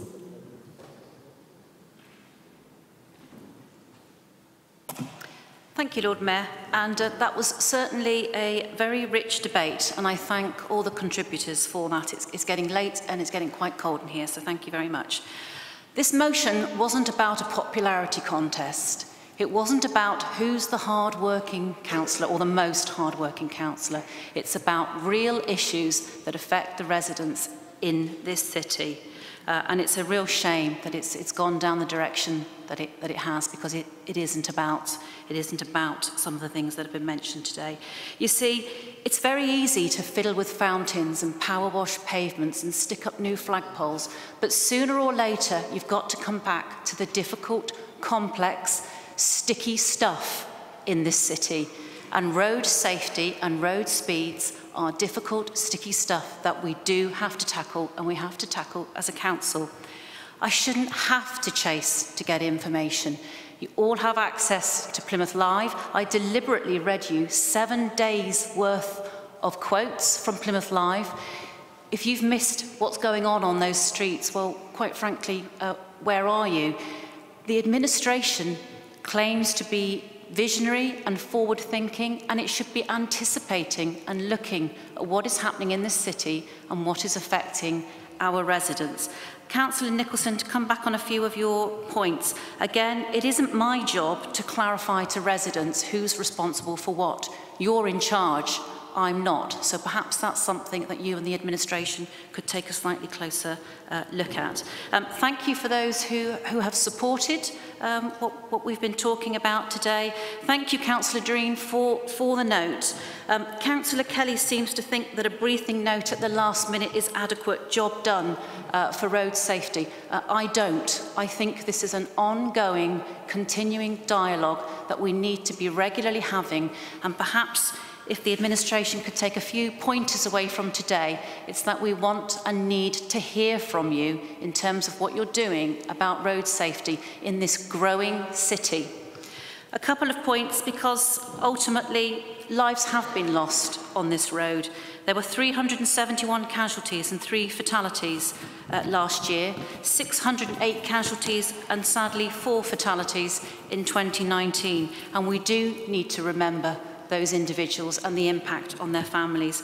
Finally, I'd like to take this opportunity to pay tribute to the road safety heroes of Devon, the police, the family liaison officers, ambulance crews, blood bikes, Devon Air Ambulance, NHS and the fire service, who play a vital role in protecting, preventing and sadly dealing with the aftermath of the serious road collisions that we're experiencing in this city. Lord Mayor, thank you for the opportunity to have this debate, and I look forward to the vote. Thank you. Thank you. Let's move to the vote with a show of hands, please. All those in favour?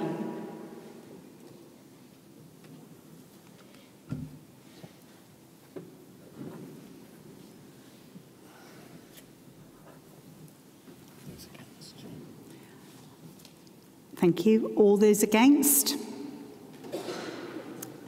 Any abstentions? That motion is carried. Thank you.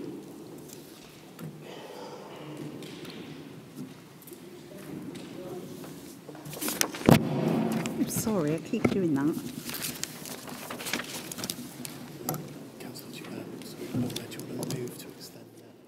Yeah. Council, the meeting's moving on and we're running quite well behind. I'd like to suspend standing orders to extend the meeting this evening until, I've worked it out, about 8:30. Are you all in favour of that?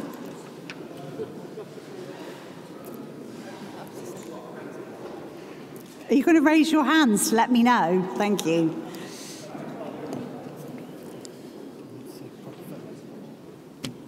I've made a decision myself. We will carry on this meeting till 8:30 until the business of today is concluded. Right, can we move on to item 11, which is WASPI? Councillor Lang, would you like to introduce this motion? Point of order, Lord Mayor. What's your point of order, Councillor Churchill? Yes, sorry to interrupt, Councillor Lang. I've just had a text from a couple of residents. The webcast appears to have gone off about 30 minutes ago. I don't know whether you're aware of that. No, I'm not aware of that. We'll make some investigations now and see why that's happened. Thank you, Councillor Churchill. Councillor Lang. Thank you, Lord Mayor. I don't assume to know why everybody else in this chamber decided to vote a part of their life to public service, but I can hazard a guess that for most of us there's a common element of wanting to help to right wrongs and support those who the system has, one way or another, failed. The WASPI women are a prime example of this. The group campaigns against the inequalities caused by the way pension changes for women born in the 1950s were implemented. And I know that every single one of us will have a number of these women living in our wards. I regularly meet women in my ward of Stoke and when I'm canvassing elsewhere across the city who have been victims of this injustice. It's not an issue confined to a geographical area or a type of person. I also think that sometimes it's better not to think of it as a women's issue. Think of it instead as an issue of fairness. And the people affected by this change have been victims of a gargantuan unfairness. And now important weight has been given to their campaign by the ruling of Amanda Amroliwala, Parliamentary and Health Service Ombudsman. And I'm going to quote from her report, which was published in July of this year. She said, after a detailed investigation, we have found that DWP failed to act quickly enough once it knew a significant proportion of women were not aware of changes to their state pension age. It should have written to the women affected at least 28 months earlier than it did, and we will now consider the impact of these failings and what action should be taken to address them. The report also says that the DWP had an obligation to provide the public with accurate, adequate and timely information about changes to state pension age. They should have taken account of what was known about the need for timely, targeted information when making decisions. For women who were not aware of the changes, the opportunity that additional notice of 2¼ years would have given them to adjust their retirement plans was lost. And as I said just now, I have met women all over the city who've been affected by this. One who was having to sell her car, her only form of transport, another selling the family home, as she and her disabled husband could no longer afford the mortgage.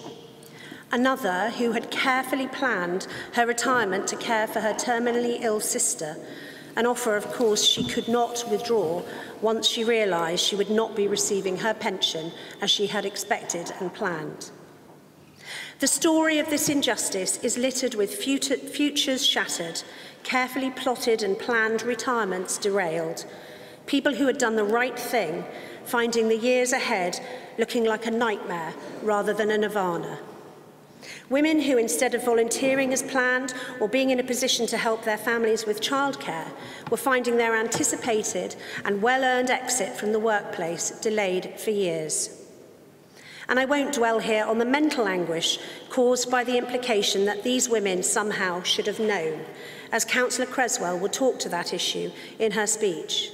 But what I will say is that you can't know what has not been communicated to you properly, and it is an important development in the WASPI women's fight that the Ombudsman has recognised this and called it what it is: maladministration. We shouldn't be bystanders in this unfairness. I strongly believe that we should be using the influence that we have to back these women and their campaign and ask our 3 MPs to ask the Secretary of State to acknowledge and act on these findings. Theodore Roosevelt said, "In any moment of decision, the best thing you can do is the right thing. The worst thing you can do is nothing." So let's not do the worst thing and do nothing. Please support these women and support this motion. Thank you, Lord Mayor. Thank you, Councillor Lang. Councillor Sally Creswell, would you like to second this motion and speak now, or would you like to reserve your right? I would like to speak now, please, Lord Mayor. Thank you. Thank you. My Lord Mayor, may I start by saying thank you for the dispensation to allow all members to speak on this motion. Looking around, there are several of us who probably fall into this particular age category, although I'm not planning to out anyone of age apart from myself. We all know and understand that the 1995 Pension Act and subsequent legislation raised the state pension age for women born after April 1950. And this was something that had to happen. But it's not the issue here. The issue is the communication of changes. The original changes to the state retirement age for women was much more a gradual process, and everyone was well informed along the way.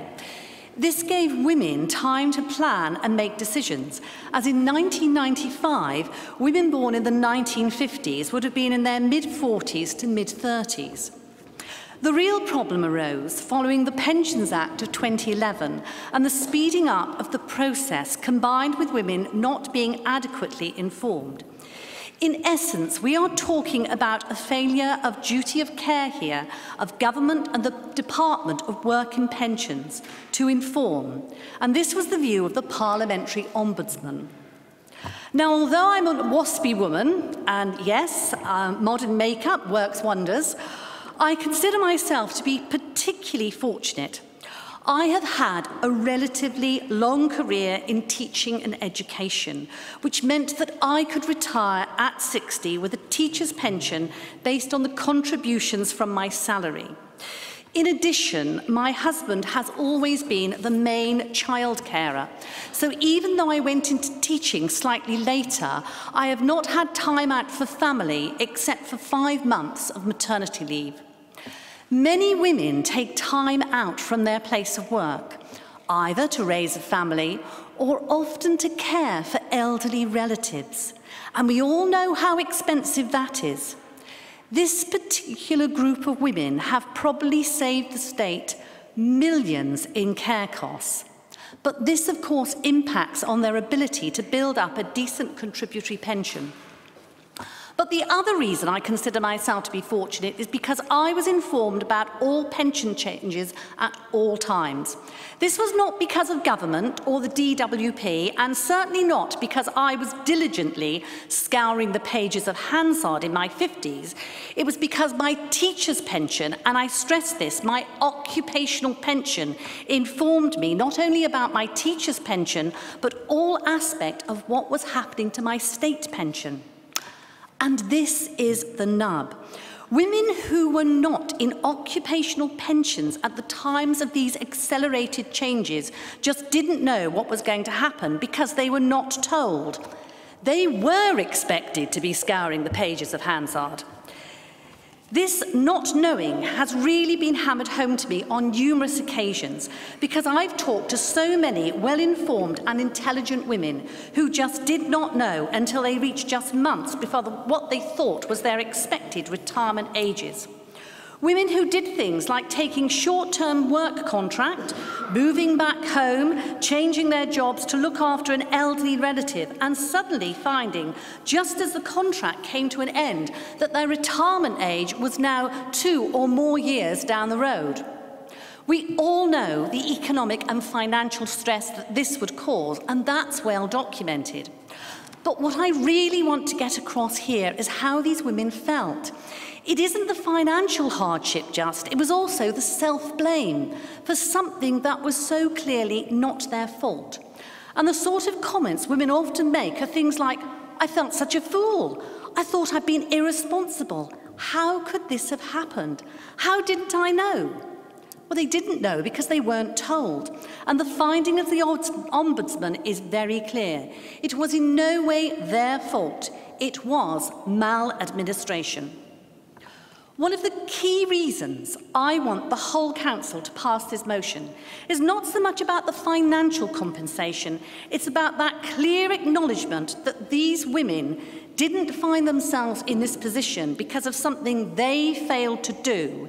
It was because there was a clear failure to inform them. Passing this motion today shows that we are congratulating these women on their tenacity, and in addition, it will help to boost their confidence by saying to them in no uncertain terms, you were right. Thank you, my Lord Mayor. Thank you, Sally. Councillor Creswell, sorry. Councillor Ian Tuffin. Thank you, Lord Mayor. I would like to share with you just one person's experience of this cruel policy. This woman, Pat, had a relationship breakdown leading to financial difficulties. And during this period, Pat found herself a single parent with 2 children and an interest-only mortgage on an older property.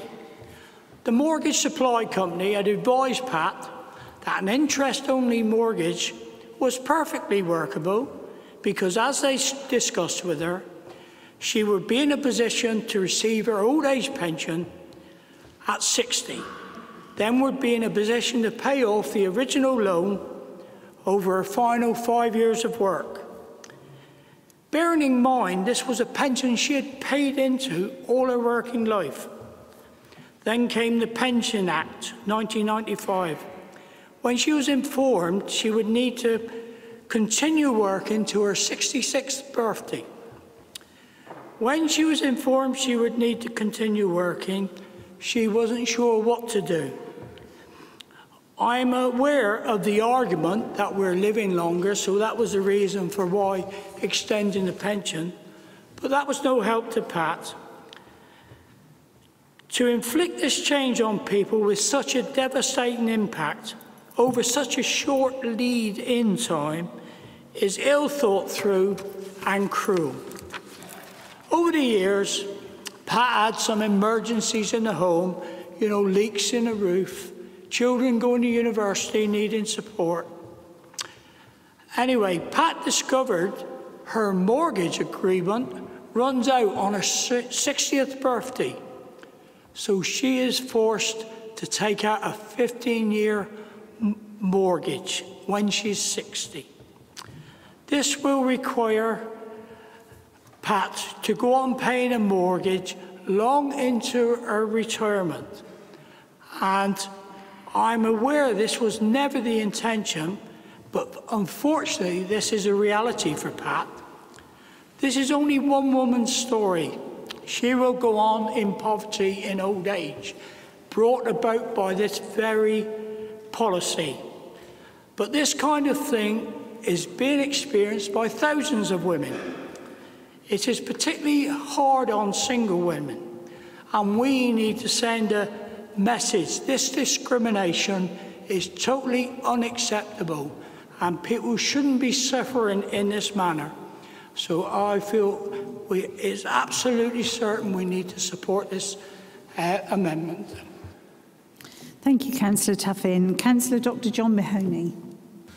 Thank you, Lord Mayor. I will be supporting this motion today because I am of the same age as Councillor Cresswell has already referred to. It's very complicated, national insurance, and I think prior to the new pension, which has come in recent years, many people, most people will have retired on very different pensions. It depends on whether you opted in, opted out, whether you went in for SERPs, whether you had graduated pensions, which I can just about remember.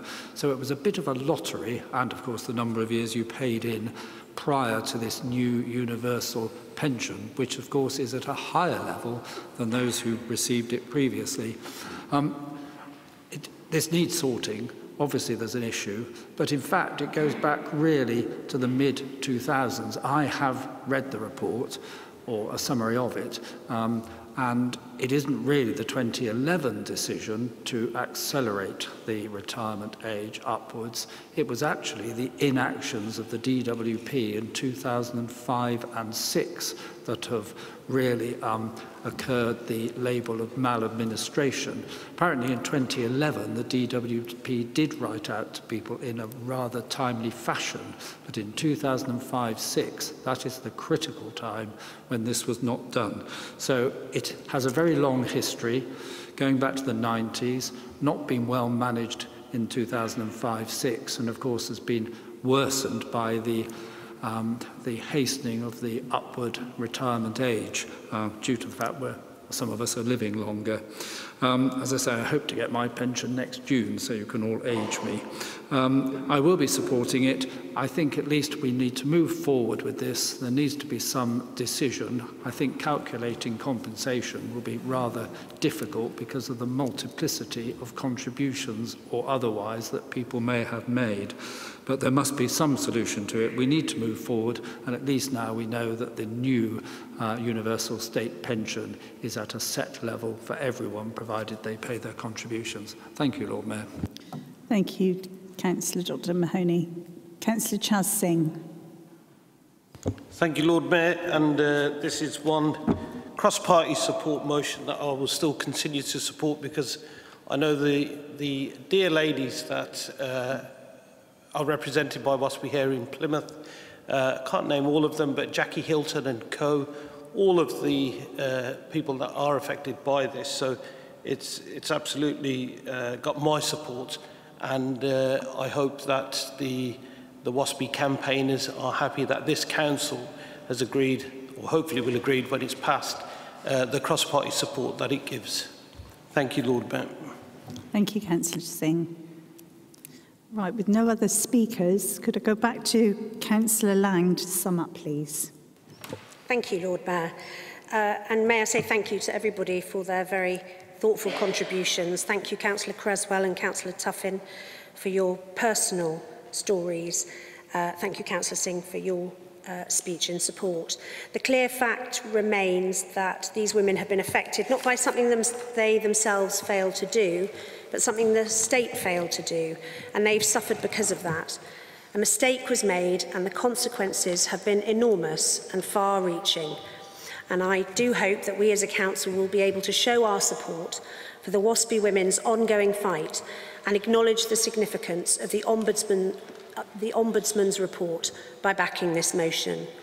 These women in my ward and your wards here in Plymouth and across the country were, as Councillor Creswell said, right. And our support here today would be one more step on the road to righting a wrong which has affected millions of women and which cannot be allowed to stand. As Councillor Mahoney says, this issue has a very long history. Wouldn't it be great if we played our part in bringing about a very happy ending too? Thank you, Lord Mayor. Thank you, Councillor Lang. I propose we go to the vote with a show of hands, please. All those in favour?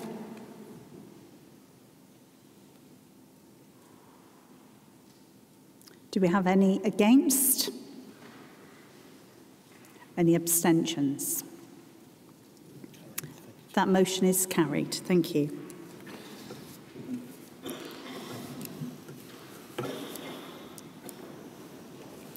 Now we move to item 12 on the agenda, and that's questions by councillors. Can I invite members to ask their questions of the leader, cabinet members or committee chairs? Please indicate that you would like to speak by raising your hand and I will call you to speak. Please note we have up to 45 minutes for this question and answer session. And due to the layout of the room, could I ask cabinet members who are responding to turn around and face forward, please, so that they are easily able to speak into their microphones. Questions should be no more than 1 minute long and answers no more than 2 minutes. Members may ask a supplementary question, not a statement, which must be related to the original question they asked. At the same time, restrictions apply.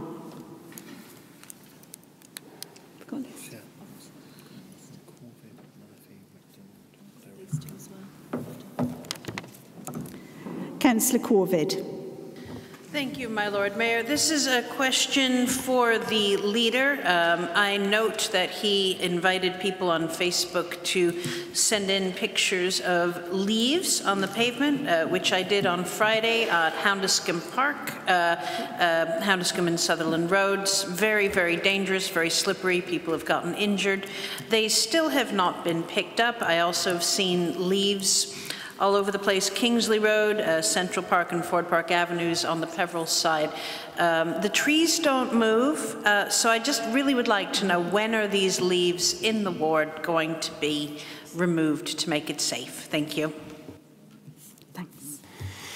Thank you, Councillor Corvid, for that question. They'll be picked up in line with normal casework. I think I've done you a great favour of doing your job for you with regards to casework in your community. And if you were honest, I responded the very moment that you sent that email and forwarded it on in the councillor casework manner, requesting that the streets that you listed were clearly swept as soon as possible. As you will appreciate, with a city that's got a lot of trees, the trees, quite right, well, they do move actually, they sway in the breeze, and when there's a storm, it shakes the branches a bit more and a few more leaves come down.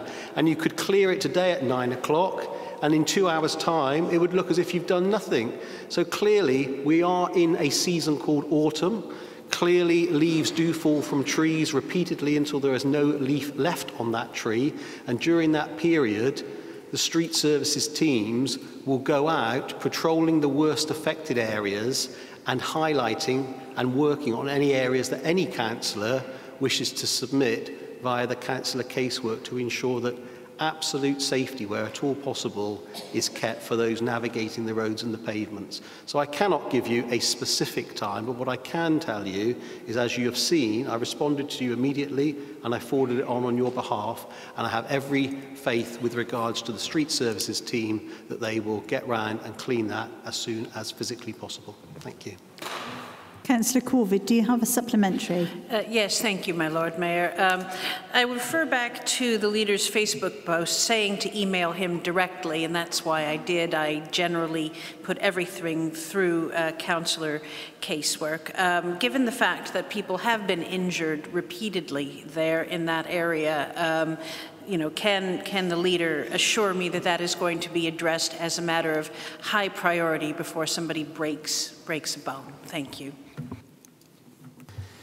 As I mentioned earlier, Councillor Corvid, I was just trying to get the post up. What it actually said was, you can contact me, and that was aimed at Compton Ward residents specifically because the shop was Thorne Park Road. However, what it did go on to say, what it did go on to say, look at shaking your head, what it did go on to say is, or you can contact Plymouth City Council directly.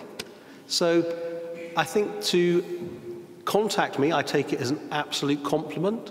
I'm more than happy to do your casework on your behalf for the allowance that you get paid to represent your residents. But more than happy to carry on doing that. Thank you. Thank you. Are we going to waste time trying to chat amongst each other, or are we going to actually continue the business? Councillor Pat Patel. Thank you, Lord Mayor. Flood prevention works. I am pleased to say that the flood sites within my ward have all been resolved or are in the process of being resolved. Some of these sites have been flooding for many years, and people have been frustrated with the lack of long-term positive action to rid them of these issues. I myself have reported one site within my ward 3 times within a month and got told 3 times that it had been fixed, only for it to flood the next time it rained. Not only is this a waste of vital council resources, but a waste of time for all those involved in reporting and implementing temporary fixes. Could I ask that the local authority put in place a process that is robust, that is a robust monitoring plan in place so that areas which are being consistently reported are looked at in deeper detail so for resolutions to these situations are made for good? I think that question might be to Councillor Dreen. Yes, it is. Sorry. Thank you, Councillor. Thank you, Lord Mayor, and thank you, Councillor Patel. Firstly, if you could furnish me the details of that particular casework, I'll go back and check what happened in the back office. What I would share with you is that we have a team when we have bad weather forecast.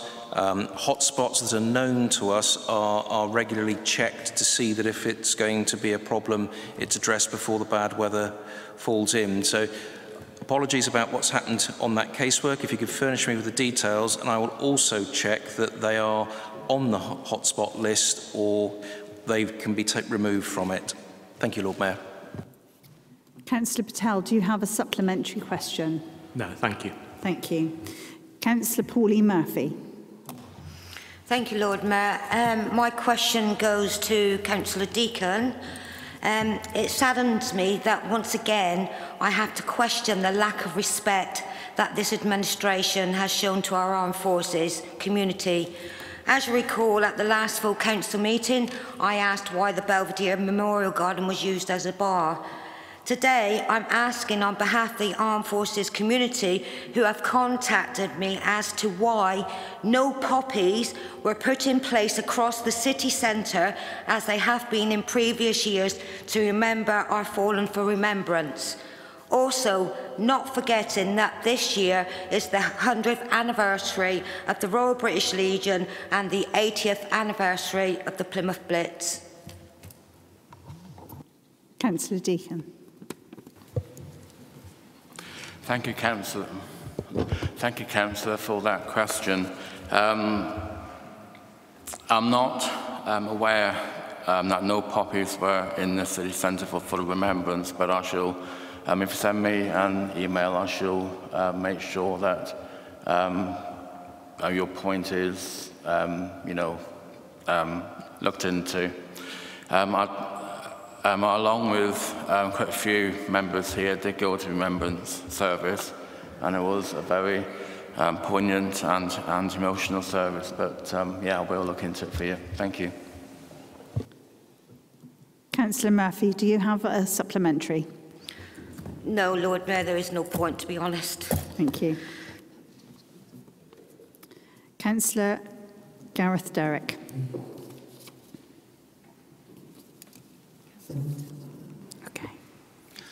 Thank you, Lord Mayor. My question is for the leader. Councillor Kelly, I am certain that you'll be very aware of, and I hope that all members of the Council here today are equally aware of the highly insensitive comments made recently by Councillor Roger Crode from Devon County Council in his role as Chair of the Police and Crime Panel just a week or so ago. He made what I can only describe as a highly ill-judged attempt to make light of the use of firearms in our city, at a time when so many people in the city are grieving very real loss, as you alluded to in your very opening remarks in the council meeting today. So I'm going to ask you, will you now stand with the people of Plymouth and call out these remarks as senseless and harmful as they were, and indeed make sure that our representatives on the Police and Crime Panel pass on our sentiment in this regard directly to the Chair as soon as possible? Thank you, Councillor Derrick, for your question. I was made aware of the remarks by Councillor Roger Crode. Clearly, Councillor Crode is not part of Plymouth City Council, but I am aware that the comments were made at the Police and Crime Commissioner panel, of which he chairs, in the Plymouth City Council chamber. I think Councillor Crode has apologised, and I believe that Luke Pollard MP has kindly written to Councillor Crode inviting him to make a further apology and visit Keyham. Today, I would absolutely agree with you that those comments were totally inappropriate at any point, but certainly with regards to the position that he holds within the Police and Crime Commissioner and made in Plymouth, in view of the sensitivities about the tragic events that happened in Keyham. So I can't offer any more than that. I'm sure Mr. Crode, Councillor Crode, has reflected on those comments and, like us all, is not proud of those comments because they were totally inappropriate at a very insensitive time. But I cannot talk for Councillor Crode. What I would suggest you do is you write to Councillor Crode, as indeed your local MP has done, and you can let Mr. Councillor Crode know of your dissatisfaction, and you can put forward any representations towards the Police and Crime Panel. Thank you. Councillor Derrick, do you have any supplementary? Thank you very much. Councillor Chaz Singh.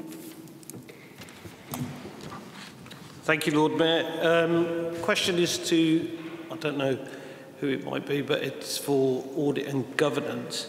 Is there any situation at any point where the council will make a key or delegated decision without it being recorded or published on the website or in writing? Perhaps. Can I ask who that question was to? Was it to Councillor Riley? Dr. John Mahoney. If he's in charge of governance, yeah. Dr. John Mahoney is in charge of the audit. He's chair of audit. I would have hoped not, but I will look into it for you. This is all about openness and transparency, and hopefully decisions that are made should be publicised. So I don't know which one you're referring to, or whether you're referring in general to something that could happen. Perhaps you might like to email me, and then I will investigate further. Thank you. Councillor Singh, do you have a supplementary? Yeah, I do, and I think it might just refer to the point that I'm alluding to. But in terms of, you mentioned the key word transparency and openness, and this is the legacy of the former administration. Why is it that the key delegated decision, which was taken by Councillor Lowry in June 2020, not recorded or published on the website of Plymouth City Council? Councillor Singh, I wouldn't know whether it was published or wasn't. I'll take your word for it, and I actually will investigate as to why it wasn't, and we'll get back to you. Thank you. Thank you.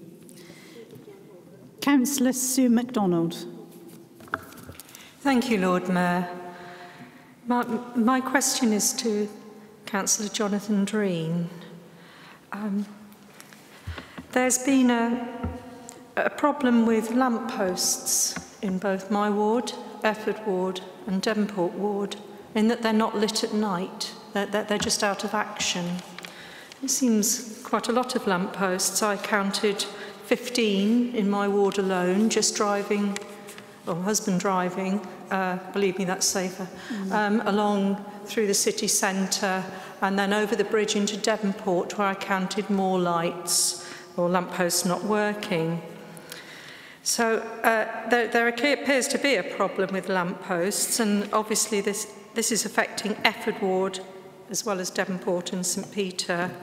And there's the obvious safety of women at night, people walking about, anybody with sensory deficits. I've also learned from the casework service. Continue.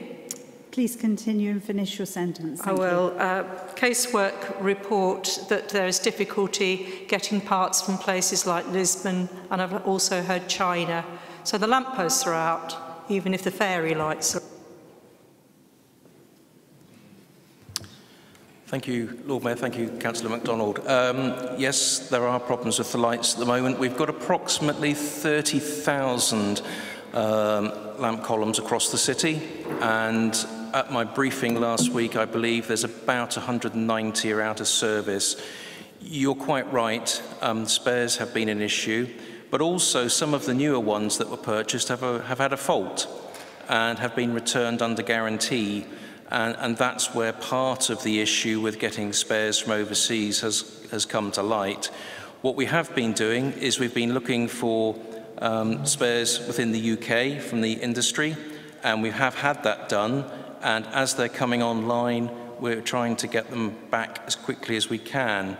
I can share with you, you're absolutely right. We must remember that there are steps, it's dark, there are, pedestrians might be in a dark area.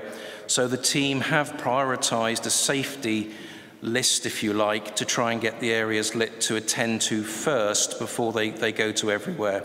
I hope that helps. Councillor MacDonald, do you have a supplementary? Yes, I do, Lord Mayor. I mentioned Efford, Devonport and St Peter, all wards with known low car ownership. So this makes moving around the city, you catch the bus or you try and get a taxi or you walk. Please, can you prioritise those wards where car ownership is low? Thank you for the supplementary. Absolutely. And if I could just check that you have let the casework team know so that they are already hopefully on the list to be addressed, or if they're new, I can catch up with you and take down the details. Thank you. Councillor Dan Collins. Thank you, Lord Mayor. This question is aimed at Councillor Bridgman. I'm sorry that she's not quite as popular in this meeting as she has been in all of the other full council meetings that we've had so far. Would you be able to please pass on the best to I think it's the street services team who took part in a video recently on social media. It was a really fun one, and they are truly the unappreciated boots on the ground who actually have to do all the hard work of doing the weeds, of maintaining everything, and quite often they can be the front face where residents get annoyed and they blame them. We are the ones who are elected and are responsible to deal with this, not the council team. And it's disappointing to see smaller parties not represented in this council chamber making pointless posturing and pulling down these council employees and saying that they're naff and wasting resources, when actually all they were doing was having fun and showing what they do and the great job that they do.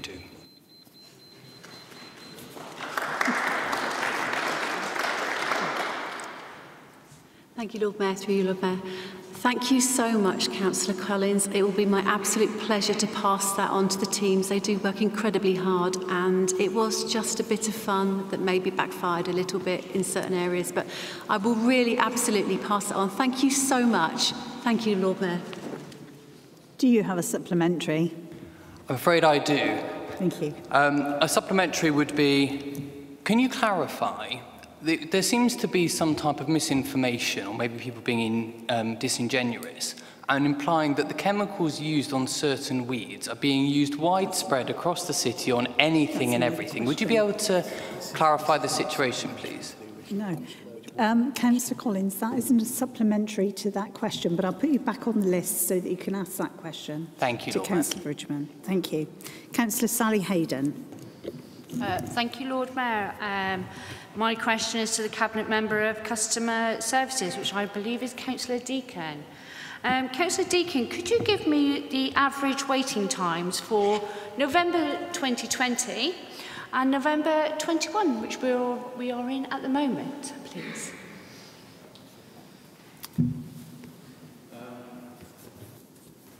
Councillor Hayden, for what? Average waiting times, as Councillor Deacon will know from Customer Services, there would only be one average waiting time, and that would be the contact centre when somebody is trying to phone through. Thank you. So I take it you understand what I'm saying, yes? Thank you. Thank you for the question, Councillor Hayden. I believe that the average waiting times for November 2020 was 95%.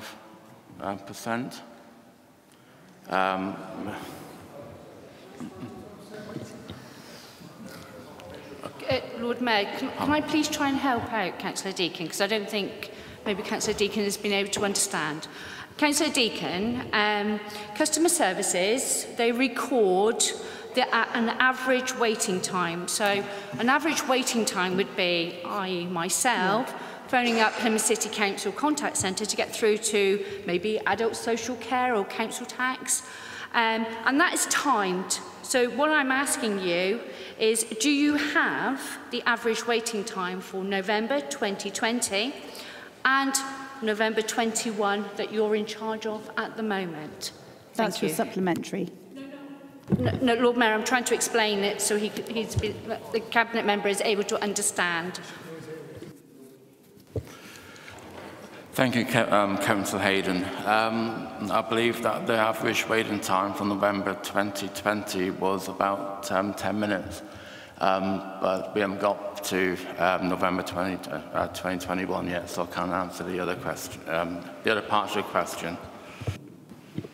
Supplementary, Councillor Hayden. Thank you, Lord Mayor. It is a supplementary, but it's also to be able to help the Cabinet Member out. November 2020, your average waiting time was 2 minutes and 13 seconds. Your average time for November is, as you're stating at the moment, is 2 minutes and 24 seconds. But may I tell you that as a councillor helping one of my residents who was not able to use St Budo Library to use online, so was having to make the phone call, I sat on the phone on the 15th of November for 58 minutes. Do you find that acceptable? Because I don't. Thank you for the question, Councillor Hayden. No, I don't find that acceptable.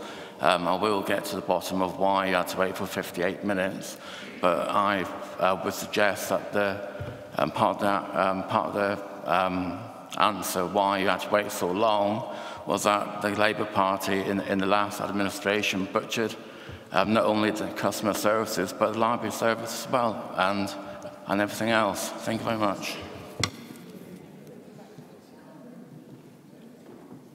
Thank you.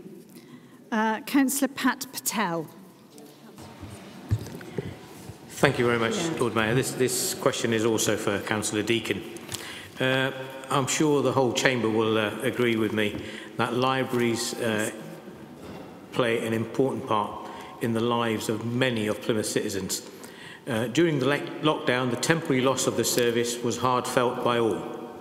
And since the restrictions were lifted, I expected that there would be a short delay for things to return to normal. However, by the statement given by Councillor Deacon in his cabinet summing up, I am somewhat surprised that this is not the case. Can you tell us when we will see a full return of the services for our libraries? Thank you. Thank you, Councillor Patel. Since we reached step 4 of the government's roadmap to recovery, the library service have targeted resources to maximise the number of days and hours that libraries across the city are open, and this will continue. Libraries will open the maximum that resources enable us to do. At present, the service is able to open between 5 and 7 libraries every day from Monday to Friday, and 6 are open on Saturdays. However, it's also true to say that the last administration, through their redundancy scheme, allowed staff and levels within our libraries to fall to such a level that our current administration can't open the libraries fully. We are doing all that we can to increase the hours that libraries can open with limited financial resources. Thank you. Do you have a supplementary, Councillor Patel? He still hasn't answered my question. Is when can we expect to see the libraries return to full service for our residents?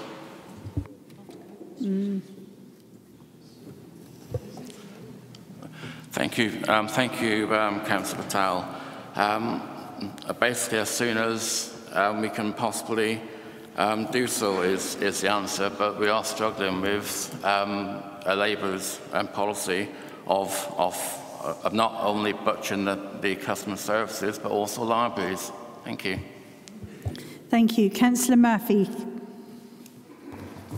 Thank you, Lord Mayor. My question's to Councillor Dreen. Councillor Dreen, can you please tell me what the policy is for relining disabled parking bays, please? Yes, certainly. When we're notified of it, we ask for the team to go out and do it. I've seen some in the areas near myself have been done recently. Has that not been done? Councillor Murphy, a supplementary for you? Yes, please, Lord Mayor. Well, I actually received an email from that department, Councillor Dreen, telling me that, and I've got the email telling me that PCC do not reline disabled parking bays, and it's up to the grantee to do that for other people to be able to use that disabled parking bay. And I've got the email for that, Councillor Dreen. Councillor Murphy, thank you very much for bringing this to my attention. If you can forward the details to me, I'll willingly look at it. We are relining disabled bays. As I say, I haven't been involved, but I've noticed there was some faded close to where I live in the Milehouse area, and they've been done recently. So I'm happy to look into that, and I'll get back to you. Thank you. Councillor Coker. Thank you, Lord Mayor. Unfortunately, it's to Councillor Dreen. Councillor Dreen, I apologise for asking you a question, as was hinted by the leader earlier. One of the fundamentals of our public bus network is the real-time information. Have you got any idea how the real-time percentage of buses running on time are at present? Because when this administration left office, it was a 91% accuracy. Thank you for your question, Councillor Coker. The actual figure I don't have at the moment because there is a problem with the system. A lot of people have let us know that they've been expecting a bus. It's scheduled to arrive on the information board and it is not. So we have actually determined where we believe the issues are. It's being addressed at the moment, and I'm happy to furnish you with the details when I've got the actual figures you're asking for. Do you have a supplementary, Councillor Coker? Thank you, Councillor Dreen. One of those people that have been constantly reporting the problem is myself, as you well know. The second issue is, with the real time, people are using that to go to work, to go to job interviews, etc. We have control of what's going on the real time. Have we any plans to utilise it for the benefit of the bus travelling public, as we did all throughout COVID? Thank you, Councillor Coker. Yes, we are. Arrangements have been made with Citybus to have limited access to the real-time back office system to enable their controllers to send out the cancellation messages, which will flash on and off the display next to the cancelled services. While passengers will still see the scheduled information for the cancelled service, they will know the bus will not be operating. It's still work in progress, and I'm happy to see you outside the meeting if it helps and show you the replies I've had. Thank you. Councillor Dr. John Mahoney. No, my Lord Mayor, I didn't actually put my hand up. Thank you, Councillor. Councillor Chaz Singh. Thank you, Lord Mayor. I think my question is probably to Councillor Pengelly. For those who may not know, I was given the role by the leader in regards to the Equalities Working Group, and I'm grateful. At no remuneration, so just before the conspiracy theories start. Would Councillor Pengelly agree that more work has been done in the last few meetings in bringing the diverse population of Plymouth together, including all the initiatives that have been put forward by myself as the chair in making Plymouth a warm and welcoming city for everybody to enjoy? Thank you, Councillor Singh, for the question. Yes, I'm delighted to inform all councillors that the Equality and Diversity Working Party has done a tremendous amount of work since we started. We started off with, would you believe, Plymouth Argyle's policy on equality and diversity, because I had read it thoroughly. They spent 2 years working on that, and I thought it was a very good policy to take forward to try and encourage all sports clubs in Plymouth to have the same sort of policy, and that's from the very tiny small clubs to the very large ones like Devon Junior Minor League. And I think the Working Party were really impressed with what we talked about, equality and diversity. It's not just about the fans, what they're calling out to football players, which is really sad. It's about their staff, who they employ, all sorts of things, how they deal with disabilities. And in February, we're going to have a sports conference when we're inviting all the sports clubs in Plymouth to attend a whole day. And I think that is incredible what we're doing. We've also talked about events that happen on council land, like the How, and how when we have big events, and it's not always the council that are organising them, sometimes it's outside bodies who are organising them. We've talked about how we deal with wheelchairs on the How, because some wheelchair users had a very bad experience when they went up to see the Hatchling event, and it's something that we tend not to think about. We just don't think that to put wheelchair users in a certain area, and then a lot of the people up there stood in front of them so they couldn't see anything. But it's sorting out all these sort of problems, and you know, I'm quite thrilled. I always think with working parties, it's like... Councillor Pengelly, your time's up. Shame, because I could talk forever about this. Councillor Singh, do you have a supplementary? Yeah, I do. I was going to tell her to wind it in, but I thought you better deal with that. but I'm being kind to her as well. So all I want to do in terms of my supplementary was just ask, given that there's this thing called the local elections coming up in May, whatever the outcome is there a possibility that this Equalities Working Group will remain a priority for not only the council, but whatever the future administration will be? How long do I get for this, please? A minute. I really hope so, because both the working parties that I sit on, this one and child poverty, I always said to the leader at the very beginning, I didn't want it to be just a talking shop. I wanted us to deliver things. So I will really concentrate this year, next year, the next 10 years, for however long I'm on the council. I will really promote that that a lot of good work is going on in these working parties, and I appreciate all the members who sit on these parties, because we all work extremely hard and we all get on very well. So yeah, so is that time up? Well, not quite, but that is perfect, Councillor Pengelly, perfect. Councillor Ian Tuffin. Thank you, Lord Mayor. My question is to Deputy Lord Mayor, Councillor Bridgman, please. It's a request, really, Deputy Lord Mayor. Would you reconsider the cost of bulky waste items in view of the government's reduction of the COVID uplift and some people losing £20 a week? Because I had a resident recently who was charged £45, and this resident's on benefits.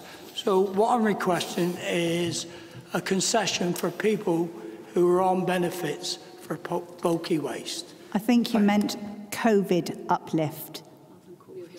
Yeah. Yes, the reduction of £20 a week, which will affect people on benefits, obviously. Thank you, Councillor Tuffin. We've only just changed the policy, and there are special dispensations for certain people on certain benefits. So if they haven't got that, and it is actually £40 for 4 items. If one thing I have actually said to people, if you've got neighbours, one's got a mattress, one's got a sofa, one's got a fridge, and you want them all to club together, you can all chip in and get all 3 done together. So it doesn't have to be a cost for 4 items to one individual household if you've got neighbours that want to get rid of things. But we can, I think there is a special dispensation anyway, but I will double check for you and I will get back to you. Thank you very much. Councillor Dan Collins. Oh, sorry. Councillor Tuffin, I do apologise. I'm running away. I didn't. Thank you. Oh, thank you. Thank you. Councillor Dan Collins.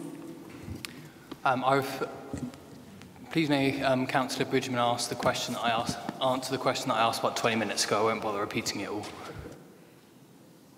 I think it was about... I'm happy to remind you, it was about the question about, unfortunately, certain political parties and certain councillors seeming to spread the misinformation that certain chemicals used on weeds are being used on all types of weeds, no matter where they are, and if you'd be able to clarify that situation, please. Thank you very much, Councillor Collins. That is absolutely not the case. We are not spraying randomly around the city. We're doing a lot of scraping. We're, as I said in my announcements at the very beginning, we're trialling some hot foam, which means the crews actually have to wear full gear, as demonstrated in the video you mentioned earlier. One I will actually point out is we do have a legal requirement to remove Japanese knotweed, and at present glyphosate is the only thing that will actually eradicate after several sprays. So we have to use it legally on that particular plant. And we are investigating, and it's something I'm very, very hot on. I'm following on from Councillor Dan, obviously. It's something we're very hot on environmentally, and we are exploring other methods. So thank you very much for bringing that in and asking that today. I can confirm we're not spraying willy-nilly. Thank you. Do you have a supplementary, Councillor Collins? I do, and it's on topic, I promise this time. Thank you. I'm just going to say, isn't it a shame, Councillor Bridgman, that certain parties have to resort to this type of misinformation to try and get votes rather than having ideas for themselves? Thank you, Councillor Collins. Councillor Hayden. Thank you, Lord Mayor. So this is really a question back to Councillor Deakin. So, Councillor Deakin, you stated that the call waiting times would be because my administration, when I was the portfolio holder, so we're talking about Labour now, cut the service so badly. Would you like to tell me how many members of staff we have in the contact centre in November 2020 to how many we have today in the contact centre under your administration, under the Conservative administration, please? If you don't know it, I have it for you. Thank you, Councillor Hayden. No, I don't have the precise figures at all, but since you, the Labour Party, got rid of several librarians and customer service operatives, then, you know, our waiting times are going to go up, unfortunately. Councillor Hayden, do you have a supplementary? My supplementary would be, again, I seem every full council, Lord Mayor, I seem to be helping out the Cabinet Member for Customer Services, because every time I seem to ask a question, he never seems to have the answers. I must do my briefings. Anyway, moving on 2020, we had 21 members of staff in the customer service. Under a Conservative-controlled council, in November 21, which is what we're here today, we only have 18. So wouldn't you agree with me, Cabinet Member for Customer Services? It's your administration that is cutting the service, not the Labour administration. Thank you, Lord Mayor. Thank you. Thank you, Councillor Hayden. As my colleague said, we're working to a Labour budget, so that's the reason that, unfortunately, the customer services times are going up. Thank you. Councillor Mary Aspinall. Thank you, Lord Mayor. Question to Councillor Riley. There seems to be some speculation about the number of taxi licences that have been handed back. Would you be able to provide me with the numbers of private hire and hackney carriage licences that have been handed back, please? Yeah, thank you very much for that question. In 2019, we had 1,200 cabs in the city, and that was about 360 hackneys. The rest were private hires. At this moment in time, we're about 909 in total, of which just 309 are hackneys, the rest being private hire. As to whether some, just sort of information on that, a driver doesn't necessarily always hand his licence back. He sort of keeps it even though he doesn't work for a period of time. So, but that's the actual amount of vehicles that we've got operating.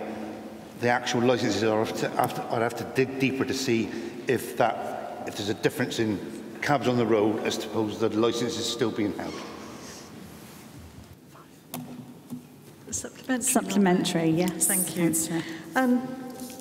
What I really also would like to know is what are we doing as a council to increase those numbers again?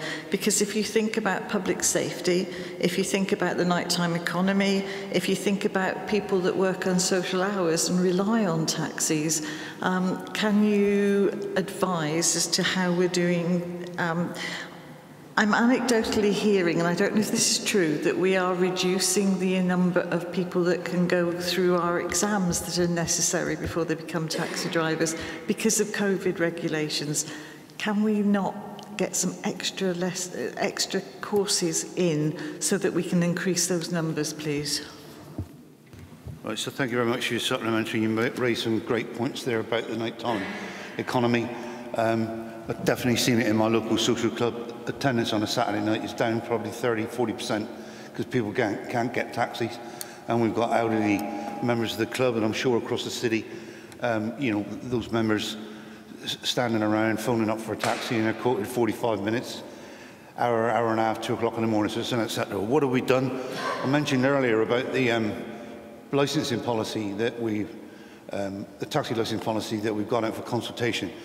I've got to say, we've tried to build on the good work of my predecessor in the role, because there was progress being made on emissions, and they were looking at that sort of stuff and everything else. So we've tried to progress that. We've taken soundness. So get into the specifics of what Plymouth trying to do. I must make it clear to everybody that the taxi situation is a national situation. It's not peculiar to Plymouth. But I would say what we are specifically trying to do, we're trying to do a couple of things in the policy. One of the things in the policy is that we are removing the cap on the licences, so that whereas before we could only issue so many licences, we're getting rid of that cap. We're trying to professionalise the service and hope that people will want to join that service and have a bit of pride in it by introducing a delivery system, very much to lots of local authorities up and down the country. We're absolutely taking evidence from our neighbours up the road, Exeter, Brighton, Guildford. They've all said that when you professionalise the service, then people use it more and have more confidence. Obviously, there's a safety aspect to that as well. We're also one of the local firms in the city have just started basically a taxi ambassador school, and I'm hoping to have a bit of a photo shoot with them. We're just negotiating that. They've put together an academy which sort of encourages people to come back into the trade, and we're going to try and get a message out that can be part of the service, serve the city of Plymouth, you know, and deliver people home in a safe manner. Thank you, Councillor There's a couple of other elements in there, but I'll leave it. I'll talk Thank to you, about Councillor Riley. We've got literally 2 minutes left on questions. Did you want a supplementary? Oh, right, okay. Councillor Darren Stoneman, if you're quick. James Stoneman, sorry. What did I call you? It called your name, Dad. Your dad's name, sorry. Thank you, Lord James. Mayor. I believe my question's for Councillor Deacon. As a result of COVID, the one-stop shop obviously closed for all residents of the city. And I understand that some services are being offered face-to-face in libraries, but with libraries not being open every day, can you get back to me with a date of when the one-stop shop is going to reopen for residents to use, please?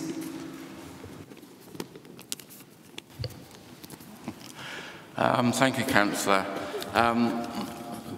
What's happening is that we're going to trial different services to put into the Central Library, and that's going to go over a period of 8 weeks from December to January.